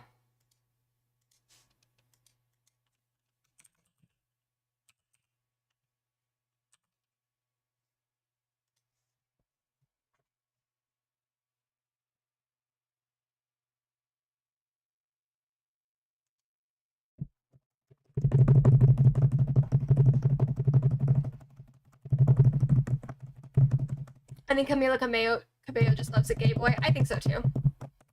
And you know what? I think that comes across in some other stuff. That's none of my business. Charli versus Meghan Trainor is hysterically unfair. I mean, someone had to go against her. All right. Get your votes in and closing the poll. All right. Miley's definitely moving forward. Bye, Camila. Sorry. Your album was not that bad. All right, let's get through this next one.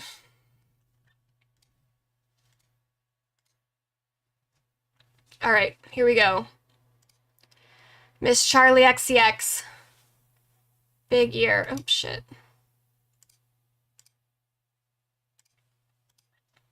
So we have Brat released June 7th, 95 out of 100 on Metacritic. That is the best one we're going to see all bracket.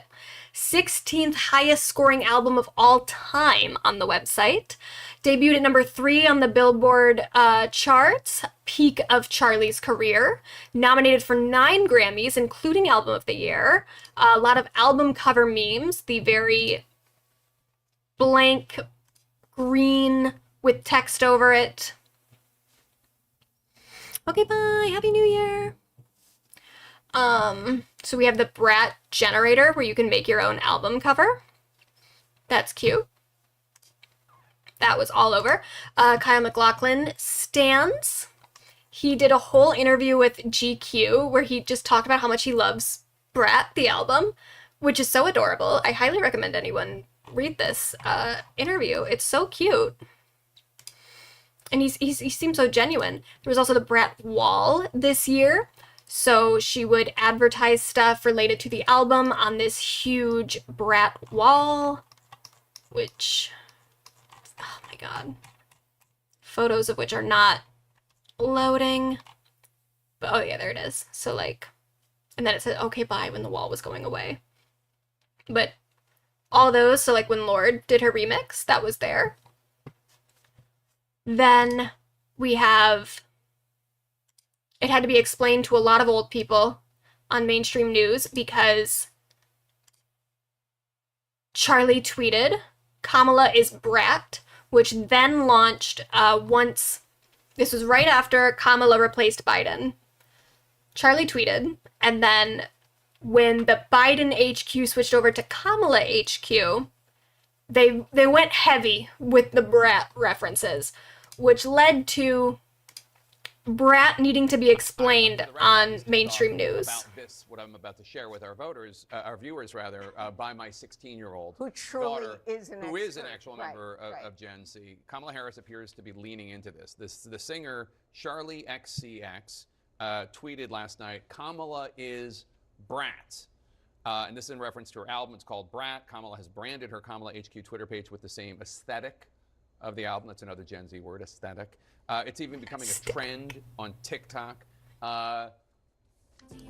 Special Gen Z correspondent Jamie, what can you tell us about it? So first of all, just for my producer Elizabeth Stewart, who will spit out her coffee as I say this, I am supposed to say, that's Brat.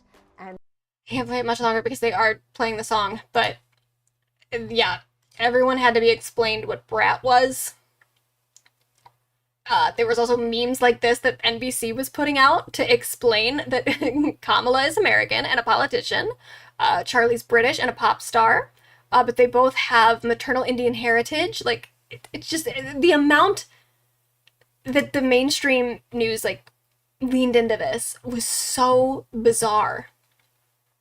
And then we also have, so these are the singles. So Von Dutch was the first one, released February 28th. Great music video. All her music videos, I highly suggest, go and listen to them. Go like watch them, put headphones in. Pay attention to the sound design on them. The sound design is so good. Like, it's so different from the actual, because they have like anything that happens in the video, you can hear it happening. It's good. And I love that. I love that effort to make it separate from the studio release. Nominated for Best Dance Pop, she did the remix with AG and Addison Rae. Nominated for Best Remix Recording. 360 released April 29th, also great music video. It Girl cameos. Then we have the Apple Dance. Well, you have Apple, which made a single later in August, but that also has the dance. This is a good one because this is Troye Sivan doing it with no... He's doing it with no music, so I don't have to worry about copyright.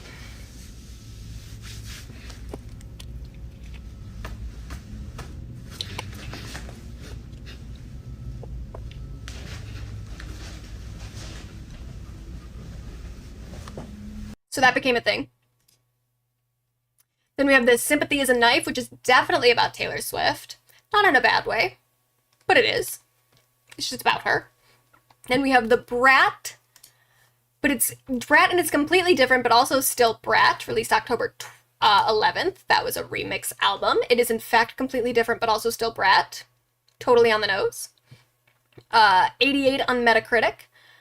20 featured artists, including Ariana Grande, Troye Sivan, Kesha, Tinashe, Caroline Polachek, Lorde, and Billie Eilish. She did Guess with Billie Eilish, which has a great music video. Again, pay attention to the sound design on that. Grammy nomination, Girl So Confusing remix with Lorde, made me cry. Then we have the Sweat Tour with Troy. That was a very short tour, only September through October.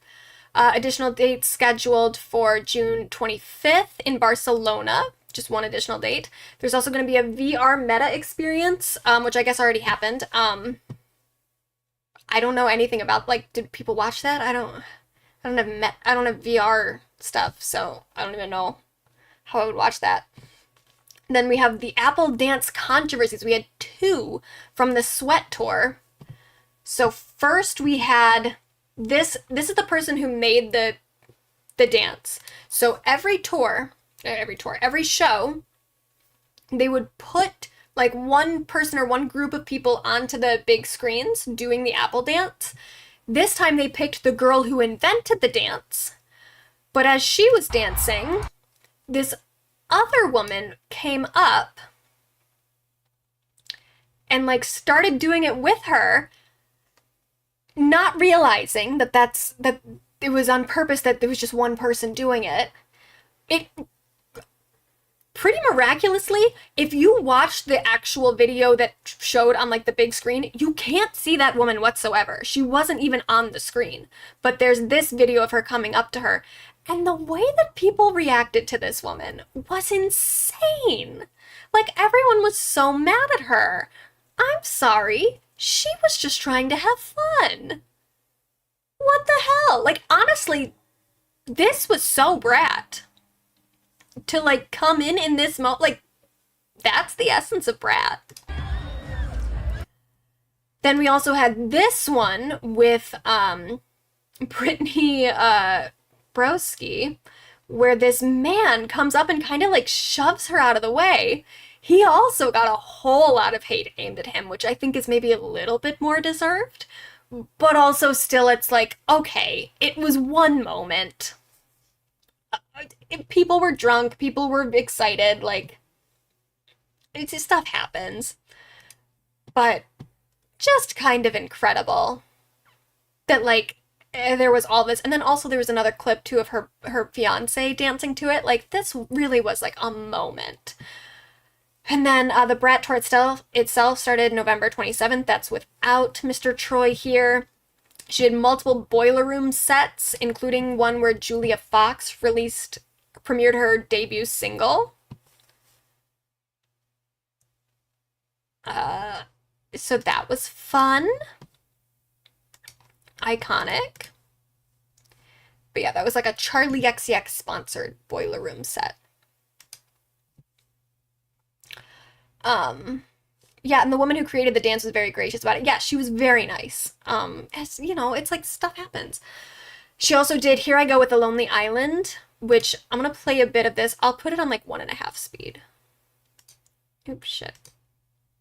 But this is them talking about working with Charli, and they're so nice about her. And it seems like she was just a pleasure to work with, which I have no doubt. Afternoon, right? Evening, yeah. The amount of times we've made one of these songs and the pop star involved does not know any of the lyrics because they recorded for, half hour and never thought about it again. She came in, she knew every word, and she had little, like, choreographed things, not by anybody else, just herself. Like, she knew how to present the jokes and pantomime and do things that would make them play and be in the spirit. And she kind of was the character, that blonde lady that's your wife. Like, it wasn't her, it was this character. And she fully, from very first take, was better at this than almost anybody I would say we've worked with. There's other good ones. I don't want to disparage it, but I want to give her props that she was very good. She was as good as anyone we've ever worked with, certainly. And, yeah. I made a note about that, Keith, because because basically it's a close-up of her doing that piggy, piggy, babe in the city. When I smell bacon, I won't get it right, but the way her face on Giddy, is such a performance. Agreed. And there's no cuts in that stuff. When most people, we'd have to do some cuts. And on the driveway line, she destroyed it. I mean, oh yeah, when she's creeping down with the tape measure, just perfect. She has full takes where from start to finish it would be usable if you wanted to use it as a full take, where she's hitting moves and is perfect on all of it. I was really impressed. All of this to say, heading into it, we were expecting to really like her, and we liked her even more than we expected. She was super good at the jokes, but also was super fun and just a good hang and delightful. Agreed. My favorite. So that was just cute. Okay, I'm going to ask you guys a question, and we're going to do a poll as well for this question, because this is taking a lot longer than I thought it would, and we're not even halfway through the bracket. What if we did the rest of this half tonight, and then next week, next Tuesday, we do the second half? Are people okay with that? So that we can actually, like, talk about it a little bit more. And kind of take, not our time, like, next week will probably still be faster because we also had to explain, you know, all the criteria and everything. So that took a little bit. But do we want to split this into two?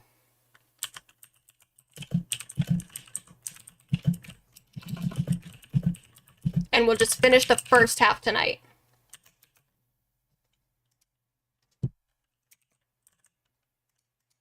You guys can decide, because we're either going to rush through the second half, which we're not even through the first half, or, okay, pretty much all the chat is saying yes. Perfect. You know what? That's what we'll do. We're going to split it. That was enough for me. Okay, so we'll finish this first half and then we'll be done. So Times Square pop-up performance, November 18th. Made everything. Brat. Real cute. Loved it. She's taking over. Then we also have, she did like a Twitch stream. We don't even need to care about that. She did the host and musical guest on Saturday Night Live. She's been parodied on Saturday Night Live before, earlier this year. By, here's Bowen Yang. And he also, they've got little Troye Sivan over here. So that's cute. She attended the Met Gala. She looked cute.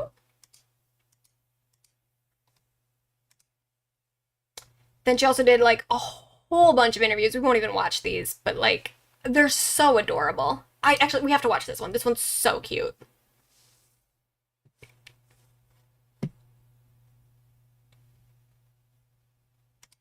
So, Leaf, do you like to party? Not really. Not everybody does. People are just so energized, and I don't really like being really energized. What's the perfect bedtime? It would matter how fast I would do my routine. Can I ask you a question? Were you crying a little bit? A little bit. I cry sometimes too. Do you think it's good to let your feelings out? You can't really stop your feelings. If you had to throw a party or you had to go to a party, what would that party be like? Do my own thing. I think a lot of people watching this are going to relate to that also. Yeah, I'm crying. Charli, does this resonate with you? Yeah, it really does. Sometimes you just want to do your own thing, you know, and like hang out with yourself. I just thought that was so cute. They're so cute. Okay, anyway. She's also the Variety Hitmaker of the Year. And then we have Meghan Trainor. So let's just get through that one. She did an album. She did a song with T-Pain. I actually kind of like the song, but I only like T-Pain's part. She did 2 more singles. She did tour. Natasha Bedingfield was the opener. Didn't know she was still doing stuff, but good for her. Multiple performances, blah, blah, blah, blah. Other ventures. She's still married to Junie Cortez from Spy Kids. This is the same thing with like the Gwen Stefani, what's his name? Blake Shelton shit, where it's like, clearly some people are paying attention to this, and some people care, and good for them, and they've got cute little kids. I love it. Literal Mother. It's like she's got this whole little network of like other moms, with like Hilary Duff and Ashley Tisdale, whoever that is. Oh, Mandy Moore. Oh my god. That's not a great picture of her. She's also friends with Chris Olsen, which I think is like, just at this point, there's a real part of her brand. Like, they're just always doing stuff together. She also works very directly with Lou Taylor. So there's that. So let's vote. Will be the fastest.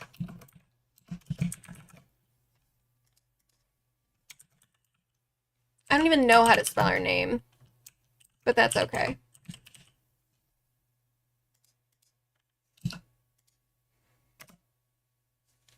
I think she's one of those H bitches. Let's see.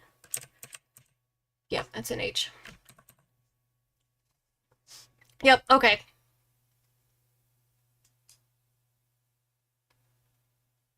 We'll get to 25.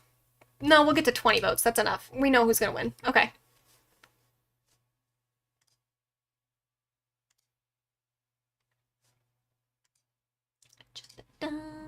Bye, Megan.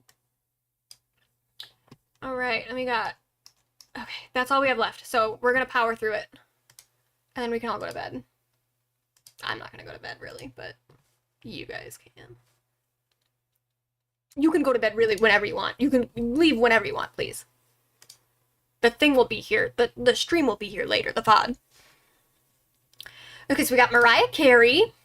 She did the Yes and remix with Ariana Grande, released February 16th. She also did a Las Vegas residency, the celebration of Mimi, started April 12th. She did another Christmas time tour in November and December, and she did 2 special anniversary album releases. That was it. We have Ali X. She shouldn't be here, if I'm being honest. The only reason I put her on here because she doesn't have any meta narrative. She doesn't have really any sort of celebrity appeal. But I just really like this album, and I think that people should listen to it. And if you haven't listened to it, you should listen to it. It's so good. It's very like 80s synth pop, but like in like a dark Halloween-y kind of way. It's very good. Just listen to the album. So we'll just put it up here.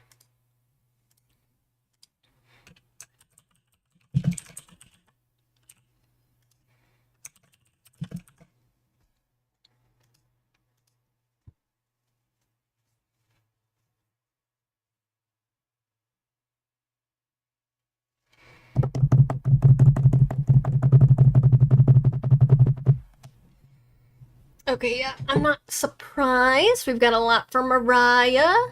Not a whole lot for Allie, but still like a decent amount. A decent amount. You go, Allie.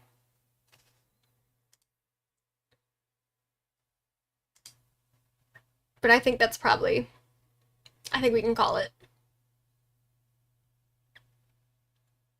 All right, Mariah goes forward, but listen to this album if you have not, please.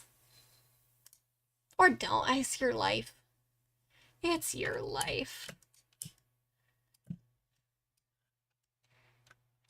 Then we have Nicole Scherzinger and Nicki Minaj. This is another 2 divas that had great years.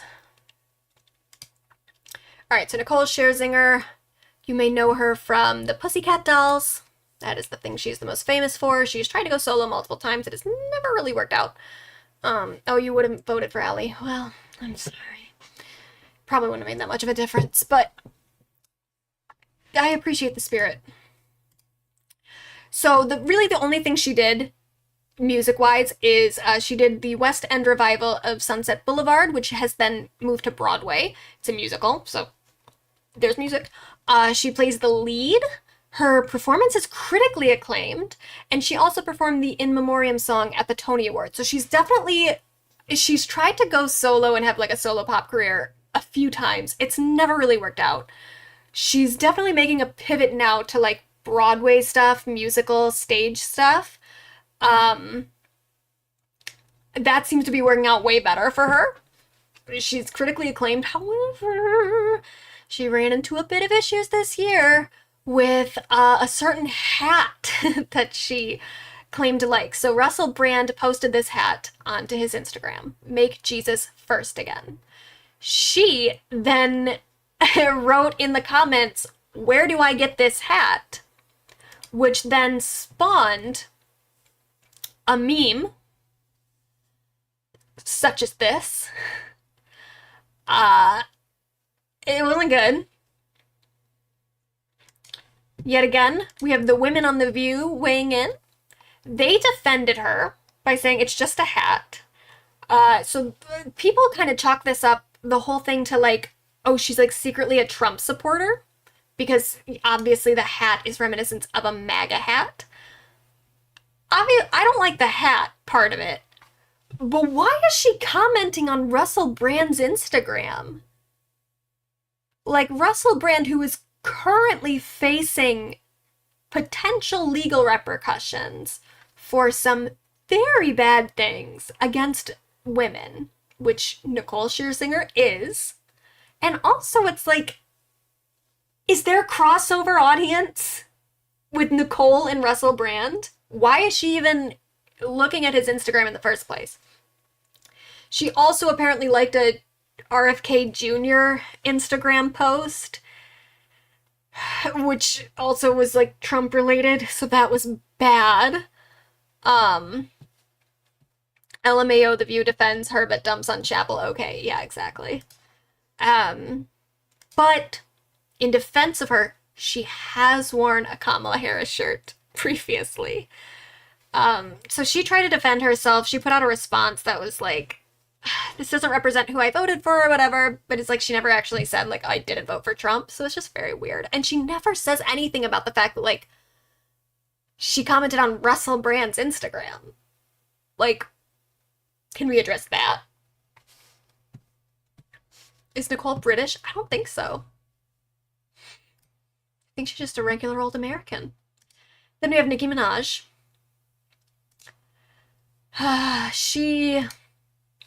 She released two singles from this, like, album that she put out last year. The singles got positive reviews. She also won Album of the Year and Best Female Hip Hop Artist at the BET Awards. She also did her world tour, which got very positive reviews. And she scrapped her deluxe edition to work on a new album. So, I don't know if that's... I mean, I guess if you're like a Nicki Minaj stan, if you're a Barb, that'd probably be exciting, but I'd be like, well, can't you just finish the deluxe? Like, how hard could that be? It's just like a couple extra songs. Just put that out and then work on the next album. But whatever. But here's the other thing. So this is year in music / controversies. So when the whole Megan Thee Stallion thing came out, the Hiss song, which references Megan's Law, which she took as a reference to her and her husband, she got very upset, put out this song called Bigfoot, which is a diss track against Megan. It's awful. It's not good. This was preceded by days of attacks on Megan on Instagram that were just really kind of disturbing in a way. You stupid hoe. What you did to Kelsey was disgusting, what you put that woman through. You put your black friend, a young black woman, let her be bullied non-stop, went on Gayle King. You was lying to the queen and you went lying to the king. It is bad. It is all like she's taking these shots against Megan for getting shot in the foot and saying something about it. Like, it was not good. This also just reignited criticism against her husband, and also the fact that she maybe played a part in intimidating the victim that he is a registered sex offender because he assaulted a woman. She's apparently tried to silence that woman. And it's also just added to this narrative that Nicki can't be friends with women, because she and Megan Thee Stallion were friends at one point, like, and they were collaborators, and the same thing with, like, her and Cardi B, like, they were cool for a while, and then they weren't. It's like, every woman that she comes in contact with, that she tries to befriend, that she tries to, like, make music with, she always turns on them. Like, it is nasty. She is just kind of nasty. She's talented, but she's nasty. Anyway, so let's pick Nicole Scherzinger, possible Trump voter, or Nicki Minaj, wife of a sex offender.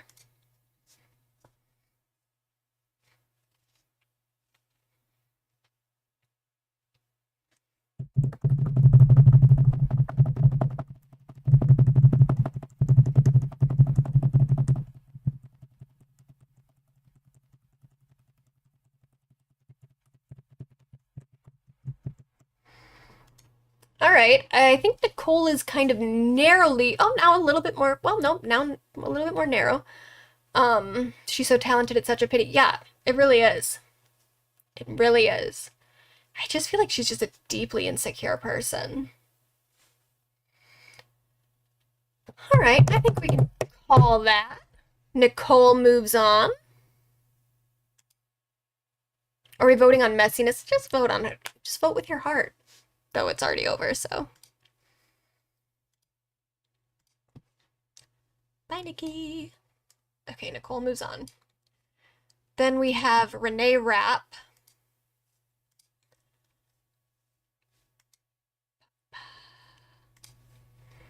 Little cutie. So the Mean Girls movie and soundtrack was released in January. Not My Fault music video, again, released January. The musical guest on Saturday Night Live, where she performed with Megan. She also performed at Coachella with Kesha as a guest appearance, which led to a cute moment in which Kesha and Renee sang the famous line from TikTok, but instead of wake up in the morning like feeling like P. Diddy, they did wake up in the morning like fuck P. Diddy. Love that. Forgot she existed. Oops. Yeah. She finished her role on The Sex Lives of College Girls. Oh, sorry. My face is in the way. She revealed her relationship with Toa Bird. I don't know how to pronounce this, but this woman. She also got a lot of press this year because of her apparent no media training. This is something that people say about her because of the way that she talks in interviews. Especially, this was my favorite one.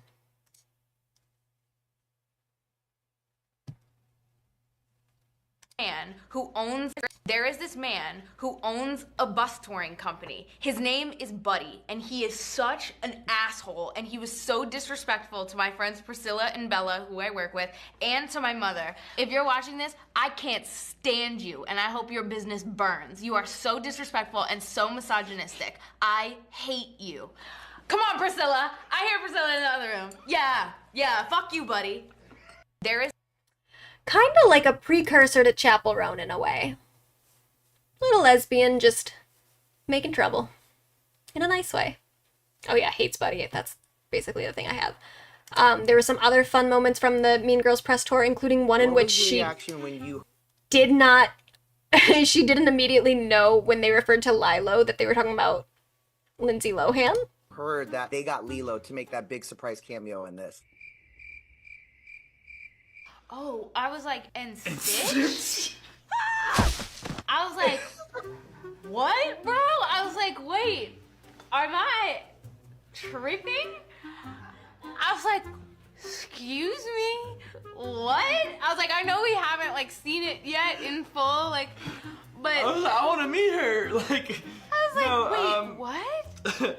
That's no, crazy. I want to meet the older sister. You know the older sister in Lilo and Stitch? I want to meet Stitch, She's dude. so fine. I want to meet Stitch so Yeah. bad. Lindsay Lohan. They're young. They're very young. Then she also, The View talked about her too. She said this, which got her in Who do trouble. you think you'd be besties with in real life? Like, kinda. There's something about Karen that's just so funny to me. Yes. She's so yes. funny, and I'm very ageist, but like. You're ageist? I am actually. You don't like older people, or say that? what? No. No. Okay, you are ageist. Okay, we gotta dig it. Okay, screw the bobbing heads. Happy We gotta 60th. dig into this. Yeah. Okay. So you're a little ageist. Yes, but I'm obsessed okay. with her. Okay. Well, So that was a whole thing that she said she was ageist. And she goes on to clarify that like she just doesn't like older millennial women who like talked down to her, which then The View took, and I can't find the clip anywhere, but I know they talked about her because I saw it on this, and I remember them talking about her. I remember it. I just can't find the clip. But they talk about her and they criticize her for it, and I'm like, you're doing exactly the thing that she didn't like. She said she was ageist for, that people talk down to her. Because they were like, you're never going to have a career in this industry if you keep talking about people like that. It's like, okay, come on. Have a sense of humor. So there was that. I just think that, like, I actually kind of put Renee and Normani next to each other because I think they have a similar problem. They had a lot of momentum that they didn't capitalize on. Renee, at the beginning of the year, really could have, like, she could have taken all this attention, all this press that she was getting from the Mean Girls press tour and used it to amplify her music career a little bit more. And then she didn't. And it's like, it's her choice. But I think she kind of, I'm not going to say she ruined her momentum because she can still come back. And yeah, I'm sure she still has a fan base and everything. People like her. But I was like, oh, you could have had such a bigger career this year. But oh well. Then we have Normani, who is the ultimate not capitalizing on your momentum. So she had an album that released this year. She announced it earlier in the year, and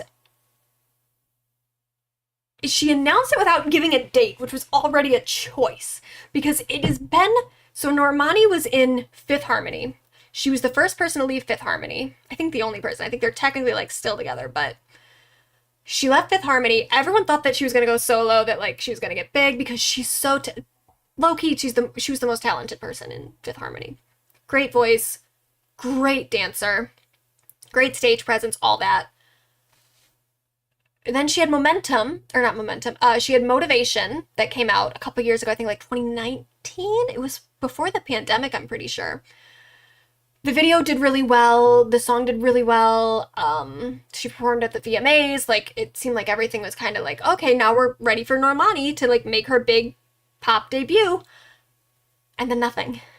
She didn't release an album. She released, like, a few songs after that, but, like, it was way too spread out. She did not capitalize on it whatsoever. And it was very just, like, frustrating to watch, where it's like, Normani, you could really be that girl. But for whatever reason, she decided, oh well.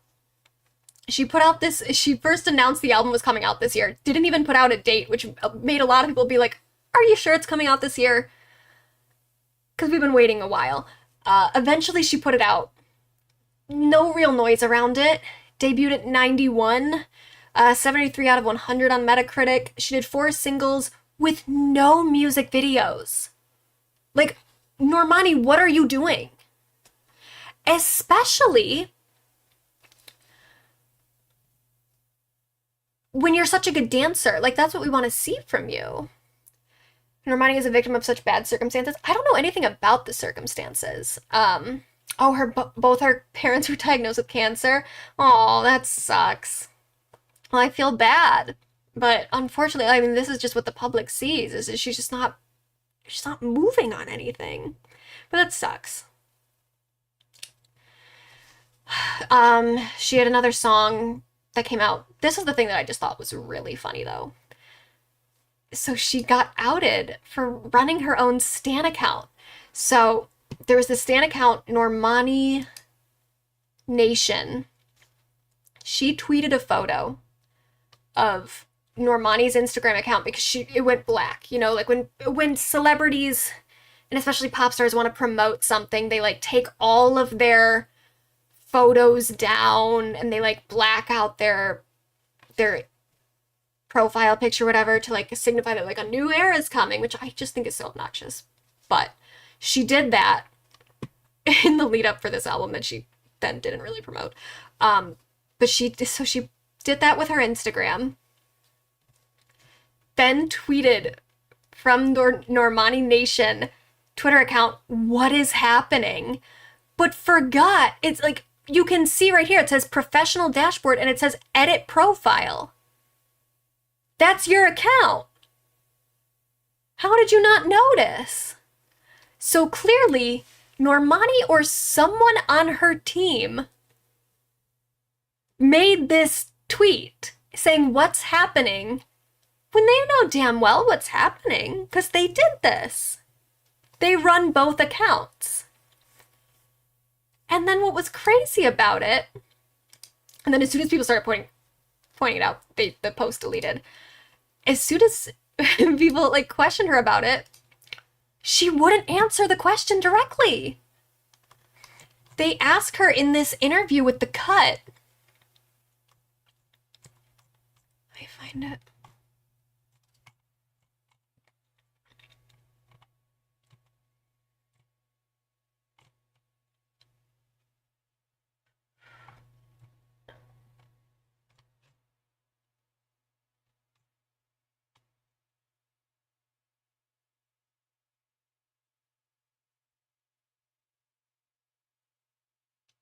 I probably could know more about her personal life if I read this whole interview, but I just read this part.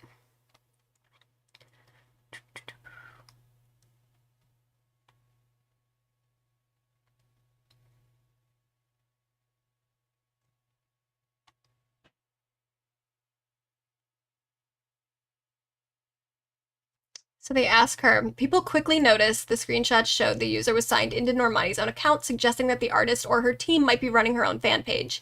No, I mean, I'm definitely heavily involved, she says calmly when I ask about her relationship to her fan accounts. But does she run any of them? Does her team at RCA? And then her publicist butts in and says, yeah, I think we can skip this question. Girl, you already got caught. Just to own up to it. Just be like, yeah, that was a flop. My bad.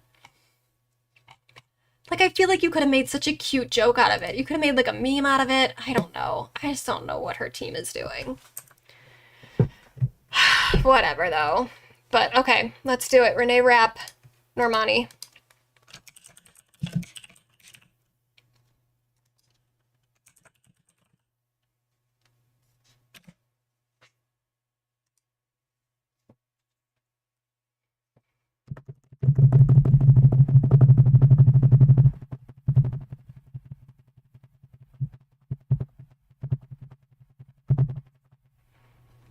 She needs to fire that publicist, OMG. Why didn't they make a joke out of it? That's what I'm saying. Like, her team, she needs to get a new team. I would honestly just make a joke out of it. Like, I would just keep posting from that account. Just so that, because then people would, like, quote tweet it and stuff and be like, oh my god, knowing that this is Normani, like, it'd probably be pretty good for her. Oh, yeah, Renee Rapp's definitely winning this one. All right.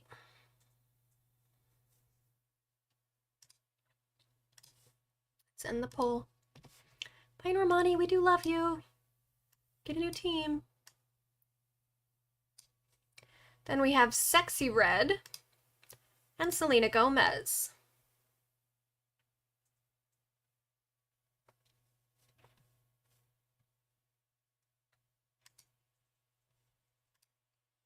So Sexy Red, kind of a controversial figure in the hip-hop community, but she released an EP this year.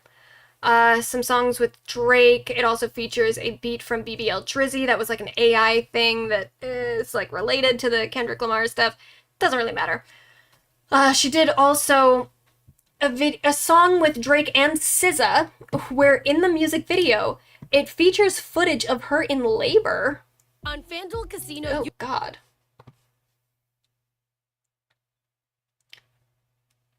It's not like super graphic or anything, but it's just like her in the hospital.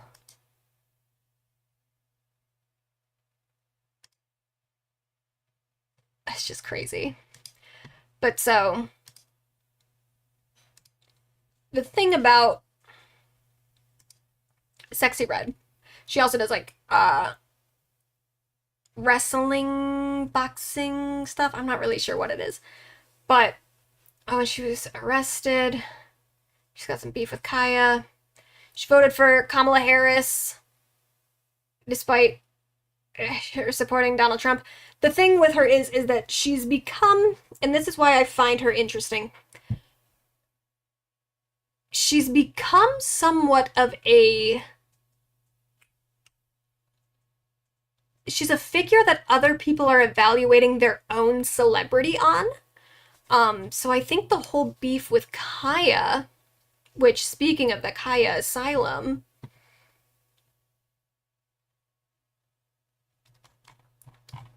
basically Kaya just was upset that she was getting compared to, I think this is what,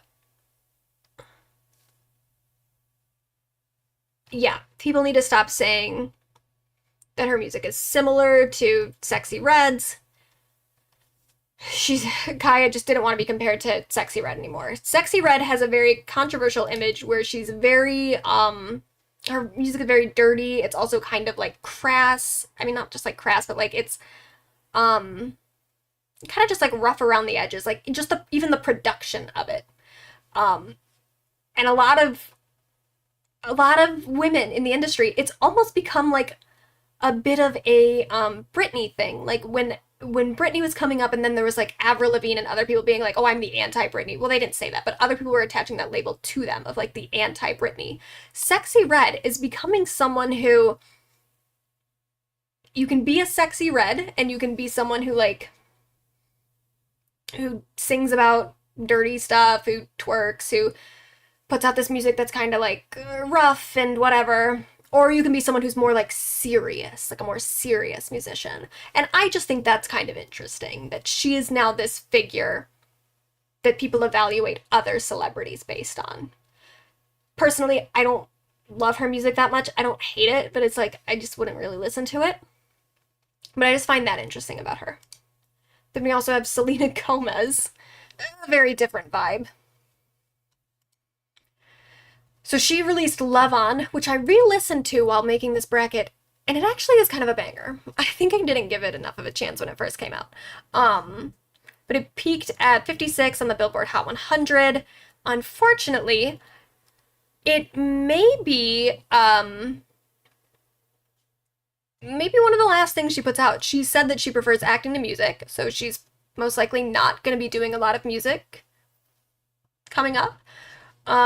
She did 2 songs on the Amelia Perez soundtrack, which she's also in that movie.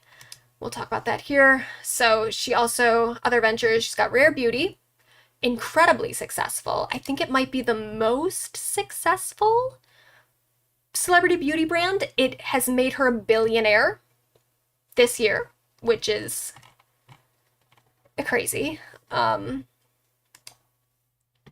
But yeah, she's in this Emilio Perez movie. I did not watch it, and the reason I didn't watch it is because there's just so much, like, discourse around it that sometimes when there's just too much discourse, I'm like, I just don't even want to, I don't want to have an opinion. I don't want to make an opinion. It's just fine. I'll just leave that over there for other people to worry about. I guess, I'm very confused as to if her acting in it was good or not, because when I looked at, like, critic reviews, all the critic reviews were pretty positive toward her performance, except for, well, I mean, so her Spanish was criticized for sure, but her acting, for the most part, was receiving positive stuff. But every time I go onto Twitter and people are talking about her role in this movie, they're acting like she's the worst actress in the world, which I'm just a little bit confused. And again, I didn't watch the movie. But the big thing that she's getting criticized for is her Spanish. So apparently, she's not very good at speaking Spanish, which I wouldn't know because I also don't speak it. But another actor, he called her Spanish indefensible. She then spoke out about it. He apologized. She basically said that she just didn't have enough time to prepare for the role. And apparently, in the movie, they make it so that her character is like a non-native Spanish speaker. I don't know how prominent that is, like if that's made very clear in the movie, but that's the way that they have around it, because it seems like they could tell that she, like on the set, that she wasn't very good at speaking Spanish, but they wanted her in the movie. She didn't have enough time to prepare for it, so her Spanish is not very good. that's the whole controversy with that. There's also controversy around the movie itself, but on her performance, that's the big thing, is her Spanish. Still, she was nominated for Best Supporting Actress for this role. She also made an appearance on Wizards of Waverly Place, like the new one. I don't know what it's called now, but whatever the new show is called. She's also the lead role on Only Murders in the Building, which she was nominated for Best Actress in a Television Series, Musical, or Comedy at the Golden Globes. And she has her own little, like, cooking thing show on Max. She also, this is like controversies question mark, because it's not really controversies, it's just like tabloid-ish stuff. So she's engaged to Benny Blanco, which is cute, but people just seem to have a problem with it. I don't really know why. There was this thing. So people were really making fun of her for this, because he's told this story multiple times of their first date together, that he didn't know that they were on a date. She asked him out. He thought that they were just hanging out as like friends. He realized midway through that they were on a date. He talked about that in a few interviews. Benny is gross. I don't know anything about him. I know he's a producer, but I don't have an opinion on him as a person. And every time I see him in an interview, he seems very nice. So everyone's clowning on Selena for this, that she asked him out and he thought that they were just going out as friends. Like, they're using it to make fun of Selena and acting like this is such an embarrassing story for him to be telling on these interviews. However, whenever I watch the interviews, the way that he talks, like, he very much likes her. Like, I don't think this is embarrassing for her. He's actually, like, super sweet about how much she means to him. Like, watch the actual interview. Like, asking each other out on a date. How do you act? She asked me out. What? It was crazy. It was crazy. No! It was crazy. Wait, how'd it go? Went to dinner and I had no idea. Were you nervous? No, I thought. Yes, you were. I didn't even realize we were on a date. And she was like, well, if this, you know, I would have worn something different to this date. And I was like, wait, what? We're on a date? I had no idea. She said that? No idea we were on the date. And we like hung out like 2 days later. And then I was like, yo, I think she likes me. And then I literally just kissed her. What you like most about her? She's the best girl I ever met in my entire life. What makes her the best girl that you met? She's the funniest, sweetest, most caring. She's also a fucking boss. She's like the most, like, does everything in the world. She's like about to get like an Oscar right now. She's in like the best movie. She's an amazing singer. She's everything. That's a W boyfriend right there. She's like, how is this embarrassing for her? He clearly likes her. Just because he didn't know they were on a date the first time. And he goes on to explain it too in a lot of the interviews where like they were already friends. So he thought that the date thing was like off the table, that he had already been like friend zoned, and then realized that they were on a date. So it's like, it's actually just, it's not, I don't think it's an L for her. I think it's fine. There's also the Golden Globes gossip where people were reading her lips and think that she told Taylor that she went up to Timothée Chalamet with Kylie Jenner, his girlfriend, and that she asked to take a photo with Timothy and Kylie said no. So if you see here, this is where she's going, Kylie said no. And then they were like, wow. And this other girl on a different angle, the girl who's in the corner over here, you can kind of see her mouth like, with Timothy or something. Who's to say if that's what they were actually talking about? But, I mean, she says it's not. But, so that was like a whole thing. They asked Timothée Chalamet about it, like paparazzi.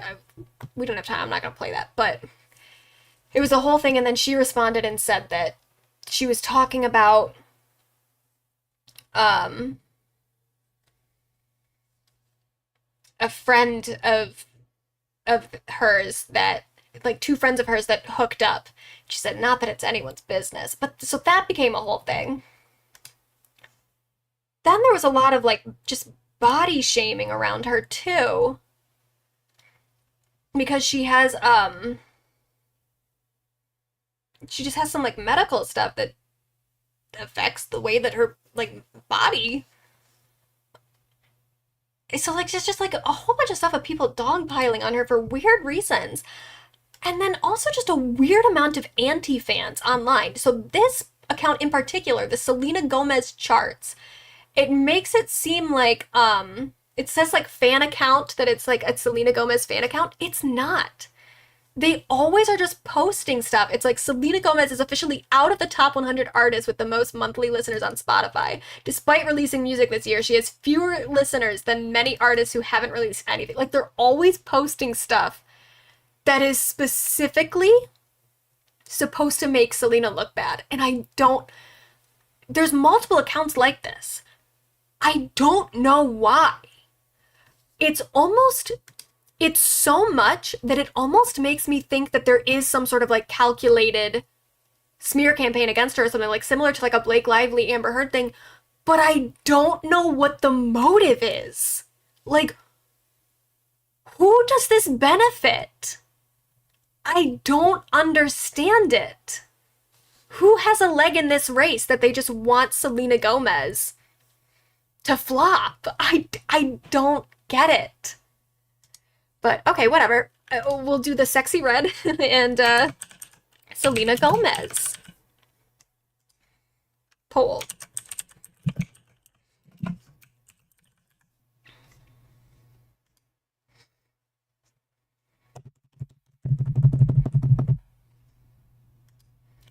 I am suspicious of the rivalry between her and Hailey Bieber. Yeah, there's also weird stuff around Hailey Bieber that like stuff comes out, but like I don't know who is so invested in this. Who's so invested? Is it them? I almost wonder if it's like because Scooter Braun is also somehow involved in the Justin Baldoni stuff. Like it's a similar marketing campaign that also runs stuff with Scooter Braun, and I almost wonder if there's something involving him with this. I don't know. Maybe someday it'll come out. I like Selena, but I'm gonna give this one to sexy because I'm grading on a curve. I think considering her fame, Selena could have had a better... Yeah, I would kind of agree. But it does look like Selena's taking it, so. We'll end that poll.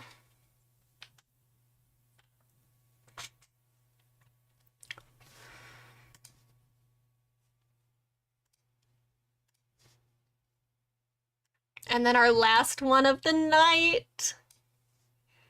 Cardi B and JoJo Siwa.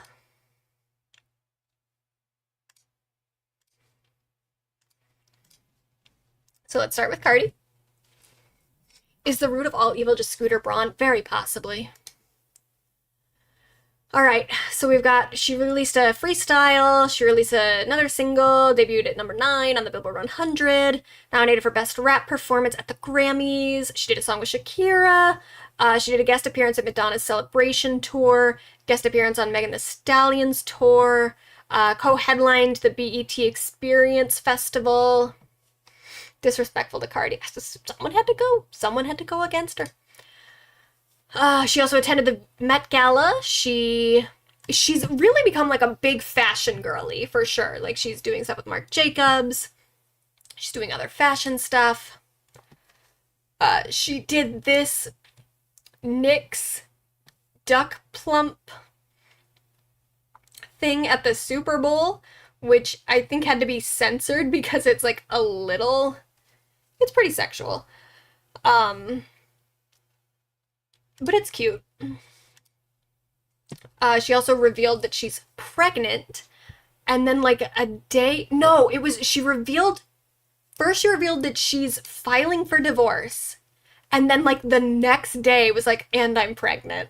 With the child of the man I'm filing for divorce from. Her and Offset have had like an on again, off again thing for a while.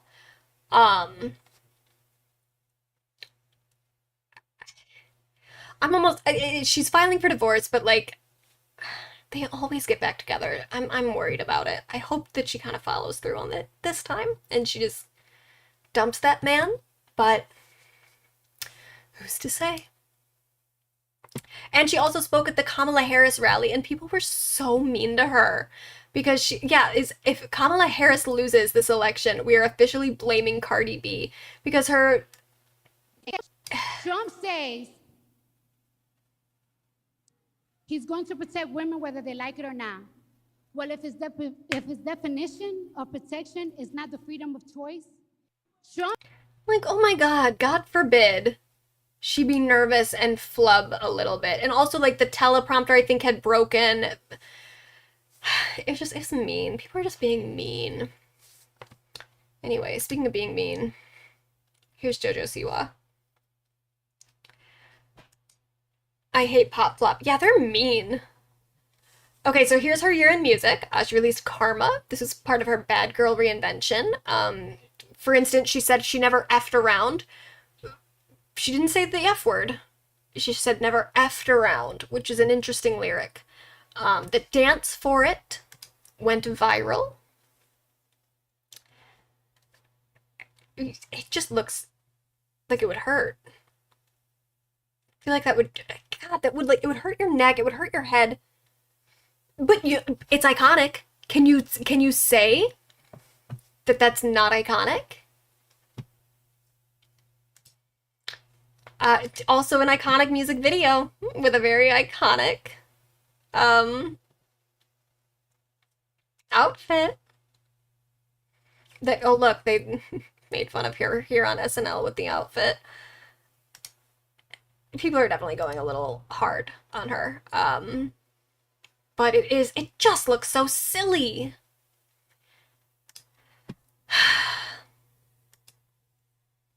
Critically panned, she released an EP on July 12th. She performed at Miami Beach Pride. Like, she is doing the rounds. She is doing the regular pop girl stuff.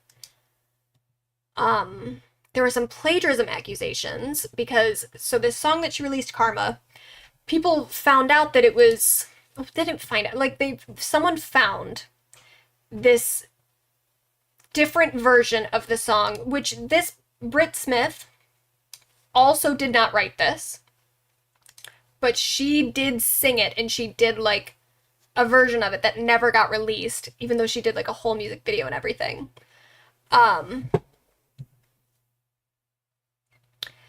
And so there was a lot of people, because in some interviews, she, like this one in particular, I won't play it, but she says some stuff that kind of implies that she wrote on it, which she clearly didn't, because it was already a fully formed song when it was given to her, because that Britt Smith version is from like 2011. But it also is like she never really said that she wrote it. I think people were just being a little bit too nitpicky with her with that one. She also had a feud with Tool. Oh, I don't know why I can't look at that. But so there was some merch that she had that looked very similar to merch from the rock band Tool. So that became a whole thing. This is the thing that, like, I think is kind of fair to criticize her on. She said that she invented... I said it back in the day. Gay when I pop? first signed with Columbia. I said, I want to start a new genre of music. And they said, what do you mean? And I said, well, it's called gay pop. And they were like, what's that? And I was like, it's like K-pop, right? But it's gay pop. There's a style of dance. It's a newer style. It's a little stupid. It's a young person who thinks that, who doesn't really know about the world that came before them. And it kind of just happens a lot where she just says stuff where it's like, are you aware of the world that you live in? So then she also like made a thing clarifying it where she was like, oh, I don't think I invented gay pop. But I want to be like the CEO of it or whatever. The CMO.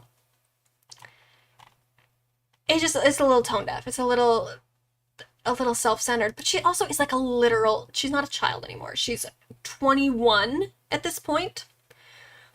But there is very clearly a state of arrested development with her because she grew up on Dance Moms.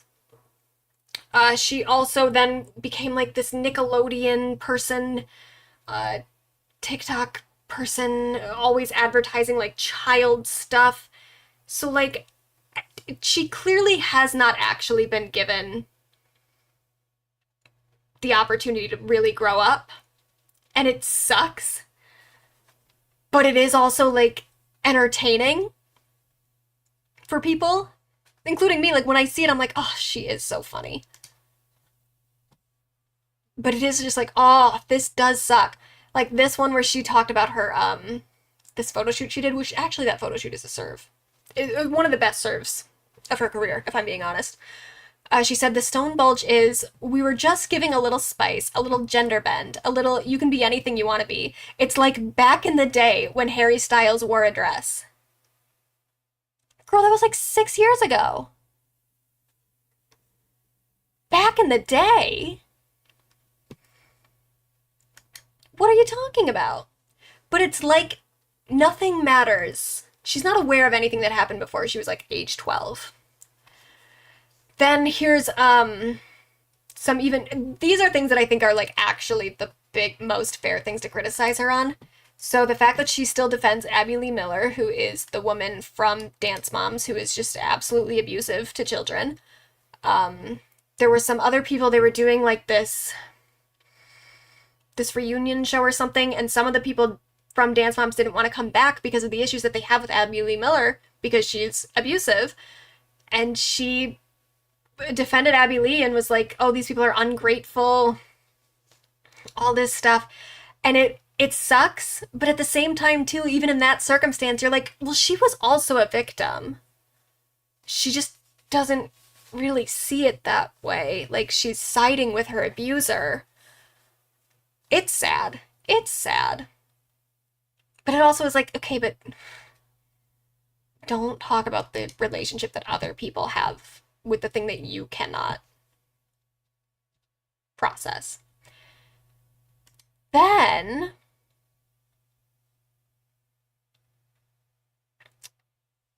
this was a bigger thing, and this thing I think people did not talk about enough at all because I think it got kind of buried with how cringe she was throughout the rest of the year, because this came out before any of like the karma stuff.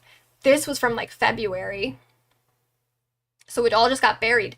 There's this big Rolling Stone expose about this. She put together a girl group called XOMG Pop, which was like these other like child star things. It was like a music group that was supposed to tour. Like, it, I'm not gonna go into the details of it, but if you read this art, like, it's bad. There's stuff about it's, and it's not JoJo really that's doing it. It's her mom. Her mom is like, her mom's just awful. I think the adults around her are just terrible people.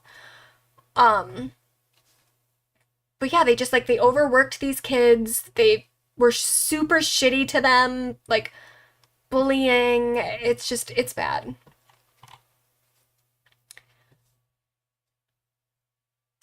So there's that. And then also this other thing too that I really just think is gross. She wants to have triplets. In fact, she already has the names of these 3 children she plans to have tattooed on her. Has no, like, partner in it. Like, she doesn't know who she's going to be raising these children with. She doesn't, it's like, even too, the idea that the baby names you've picked out when you're like 20 years old, those are your baby names, enough that you're getting them tattooed on you, like, oh my god. It just, she's so emotionally immature, it drives me insane, and I'm back and forth between feeling bad for her And then also just being like, well, I mean, it is funny, but this is also kind of not funny. Because what she plans to do with these triplets, she wants to get 3 different surrogates and get all 3 women pregnant at the same time so that she can have all the babies from 3 separate moms roughly around the same period. I already have like somewhat complicated feelings about surrogacy in general. But when you're doing stuff like this, where you're like, I'm gonna get 3 women, get them all pregnant at once, it's like you're literally just treating women like they're baby factories. That's insane. It's so gross. And for this fantasy you have about these 3 children that, oh yeah, the names are Huey, Dewey, and Louie. It's also like stupid. Like, it's like a child. It's a child's idea of how the world works. It's just... But, at the same time, she's very culturally relevant. Like, can we say that she didn't... that she didn't matter this year? That she wasn't a part of the conversation? No. So in that way, she is kind of one of the big pop girlies of 2024. So let's vote, and then we'll be done for the night. It's been like 5 hours. I can't believe some of you are still here. I like feel bad. I hope no one felt pressured to stay, because really you can leave whatever you want. But we'll come back next week and we'll do the other half. And we'll try to run through that faster. I just have so much to say about pop music. We didn't even get to Taylor Swift.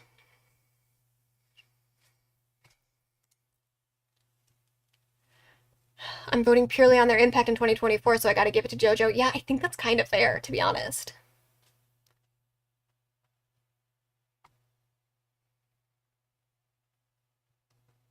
Female Nick Cannon, kinda. JoJo is actually winning.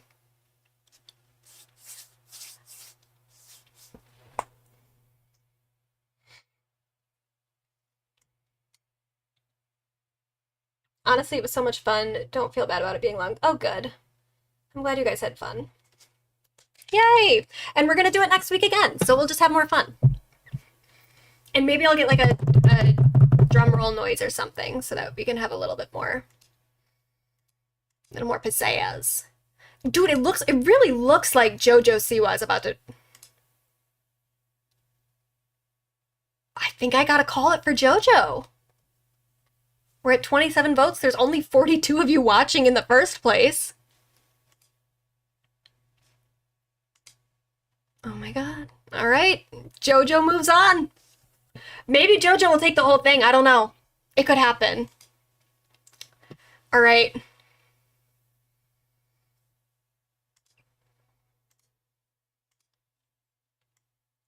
JoJo. Bye, Cardi. Okay. Let's see if I can zoom out and have it still be kind of oriented. Oh, shit. Yeah, see that? I gotta get rid of this and this. How do I get rid of...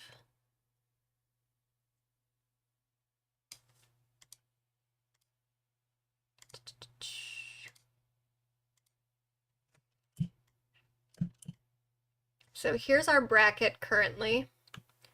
Next time after we do this other half over here, we've got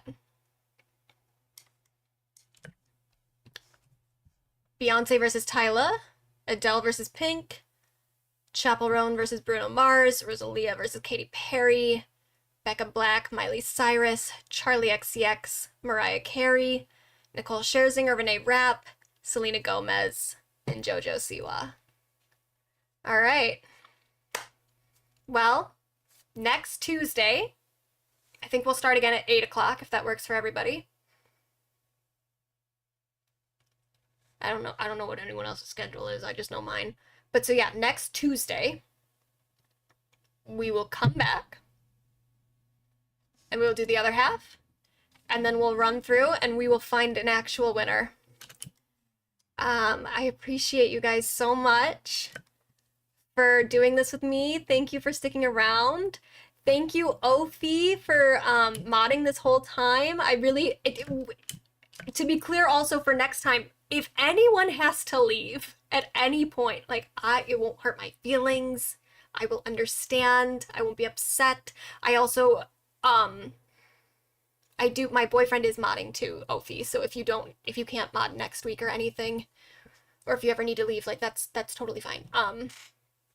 But thank you all for coming. That was so much fun. I can't believe we went for 5 hours and we only got through half of it. But thank you for coming. Love you all so much. It'll be 4 a.m. my time, but I hope I remember to be here. You can also sleep. It's okay. All right, well, goodbye, everybody.